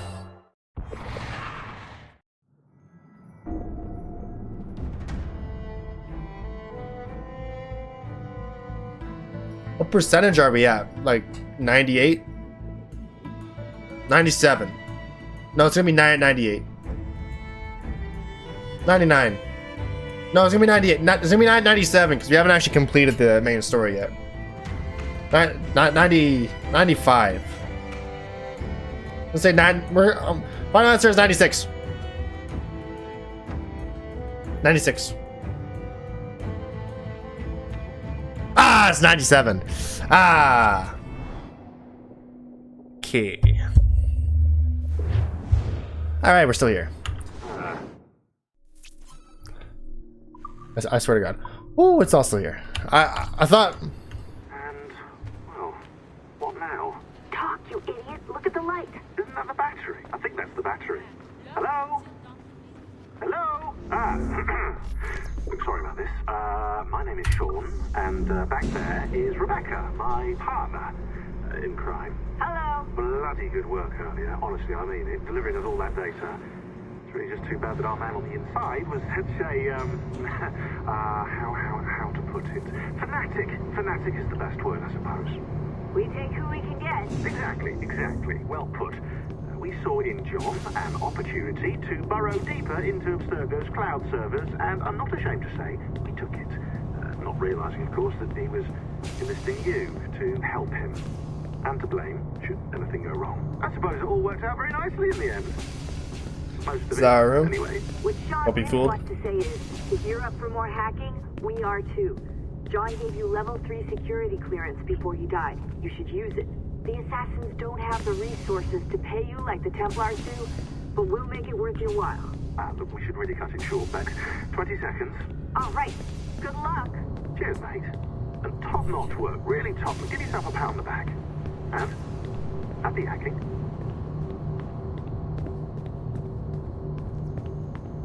Okay.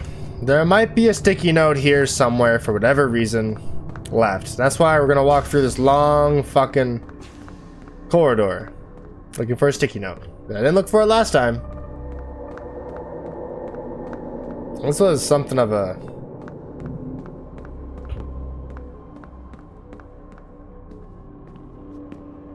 Looks like I'm on the goddamn Death Star. I'm not seeing a note.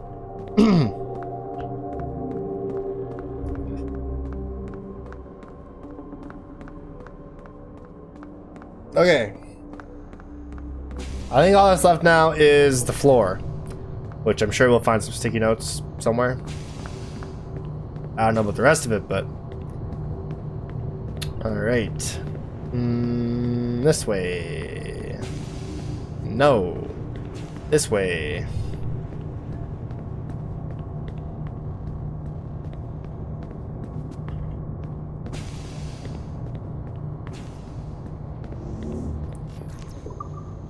Right to the lobby.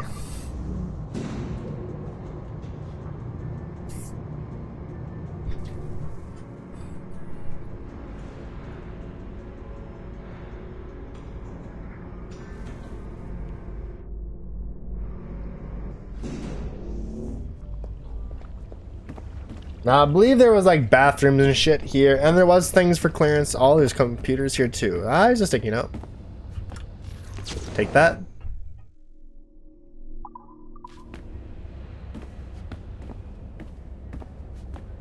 Things that required extra clearance, and of course, here's some computers to hack as well.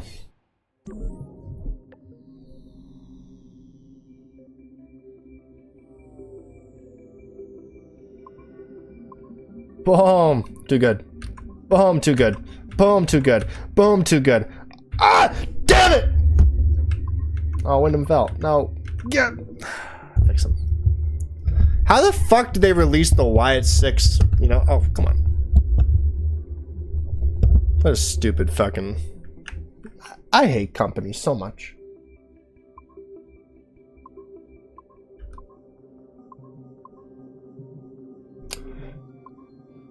We're gonna release good wrestling talent because we failed to use them right. Money.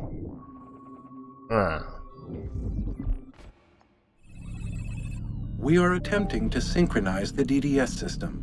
This will only take a moment. We are almost there. The DDS is now in sync.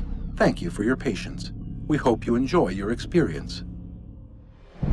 This is Project Legacy. II invited many notable figures to his court, making Prague the center of European culture. Among them were Englishman Edward Kelly and his stepdaughter, Elizabeth Jane Weston. Observe her and report any alleged collusion.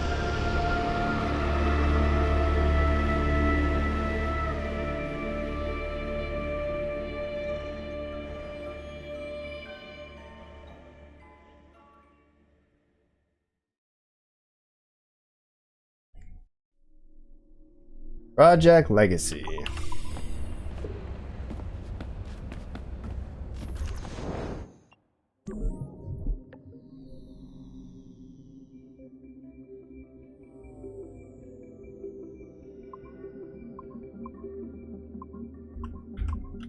Damn it!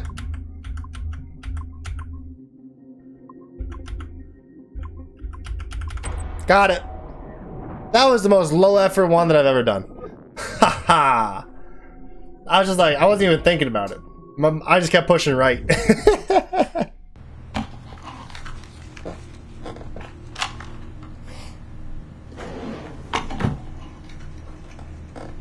February 12, 1981.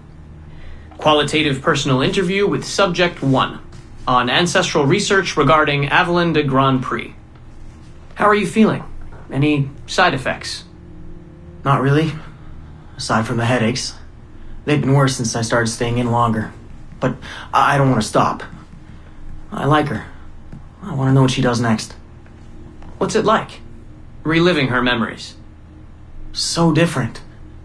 The Animus, I mean. The past. At first it was confusing. Distracting. Like New Orleans, the stench. I wasn't expecting all the smells. Smell is the sense most directly linked to memory. When I'm in her memories, it's like I can smell more than I usually can. In general, women have a more acute sense of smell than men do. I had wondered how that would translate. Anything else? Yeah.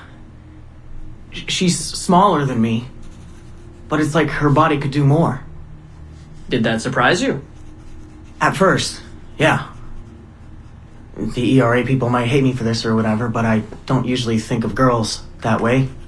Climbing things. My mom, my sisters. The animal feeling of Aveline sinking her hidden blade into the throat of... Go on. It doesn't feel feminine. What I think of as feminine. But then at the same time it does. Her center of gravity is way lower. That was a surprise. How easy it is to land. How steady I am on her feet. Sorry. This is hard to talk about. No, it's fascinating. This is what we need. Pure experience, in your own words. Okay. Can you tell me about Gerald Blunk? What about him? He and Avalon were close, but we haven't been able to ascertain if he might be your missing ancestor. Do her memories suggest anything to you? Does this make you uncomfortable? Remember, these are her memories. You're just playing them back. It's not even acting. You're a researcher. Like you say, I haven't experienced her consummating anything. That would be... Anyway, I think maybe she was confused. Oh. Well, first of all, I don't really know for sure, okay? I mean, guys think about sex more than girls, right? That's a fact. As a researcher, what did you observe? Does it mean she's more like a guy if she thinks about... Is that why she's able to assassinate? Well, okay, here's the thing. I don't know her thoughts, but from what's in her memories, physically, the fidgeting, some hesitation, what she looked at, who she looked away from, the things she didn't say when I expected her to. If I had to guess what it meant, I would think she was thinking about sex. But I'm a guy, so I would think that, right? So what does it mean for women to act that way? It has to mean something else, right? As a subject, you're able to observe more finely than I am in review. What about unwanted attention from men? Well, I thought that would be the hardest thing to deal with. I'm not into that, for the record. Not at all. Yes, I know.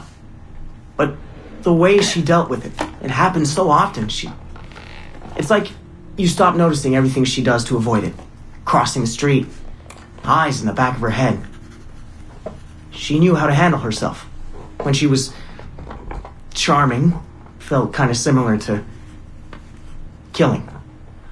Or the build-up to killing. Can we take a break, Mr. Vidic?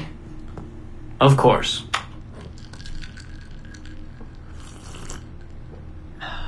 We're ready to go on? Yes. Evelyn was black. And white. On her father's side. You're sensitive to that? I guess. I mean, I'm white. Evelyn looks black, so that's different. But you get used to it. Like with the girl thing. Until someone makes you not used to it.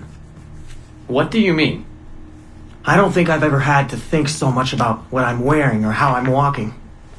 But Evelyn, it's like she goes through her whole life in these uniforms. People expect her to behave in a certain way. Definitely. Sometimes I worry I'll slip up and play too relaxed at the warehouse and, I don't know, blow her cover. You can't blow her cover. I know. I'm just replaying the memories. I can't change them, I know. But I see it, right? It's a risk. It's... stressful? Yes. It's best when she goes out as an assassin. On the roofs or in the bayou. I think she was more relaxed that way. Can you imagine? You're only relaxed when you're going to kill someone. Let's stick to memories rather than imagination. What about the slaves? They're kind of just... everywhere. I mean, that sounds bad. Slavery is bad, but no one's acting like slavery's bad. It's fun when she frees slaves. Is it supposed to be fun? We're not looking for supposed to. Focus on what it is.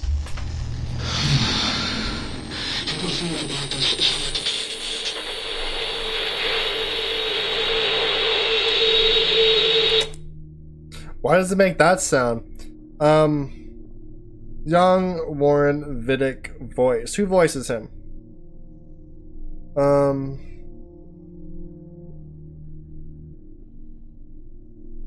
Todd Fennell.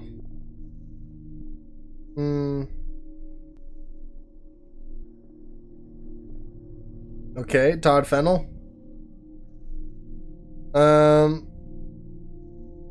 Where have I might have heard you from?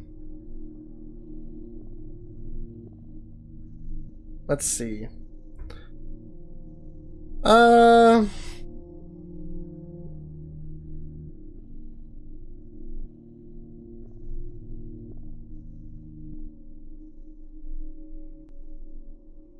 Nope. Don't know you from anything. My mind was going to Connor, the android from Cyberlife. These are hacked. Screens don't go red though.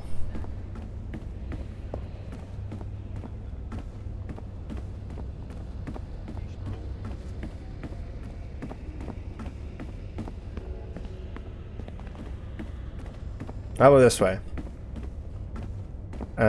Nothing. Nothing yet. Still nothing. Down here? Well, we got some level 3 security access now. Gives us some stuff. Sticky note. Beautiful. How many more sticky notes are left? 3. And 3 computers. Oh, here's a third computer. I think we'll get all the computers first try, without having to look anything up.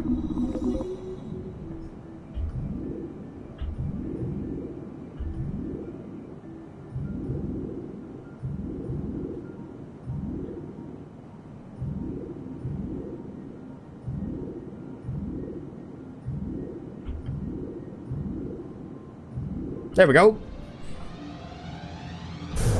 Easy money.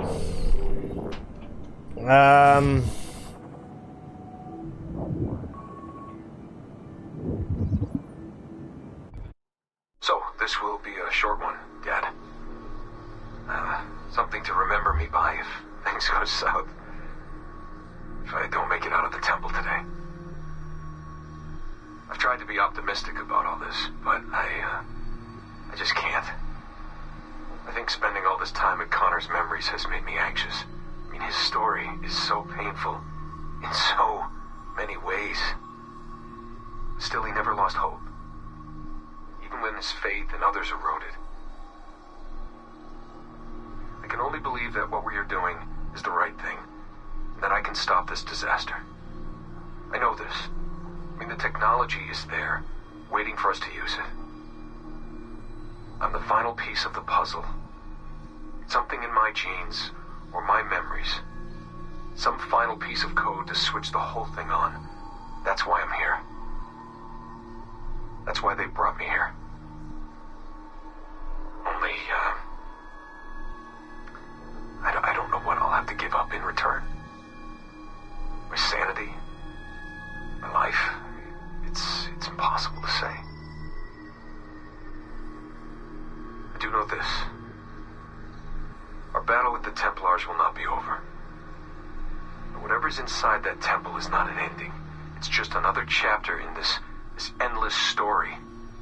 And it'll be your job, and Mom's, and Sean's, and Rebecca's, to keep turning the pages.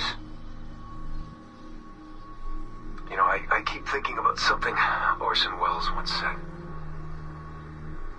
Something like, if you want a happy ending, it all depends on where you stop telling your story. So maybe that's the answer. Maybe that's how people keep marching forward. If something goes wrong in their dad, something happens to me. When you tell my story years from now, please tell them the one about how I lost my way, and then I found it again. Just in time to save the world. And just end it there. That'll keep everyone smiling.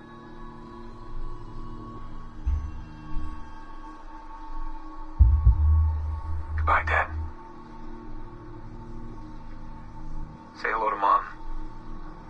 Tell her I love her, okay? Tell her I love you both. I love you both. Like Desmond's final message before the end of 3. Oh, that's sad.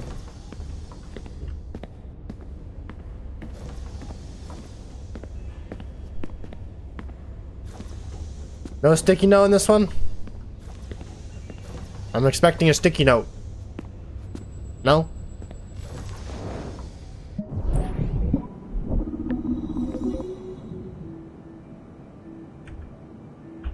Okay. We almost got all the computers done anyway.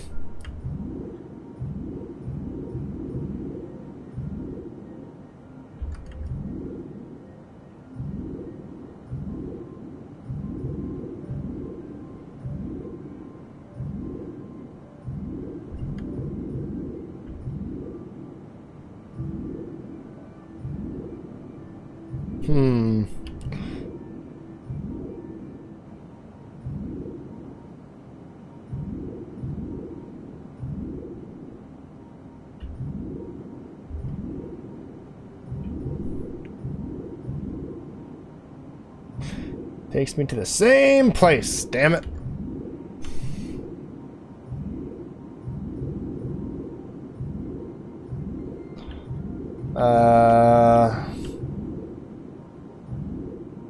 Nope. That's not it.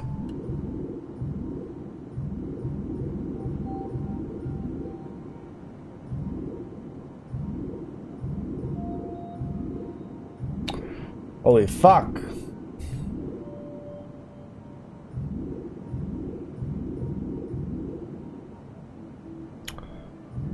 Oh.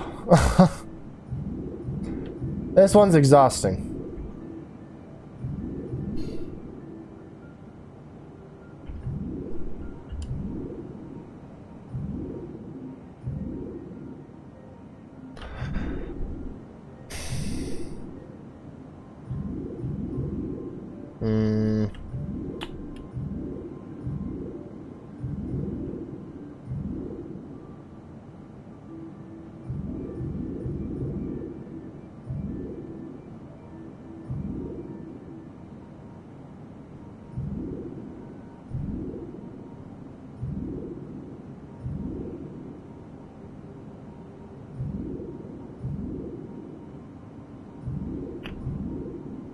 There we go.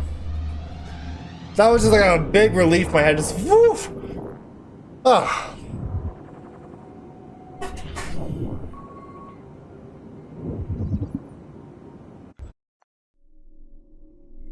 Chat archive. Everybody's working on the weekend. Olivier, I need you guys to get me everything on the observatory by the end of Friday at the latest. Can you do it? No, are you crazy? We don't even know where it is yet, and Friday's a holiday. A holiday? Really? Do people realize that working here is a privilege? That if they care about their jobs, they'll come in, and it will be an honor? And no, I'm not crazy. I'm getting a lot of heat from Letitia, and if we don't get it done, she'll take it out on devils, and all our work will be lost. Does she even know how anything works here? She has her own pressures. I realize that. Oh. I'll just scroll. I realize that, but we're already working overtime. And when are we going to discuss how the plot of Devils has to change to accommodate this observatory business? How am I going to sell this? You're not going to. It's too sensitive. We're just collecting the memories for no reason? Not for no reason. Letitia will use them. This is ridiculous. You want us to devote our lives to finding information we're not allowed to develop or understand or use in any way. It won't help sales, and my people will never see their work rewarded in public. How am I supposed to motivate them?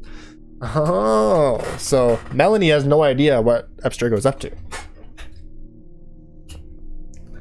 Olivier does, though. Maybe loosely. I don't know. Get them breakfast. Pain chocolate. Coffee. Pretend to sneak in some coffee liqueur. A little beer with lunch. Feed them. They'll forgive you. Again? They're not going to keep falling for this. Yes, they will. Bread and circuses. Look it up. It's a thing. Come on. Be serious. I am being serious. Remember, none of this comes from me. Letitia needs what she needs. If you want the project to continue, we have to keep her happy. The observatory doesn't have anything to do with pirates anyway. It would only complicate things. Take the focus off the action. But it's fascinating. I realize it's more mature and complex. I can't believe I'm the one arguing this. But we are crazy not to use it. Oh. Imagine, we could be selling to pirate fans and conspiracy theorists all at the same time. The potential for market growth is huge. We cannot use it, so please stop asking. This is insane. As you already know, Melanie, this company is a subsidiary of Abstergo Industries, and Abstergo Industries has a different culture, and they are hierarchical and rule-driven. We may not always like it, but if you want to advance this company, we have to be careful. You're protecting her. I'm protecting you. I know we have our arguments from time to time, but I know you care deeply about our work, and I don't want you to get yourself ejected from the conversation. We need you. You understand? Yeah, I get it. Pick my battles. It's common sense. I don't know why this one thing is bothering me so much right now. I'm just tired. So I don't need to find someone else to help me? No, we'll get it done, somehow. I will personally bring the coffee liqueur for breakfast. LOL, thanks. I'll find some way to get them excited about it in the meantime. If it makes you feel better, I can tell you a secret. What? If you are successful at the observatory, Abstergo may develop a Las Vegas attraction to accompany the release of Devils.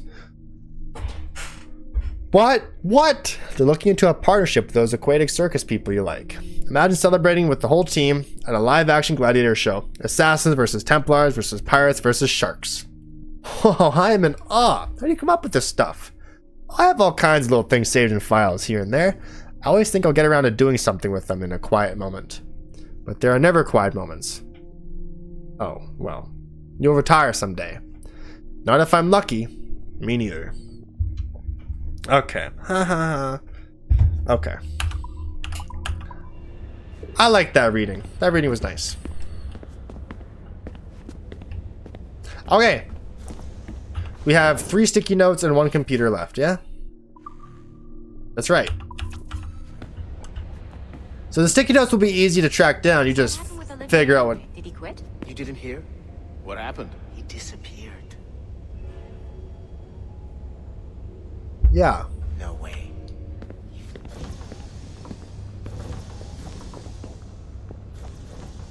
Looking for sticky notes.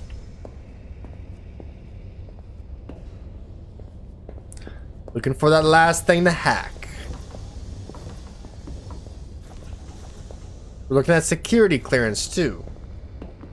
Why would a bathroom need security clearance, huh?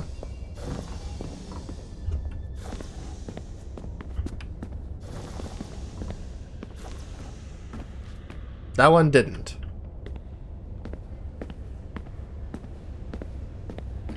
But there are rooms that say level 3 on them. I reckon my last computer's in there anyway. No way. Oh, here's a note.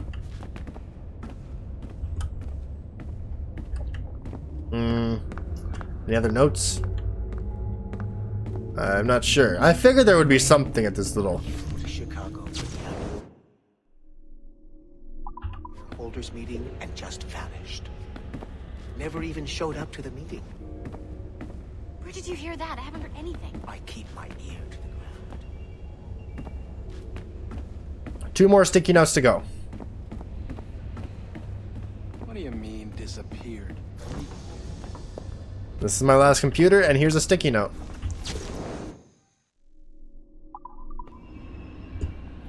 That means I have 1 more sticky note, 1 more computer. This is my last computer. Thank fuck for that. Oh, and it's this one. Target numbers, small numbers. Oh, my controller needs to be unplugged and replugged to work again.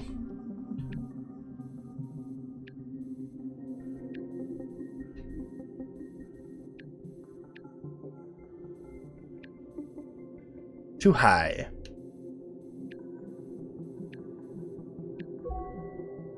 I was just fidgeting with shit and it works. Always works. Always works.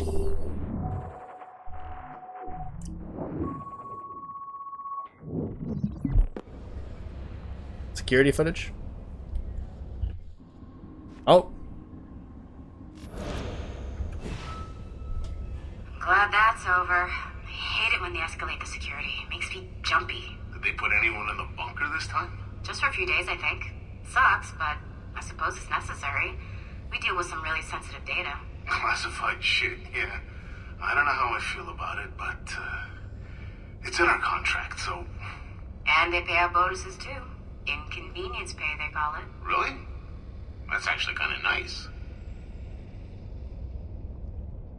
Good. Inconvenience pay. You know what's inconveniencing? I don't have pizza. I've said this a couple times before, but when NukaDud goes out on a weekend to her friends and she's not coming home for the night, I sometimes like to get like an unhealthy amount of pizza delivered, and I just go to town. I've never been here. The last sticky note's got to be in here. Oh. Or, yeah, there it is. I don't know what this is, but it's something. But all the sticky notes are now here. Another thing to hack. Yes. Okay. Big numbers.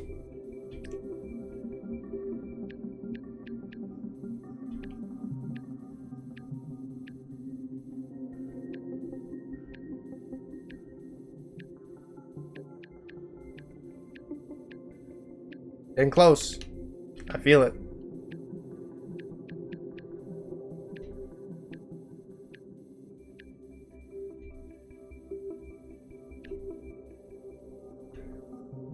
That seems like a more appropriate. Just trying to get that. There it is. Oh, look. I just fidget with shit. I'm not even sure what I'm touching. It just starts to work.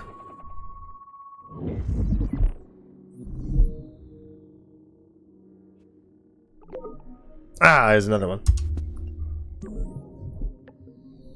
Okay.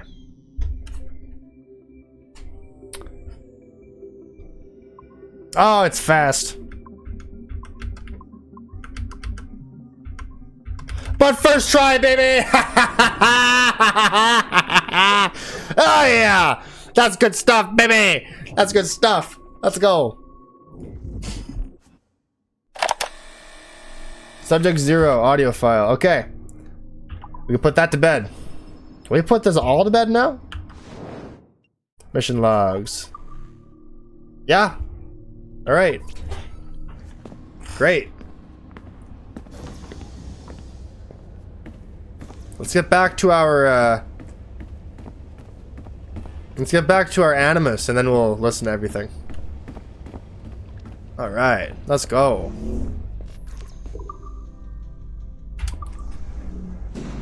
Okay, so there isn't any more reading for that Project Legacy stuff, so I reckon we should just finish it.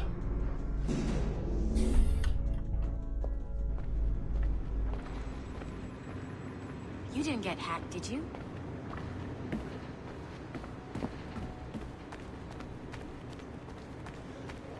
Okay.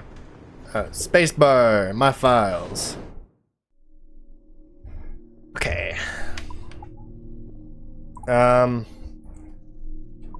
Abstergo Industries, Divine Science, presentation.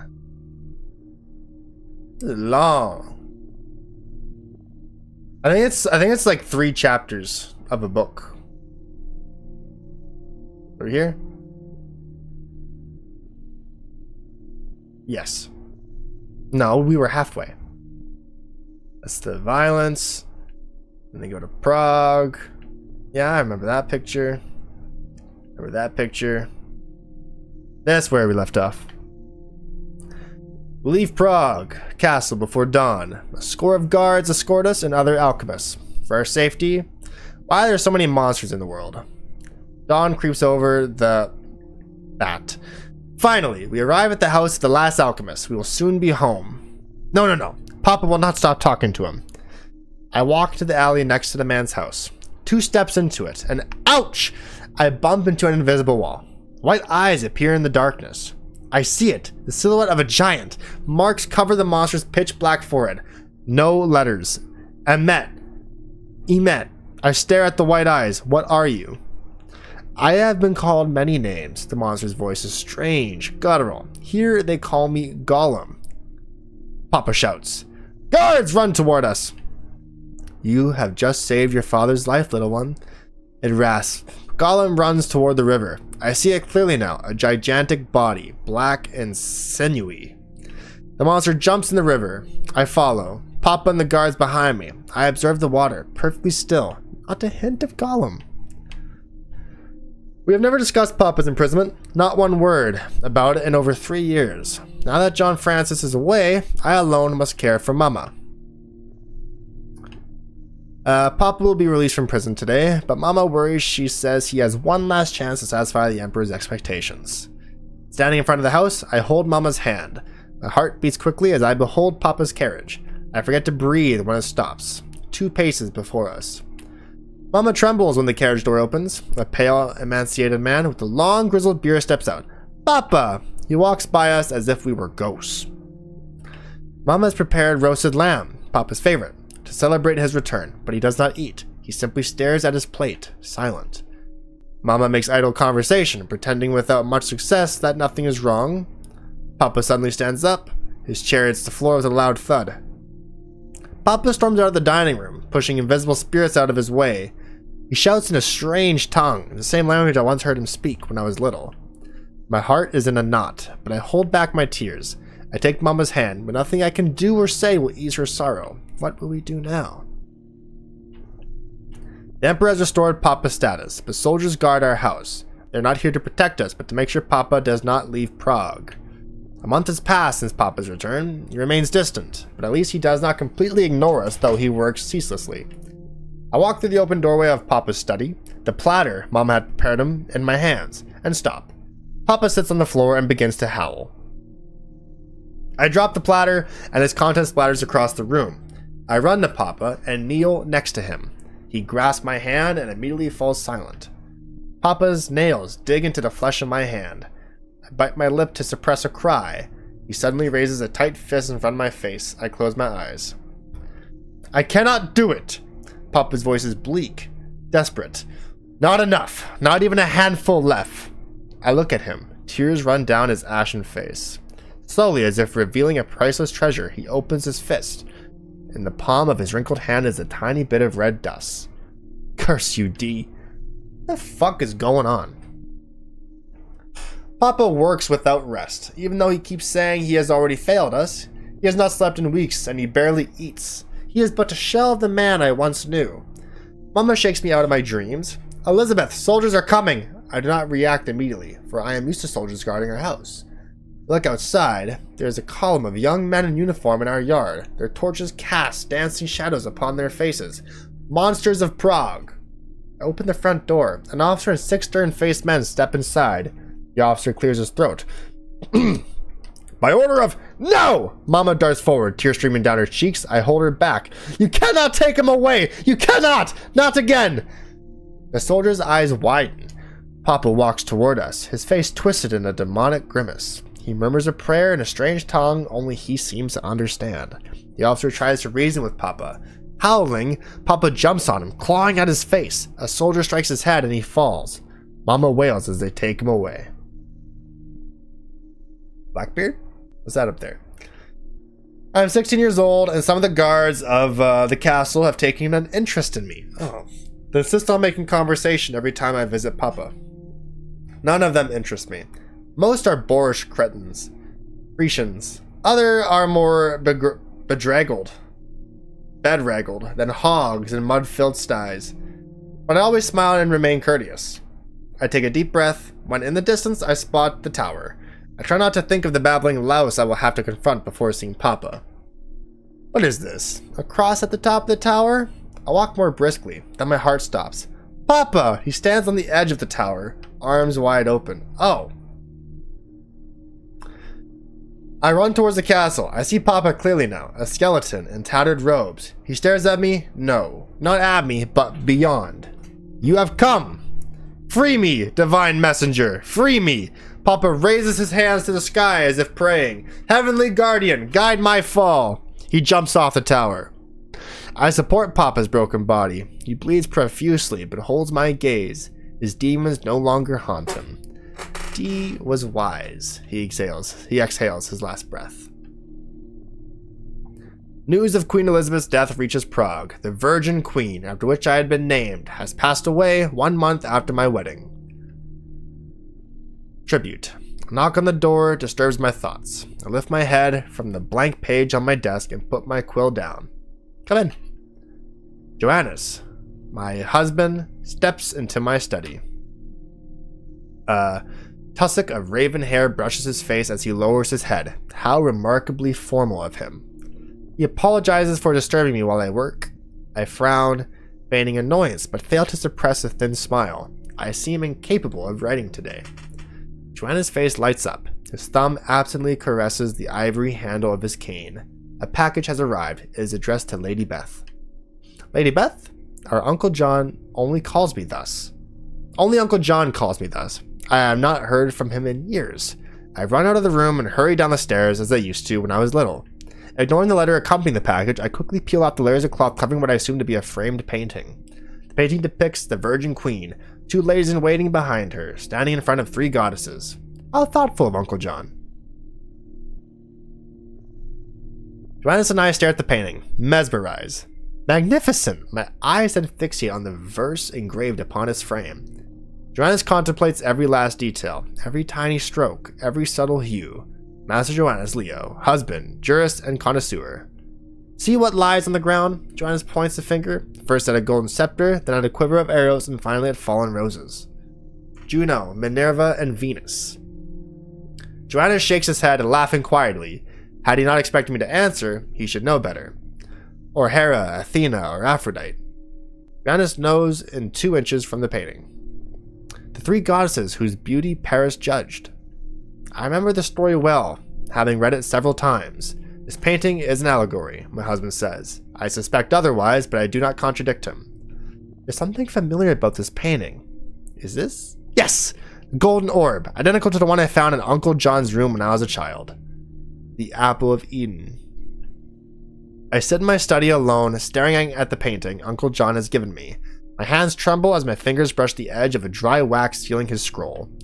I carefully break the scroll seal and unroll it. I immediately recognize Uncle John's penmanship. Lady Beth, it begins. I smile, for I am still fond of the private name Uncle John used to address me. Fairest and most noble of poetesses. Please accept this humble gift for your not-so-humble friend and mentor. Uncle John is much more than that. He is family, a second father to me. I hope you will find it a fitting tribute for your betrothal. I laugh quietly. I had never expected to receive such a splendid gift. If you observe the composition, you will surely recognize the trinket you once unearthed in my chamber. The golden orb. I knew it.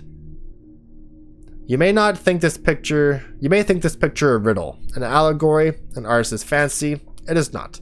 The object in the hand of the fairy queen is real. So is its power, and so are the goddesses. Data stream terminated. Okay. So, we need to go through...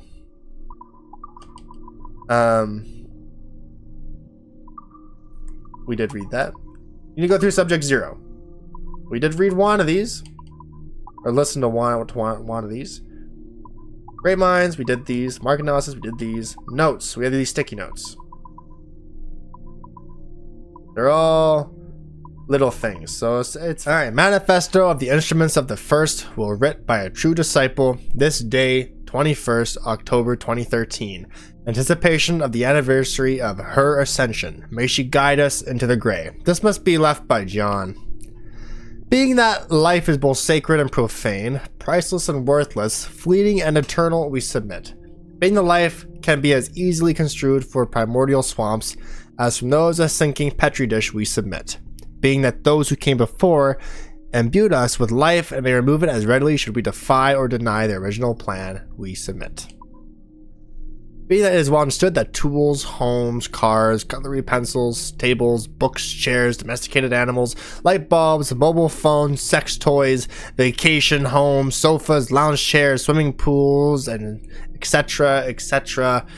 are indirect byproducts of our genotypic expressions, otherwise known as extended phenotypes, we submit. It was in the 17th and 18th centuries the world became an indecent place rent of its original purpose during the ages of industrial revolutions. Here it was the machines of industry we unleashed in such grand quantities, quite without understanding them, unwound motives and purposes of their own, and inert as they were. The machines we made shaped us in turn and took hold of our impulses and our minds, small as they are, and gripped us like an iron maiden bleeding us empty. was our poor understanding of our origins that led us to originate tools we were incapable of understanding or controlling, as if the cotton gin was not enough and one day our sweaters and undershirts might talk to us. As if this was not enough. Take, for instance, gunpowder, which gave us great mastery over fire. Take, for instance, the daguerreotype, which warped our way of seeing true life. Take the light bulb that gave us light when none was necessary. Take the automobile that sped us along at velocities capable only of killing us in new and silly ways. Take the cinema, which gave us lies, as a man once said 24 times per second. Take the phonograph, which preserved noises which ought to be ephemeral. Ephemeral. Take the television, which is obviously stupid. Take video games, which are secretly stupid, and you all know you wish there was more pornography. You know you do. Take saturated fats and high fructose corn syrups, which poison us, and soy, which has been known to make men into women. Take computers, which count so fast we cannot keep up, nor should we, for we are an imperfect race of disgusting shells of tissue and bone, incomplete in and of ourselves. We must have masters to survive. We must admit our masters. Admit them and submit to them. Yes, we submit that by being ourselves, the product of an advanced yet earthbound race of intelligent humanoids, we must also therefore be tools ourselves and subject to the intents and purposes of our creators despite our limited agency. Yes, we submit that we are such tools, and as such have a purpose befitting a tool, and we submit we are like hammers and wrenches and shovels made for a specific purpose, not our own. We submit that our purpose is indivisible from the will of those who came before. We submit ourselves, our bodies, and our minds utterly. Remember that our relentless, impertinent, hollow drive to achieve everything our forebears did has led to many embarrassments and disasters. Nuclear weapons, superviruses, genetically modified poison food, toxic air, plastic sea rack, and sea spawn, and the list goes on. You can look it up for yourselves on the internet, but all this is to had a secret purpose in the end.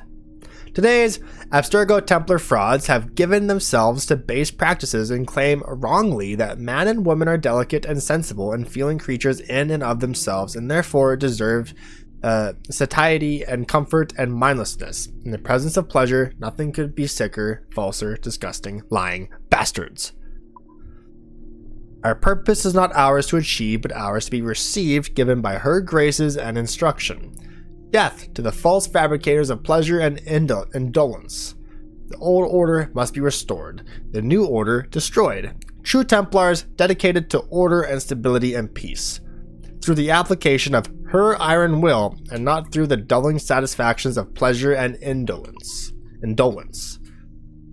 New order is a disease, and Juno, may she guide us into the gray, will be our cure. Remember that it was in the 18th century, slipping into the next, that the sickness took hold and men began to believe they were a part and individual of the original plan. Men shunned the plan, called us slaves, when we were only fulfilling our duty. The revolutions in America and France bled into evolutions and into more revolutions into Russia and Mexico and India, and the sickening list goes on as men and women fought and died for the right to be indolent and sick and pleasured. But she, may she guide us into the gray, has returned after a sleep of tens of thousands of millennia, and we submit to live and work at her side, we, the instruments of the first will. Remember that our relentless, impertinent, hollow drive to achieve everything our forebears did has led to many embarrassments and disasters: nuclear weapons, superviruses, genetically modified poison food, toxic air, plastic sea rack, and sea spawn, and the list goes on. You can look it up for yourselves. And this all too had a secret purpose in the end. We said this. You repeated this.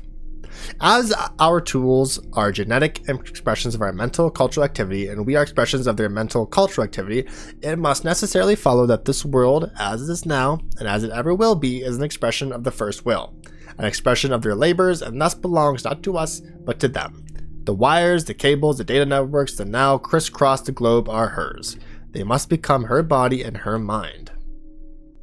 What she once wrought hath wrought anew, and will resurrect her into a new form. Beautiful, beautiful, beautiful, yes. The world and all its digital technology is now an expression of her life, and her work began over 80,000 years ago, and now she has come to reclaim them. She, beloved, beautiful Juno, may she guide us into the gray. Into the gray, the digital frontier, the singularity, the space in which she dwells, being both made of light and the embodiment of darkness.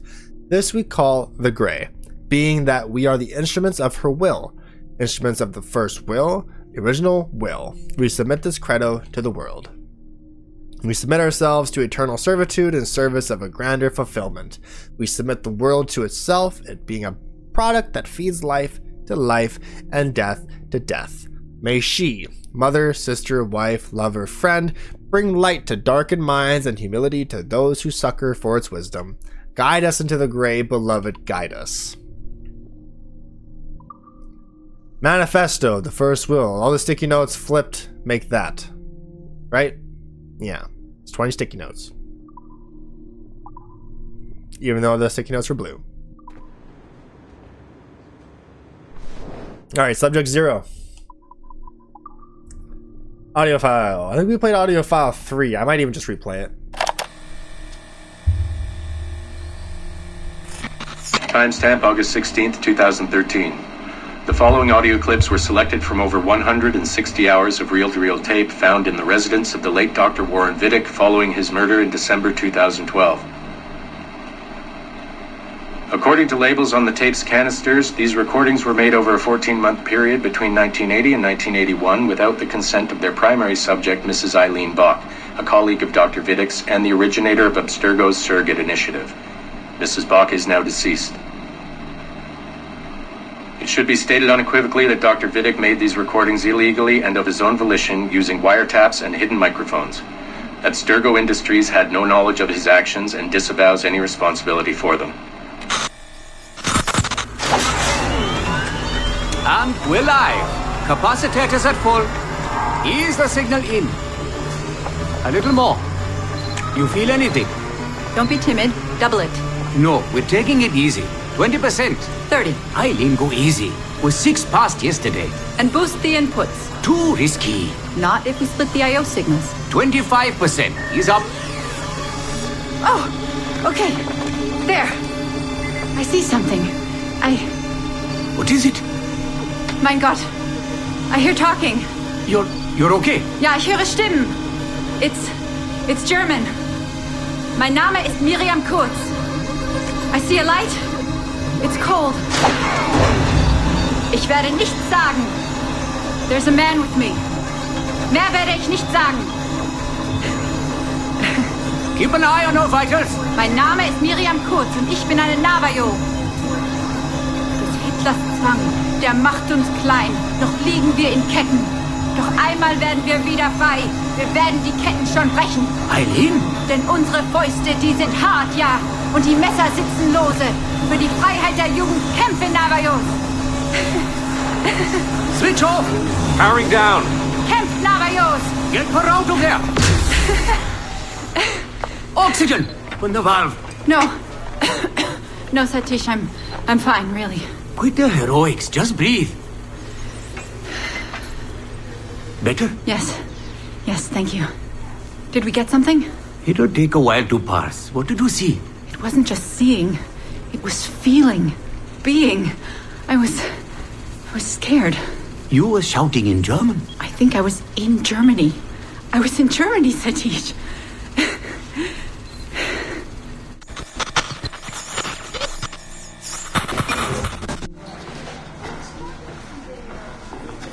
Good morning. Well rested? Exhausted. Yesterday was an incredible find. Seems so. What did it feel like? It's foggy, but I relived the memories of a young German woman. Early 20s, I think. A man was interrogating me, looming over me and asking questions. He was shouting, but I was shouting back. And then this poem just came out, like a chant. Fascinating. I'm eager for you to hear the tape. Is it ready? Yes, we transliterated the data onto an audio file. It took all night to process the language. Spool it up. Of course. Have a seat. Judging by the subject matter and the setting, I'd say you landed somewhere in Germany in the 1940s, 1 or 2 generations back. During the war, I'd imagine. 1940s Germany? That would be Miriam Kurtz, my ex-husband's mother. So she's not related to you in any way? God, I hope not. I'd hate to find out my ex-husband is also my brother. Well, if it was Miriam Kurtz, then we hit a home run. You tapped into someone else's bloodline entirely. Should we celebrate? We'll listen first. Surrogate Initiative, Test Session 23, July 29th, 1980. Host, Eileen Bach. DNA sample SB1970. It's a little garbled at first. This is you settling into the memory. Your name, say it. My name is Miriam Kurtz. Louder. My name is Miriam Kurtz, and I am Navajo. Where did you last see the artifact? Who holds it now? I'll say nothing. I've told you all I will. I don't believe that is true. Who has the artifact? Hexler's dictates make us small, and we are bound in chains. But one day again, we shall walk tall. No binds will us restrain. Enough! For hard are our fists, yes, and the knives at our wrists for you to be free. Navajos lay siege. Lock her away. Navajos lay siege. The hidden blade. And that's where we pull you out. Whoa. What would it take to get a visual render of all that? Months, unfortunately. It took 13 hours just to process the audio. Visual takes much longer. But Vidic is able to record audio and visual in real time. How does he do it? His subjects are exploring their own genetic memories. That requires much less processing power. Hold on, sorry. Eileen here. Hello. You have 10 o'clock in Lillian's office. It's 10:13 now. Oh, shit. I'm sorry. Tell her I'll be right there. And tell her we have some good news. No problem. You in trouble? The monthly progress report. I'm trying to be honest about our progress, but no matter how much I polish our facts, Warren Vidic swoops in, promising the moon for pennies, and gets 10 times the funding for his Animus project. Well, we are using his Animus technology. He's the foundation. We are the skyscraper. Which is why he should be a tech lead, not a project director. Good work, Satish.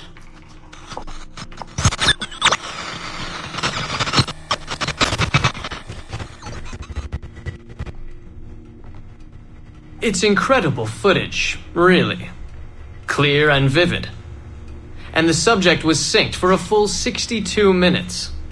Came out speaking French after his last session. Passably fluent.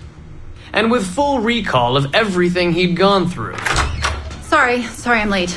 I was reviewing some data. It's fine. Warren was just telling me about his first subject, Mr. No names. Call him Subject 1. Confidentiality. And how about you, Eileen? What's your good news? Well, we did it. We synced with an unembedded memory outside the bloodline. That's a first. Really? Satish was able to process the audio today. A short clip. You can hear it for yourself. Only audio? No real-time memory feeds like Vidic has? Well, that's the difficulty with surrogate genetic memory data. Because I'm viewing memories not embedded in my own DNA, we can't rely on my cognitive faculties to help me process the signal. All we can do is record the raw data and transliterate it later. Hold on. You're running this experiment on yourself? I am. It's going well. I don't like the sound of that. Look, the sample I'm using, the DNA comes from my own son. It's safer this way. Ah, good thinking. 50% of my son's DNA is also mine, which reduces the danger by a huge margin. Meaning, I can now explore the memories of people who aren't directly related to me on his father's side. But for brief periods of time, I imagine. Right. Just a minute or two so far, but we're getting there. Come by the lab and listen for yourself. I will, when I have a moment. Unfortunately, work beckons. Ladies? That man is colder than a San Francisco summer. Stay focused, Eileen. You both have important work to do. Obviously. But my work requires his Animus technology. I feel a little caged in. That's collaboration, Eileen. It's how science works. I shouldn't have to remind you. I know. I'm just tired. Stop by and see us today. We have a lot to share. If not today, then this week sometime. Thank you.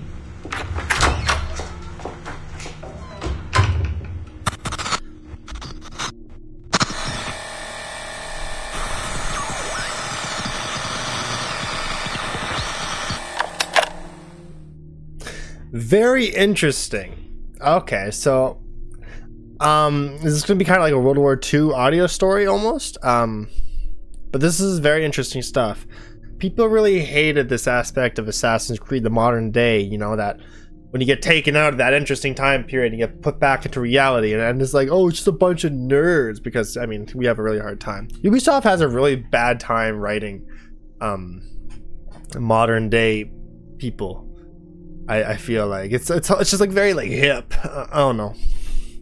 It's like the dialogue in like Watch Dogs 2 or Legion, and then, or even as we see here with some like, it's just weird.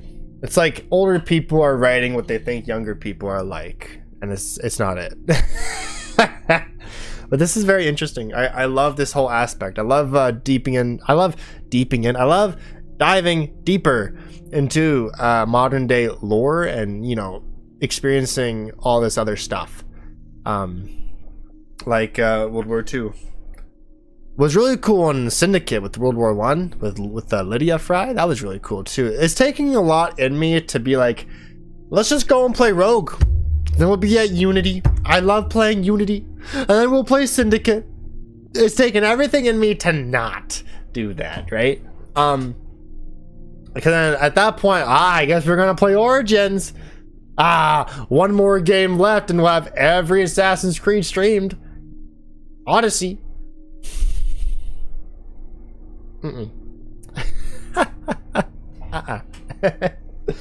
No, that will not be the case. We will stop with Black Flag. Well, Freedom Cry, of course, but we will stop with Freedom Cry, and then we will return to Assassin's Creed with the Resync, which will be story focused, and anything else will probably be off stream in terms of achievements or whatever it is. I'll give them a read though, see what I can get on one playthrough. But no, we do gotta get back in Splinter Cell. I gotta be careful though, because I want to. Hopefully by the time you're watching this on YouTube, the Resync has not come out. Right now, the date is April 25, and I am still uploading Assassin's Creed 3. We're at the part where Connor meets Hatham, and they're like teaming up. That's where we're at. I believe I streamed that over a month ago, so we have a big backlog of content I need to get through. Looking at my shorts, however, between that, it shows that Assassin's Creed 3 had a lot of shorts, because very nostalgic game for me, blah blah blah blah. That nostalgia ends after Assassin's Creed 3. Liberation, not so many shorts. Black Flag, not so many shorts, you know? But though Black Flag has a lot more parts. So I feel like hopefully we get all closed in, so when Black Flag releases, I can upload Black Flag content when Black Flag Resynced comes out. That's kind of the goal. And if I have to move it to one stream a week, fine. You know, it's what I'm thinking. But in the meantime, I'd like to try to get Splinter Cell finished. That means you gotta upload Splinter Cell. I don't need to upload anything. I just need to finish Assassin's Creed. All right, I could do Black Flag and then upload Splinter Cell. You know, I don't need to pull back the curtain too much, but this is something I'm thinking about a lot recently. Anyway, continuing on. Also, Sub-Zero. Subject Zero. Sub-Zero. Surrogate Initiative, Test Session 27, October 21st, 1980. Host Eileen Bach. DNA sample SB1970. Miriam, my dear girl, there is no good reason for you to be here. But your intransigence requires that I detain you until you give me information I can act upon. The location of the artifact, perhaps, or the whereabouts of your leader, Bartel Shing. Just a little something to give Minister Goebbels some encouragement that we are on the right track. How about a nice hug? He looks so sad in all his photographs. Yes, he does, doesn't he? Perhaps you could pay him a visit yourself. He likes beautiful women. Actresses, musicians. Pirates? That's right, pirates. Pirates of the Edelweiss. Isn't that what you kids call yourselves? It's very amusing. And illegal, of course. Breaking Hitler's laws is half the fun. Oh, I imagine so. I imagine you were having a wonderful time just before we captured you and your insurgent friends. And that's the end of it. Damn it. Why can't we sustain the signal for more than just a few minutes? I need to relax. That's not the issue. This is dangerous work. These memories aren't in your bloodline. That's why it's not holding. There's got to be a solution. Any idea what they mean by the artifact? I've heard it a few times now. Not sure. I don't think Miriam knew either. Not much comes into her mind when she asks about it. But she's protecting the other members of her group, the Edelweiss Pirates or something? Yeah. Bartol Schink. Have we looked him up? No, we can. We should. Put your intern on it. Right. High priority. Yeah. This isn't getting any easier. Jesus.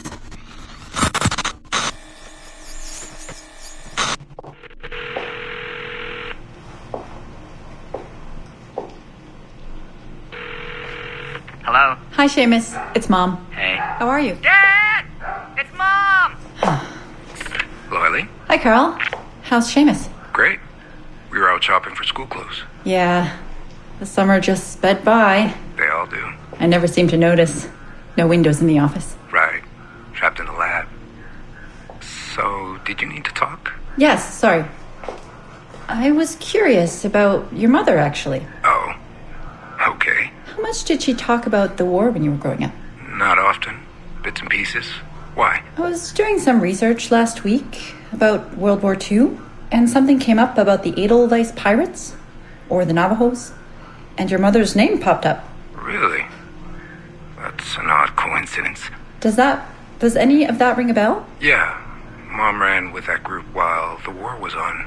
There were a group of kids who wanted to avoid the Hitler Youth programs, but in later years they escalated their activities to, bigger ideas like vandalism and sabotage. But why Navajos and pirates? Just some of the names they used. Navajos, Edelweiss Pirates, kids. There were little pins, little white flowers. I may still have hers. That's interesting. And this is for work? Researching my mother? Not exactly, but... Sorry, I can't talk about it. Right. You never could. Hey, don't. I didn't mean to be flippant. No. Don't mind me. All for the greater good. I like to think so.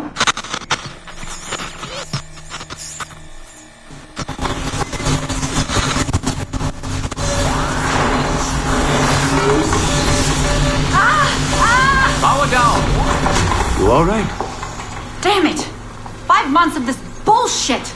We're floundering. Take it easy, Eileen. You're just stressed. I am not stressed. I'm frustrated. I'd like to go again this afternoon. No. There is no reason to rush this. We're hardly rushing. We're running into the same wall over and over again. Why can't we push through? Why can't you keep me in the Animus longer than 2 minutes? Because surrogate genetic memory data is fragile. The EEG is exploding and your brain is doing too much work. The longer you stay in, the more damage it does. It's even possible that... Possible that... It's possible the memories we're digging into could eventually overwrite your own. Like information on a tape drive. There's just not enough space in your head to do both. Here I come to save the day! Good afternoon, all. Did you invite him? No. But you did. Remember? That was months ago, Warren. What do you need? I wanted to stop by. Check on your progress. Well, apparently it's still too dangerous to keep me under for more than a few minutes. I always suspected that would be your biggest hurdle. The genetic memory sequencing is the easy part, if time-consuming. But the replay, that's something else. Yes? Let's think this through. My subjects are diving into their own genetic memories, so the information is already encoded in their heads. Which means the Animus has less work to do. Less computing, less parsing. Right. So to get your surrogate data working, to let people experience foreign memories, it'll take a hell of a lot more processing power than anyone has. Even Abstergo Industries. Ideally, we'd like to build an external processor that mirrors as many brain functions as possible. Something to handle the calculations. But the cost and upkeep of that would be astronomical. Let me see what I can do. I have some sway with Lillian. We won't build Rome in a day, but if we focus on the pretty buildings first, maybe we'll achieve something. Thank you, Warren. Till next, folks.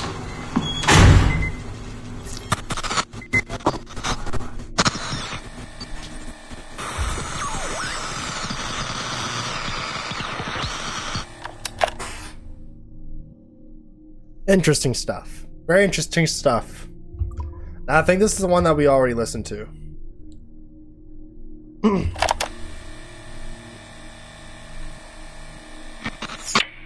Surrogate Initiative, Test Session 32.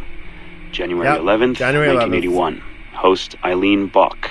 DNA sample SB1970.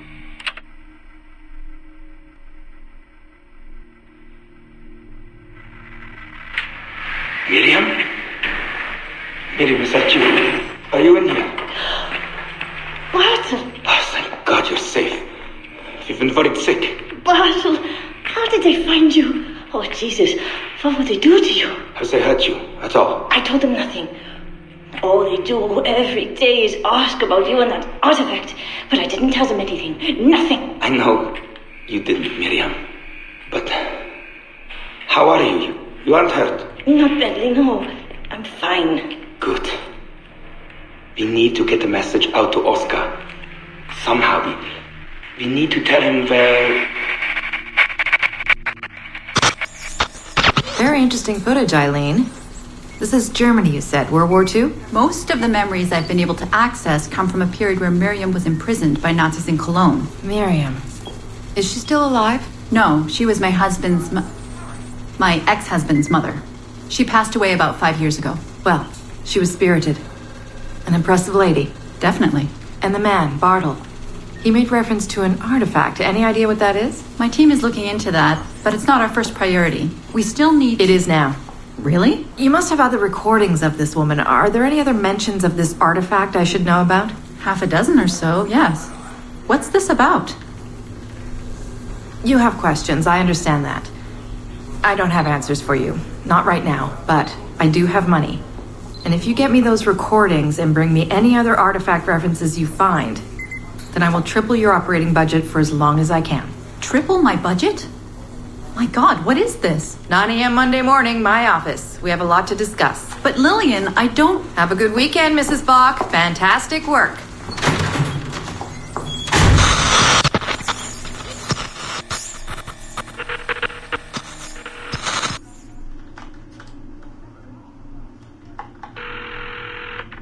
Hello, this is Carl. Hi, it's Eileen. Hey, how are you? Good. Busy. Cold. The winter's been terrible. Tell me about it. Seamus won't like that. The weather's been mild out here. Well, he's only coming for a month. He'll live. And I'll be so busy he won't have to worry about his mother bothering him.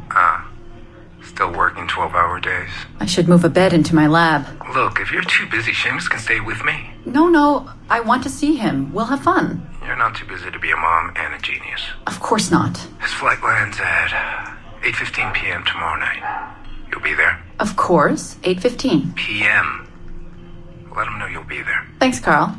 I need to run. I'm sorry. Take care. You too.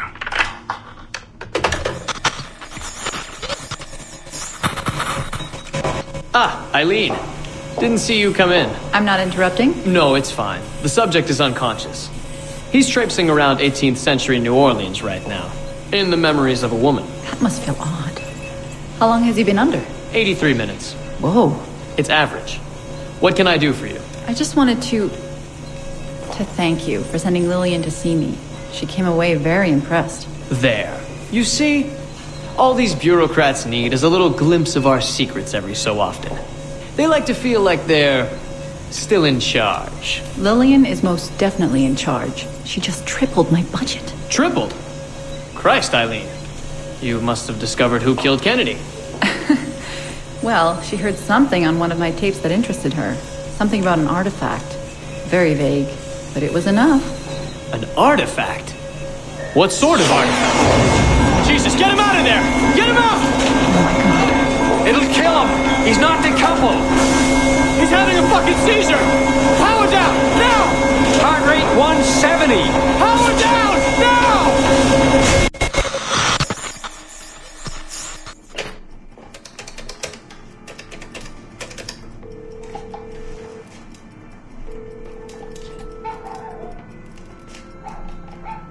Eileen, Warren here. I was all ready to apologize for the late call, but you seem to be away. Maybe with your son.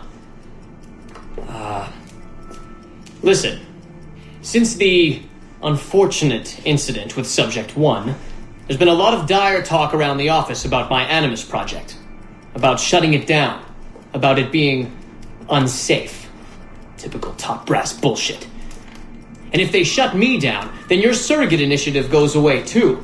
I'm sure you're already well aware of that. Well, let me be the first to reassure you. This will not happen. I will not let them take this from me. From us. I will not let one death, of an undiagnosed epileptic I should add, I will not let this destroy the decades of incredible research done by our predecessors, and the 5 years I've spent perfecting the Animus. There's still more work to be done, and countless rewards to be reaped. So I wanted you to be the first to know. I have decided to volunteer myself as my second subject. I am convinced that the Animus is perfectly safe, provided I stay within the boundaries of my own ancestral bloodline. Next week I plan to prove this by staying a full 4 hours in the Animus. I would be grateful if you and your team would monitor my progress. And after this necessary but ridiculous proof of concept, I give you my word that I will work closely with you to solve your outstanding problems. Your surrogate initiative is a bold idea, and I do believe it is the future of the Animus project. But while we have the Animus itself, I do not want to waste precious opportunities to prove its safety. I'll see you in the office on Monday. Goodbye.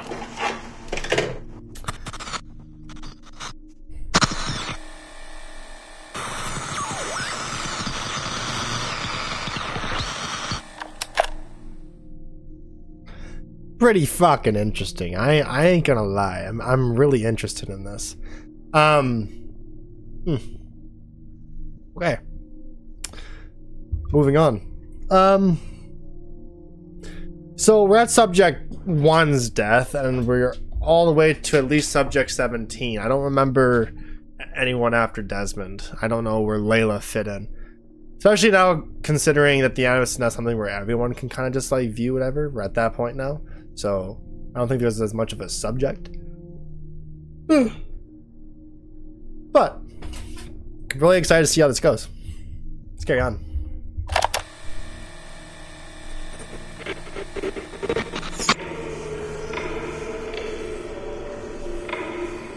I have now resumed the practice of dressing as a man, and have put off my woman's dress. Why did you take it? Who made you take it? I took it of my own free will, with no constraint. I prefer a man's dress to a woman's. You made an oath, Jeanne. You swore to never again dress as a man.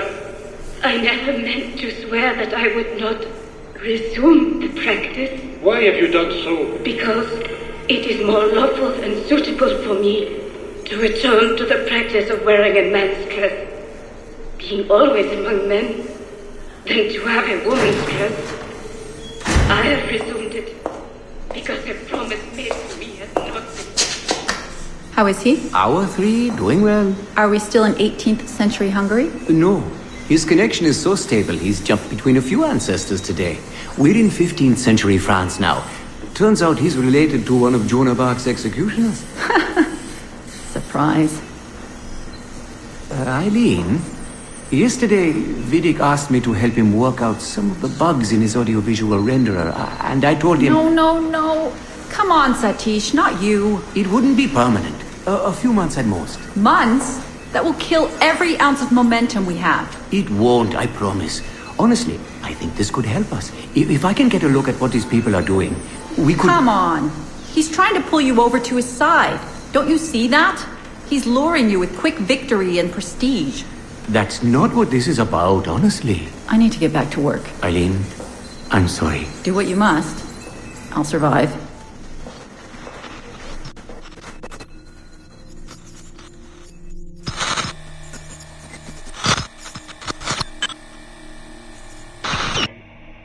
Surrogate Initiative, Test Session 32, April 2nd, 1981.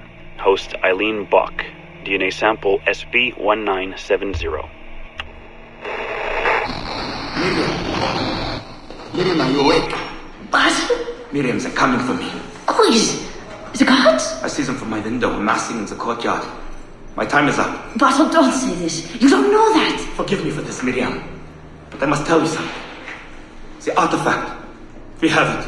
But only Oscar and I know its location. Don't tell me. They will release you. Your family has connections. You must take the artifact and bring it to the assassins in Paris. Please don't. I don't want to know. It's safer if I don't. Hush now. If I die, knowledge of its location dies with me. You must bring it to the assassins. Assassins? I don't understand. The spire of St. Petrus. No, I don't want to hear. Cell 7! Stand!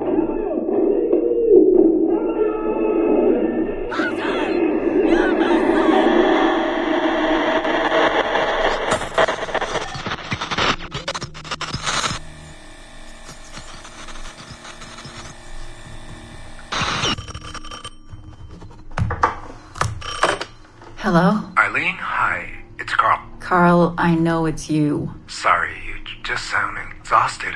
Did I wake you?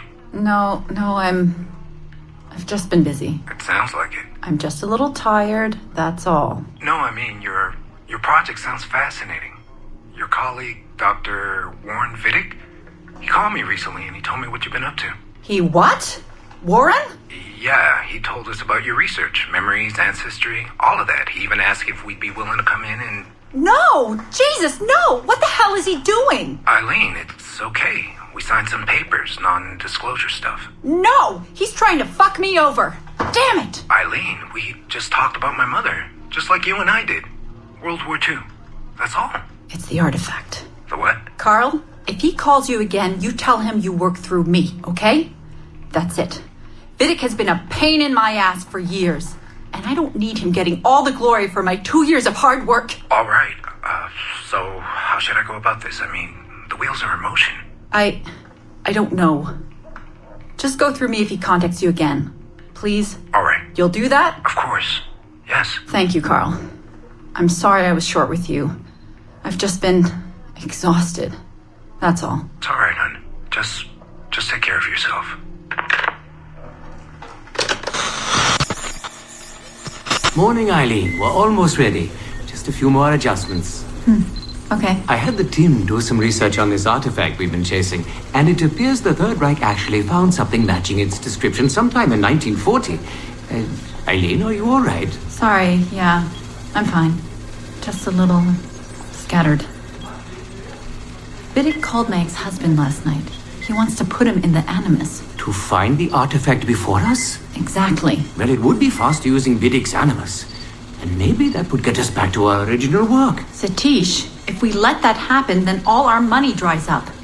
Lillian is paying for us to find the artifact, not improve our methods. Do you understand? Right, of course. I'm sorry. Let's just burn those bridges when we cross them. Are we ready? Yes, just a few more adjustments and you're in. I made a small change to the genetic input modulator. I'm hoping that buys us a few more minutes. Even a few seconds would be nice. I'm ready. All right, settle in.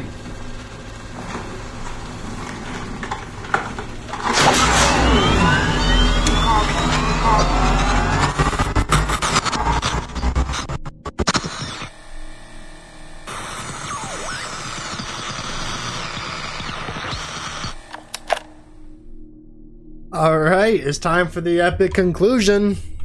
Let's go. Surrogate Initiative, Test Session 37, August 9th, 1981. Host Eileen Bach, DNA sample SB1970. Open! Good morning, Miss Kurtz. You look well, considering the circumstances. Are you rested? Have you eaten? Your friends are dead, Miriam.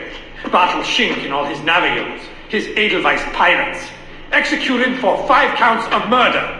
Without a trial. You must be proud. There was no need! They were scum! All of them! You hear me? All of you are scum! Scum! Scum! I see it so clearly now. He didn't break, did they? You have nothing. Quiet, girl! You don't have the artifact. If you did, you wouldn't be talking to me at all. Navios lay seat! I said Navios lay seat! Navios lay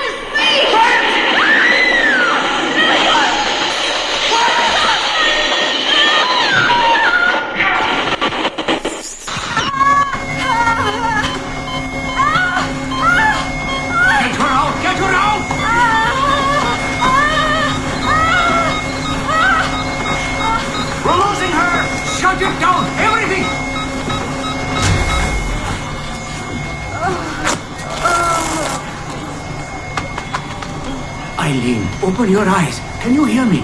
Eileen! Eileen! Power's off! Get the position in here! Step aside, son! Eileen, talk to me.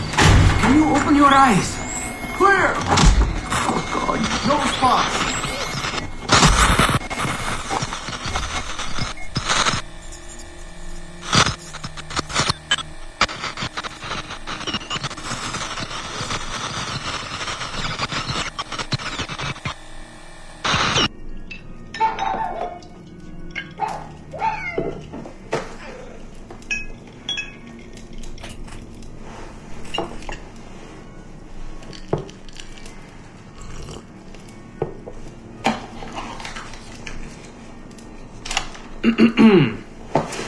All right. Notes towards a speech in honor of Dr. Eileen Bach's premature retirement. When I first learned of Dr. Bach's unfortunate accident, I couldn't help but feel a great sense of loss at... No.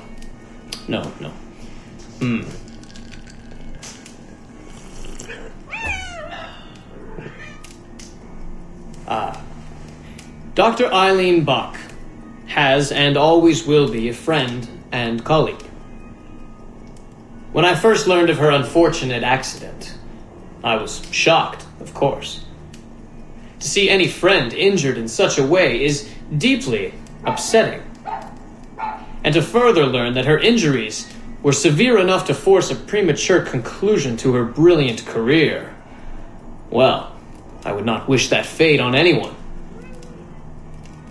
But, if there is any solace to be found in her accident, it may be this: that she was injured in service of her research, in service of work that she cherished most dearly. And it is due to her diligence that some of the mysteries of genetic memory have been further illuminated. And while it is true that work on her project, the Surrogate Initiative, as she called it, has been temporarily halted, the copious amount of work she has done over the past 3 years has been incredibly valuable.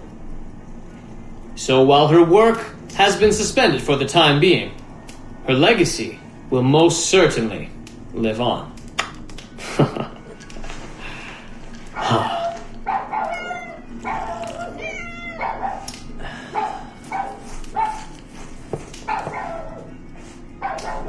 Quiet, Joan!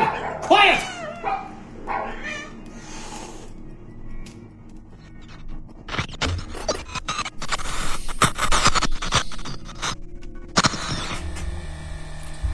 So let me get this straight. This just makes Warren look like a total dick and even more hateable than he was before. No conclusion on Miriam Kurtz. Unless she was just killed in that. I'm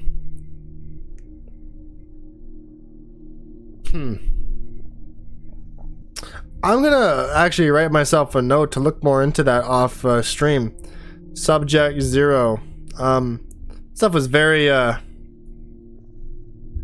interesting. Though, that means we are now done with the modern day. So, in we go. Let's finish Black Flag. Finally.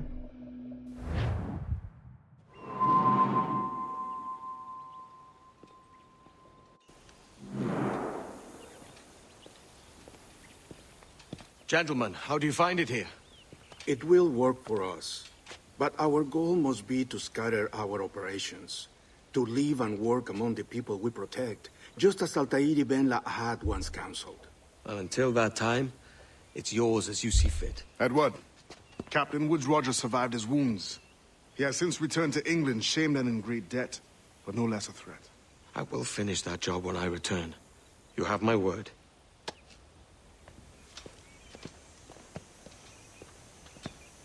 Roger survived? Evening, Anne. Edward? I'll be sailing for London in the next few months. I'd be a hopeful man if you were beside me. England's the wrong way around the globe for an Irish woman. Will you stay with the assassins? No, I haven't got that kind of conviction in my heart.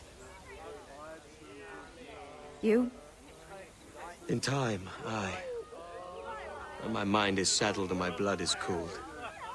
Sail ho! Coming into the cove!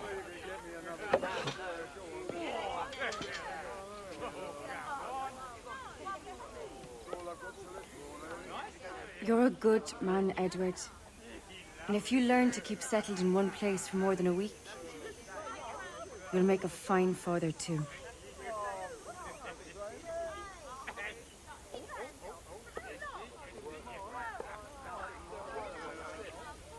Of all the money that e'er I had, I spent it in good company, and all the harm that e'er I've done, alas, it was to none but me. And all I've done for want of a wit to memory now I can't.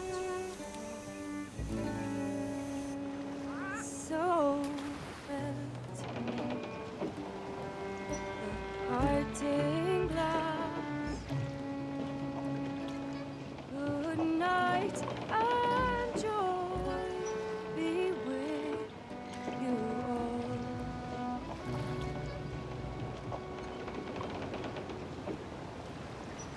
Oh, all that e'er I had, they're sorry for my going,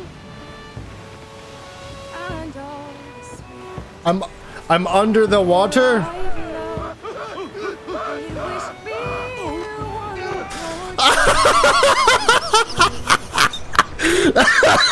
But since it falls unto my lot that I should rise and you should, I'll gently rise and softly call. Good night and joy be with you all. Good night and joy be with you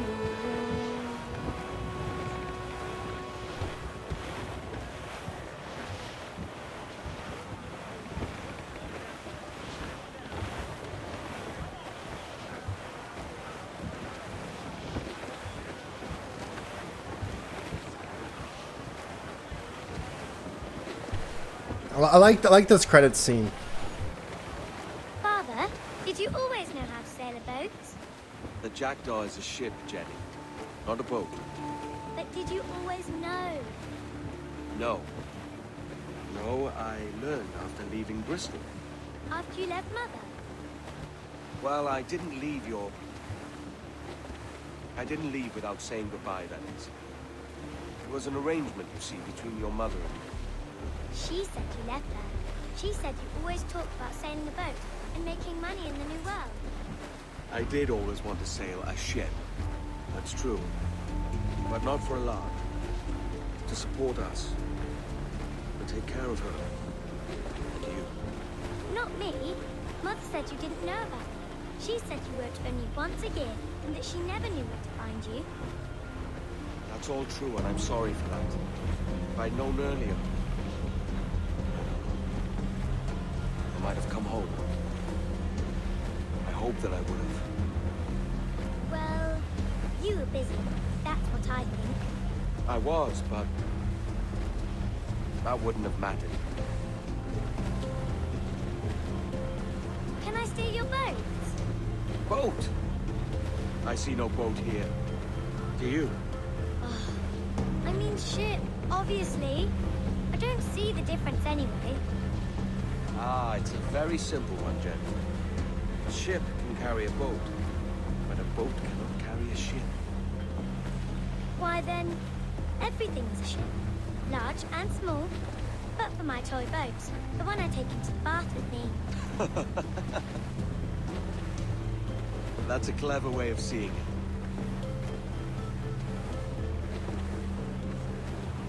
Is it hard to talk about Caroline, Jen? About your mother? No. She passed some years ago. I miss her, but it's all right. Was she in pain? I don't know. I don't think so. She was very happy for quite some time. Then, not so happy. I didn't see her much after that. Then, she was gone. I'm sorry. I'm sorry I wasn't there for you. It's all right. You're here now. And we're on an adventure. Only a little one, I hope. Can't handle too many more surprises. Do you think we'll see a whale? Yes, there's a very good chance. And what about pirates? Will I see pirates? No. Not much chance of that, I think. Oh, that's rather sad. I should have liked to have seen one. Tell you what, Jenny. As soon as these winds die a little, I'll let you steer the jackdaw. One little trick of the helm before sundown. Yay!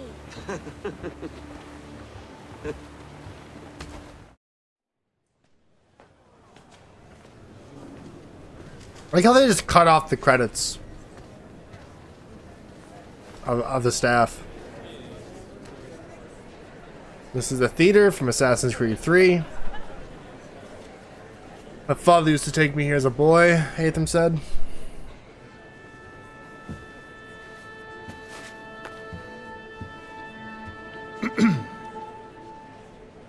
Miss Jennifer Kenway, may I introduce myself? Jennifer Scott, if you please. I'm sorry, My daughter was raised by her mother, Caroline, until she passed away some years ago. Jenny prefers to use her surname to mine. Please forgive my ignorance. I will. She may not. Father, help me. This little rascal, however, is a Kenway. What's wrong, Hatham? I can't see the stage. Up we go. How's that? Fine. But won't your arms tire? Hey, I'm not so old as that. But if they do, then we shall quit this posh gig and go and meet your mother for some chocolate at White's. How's that sound? Yes, please. Okay, hush now.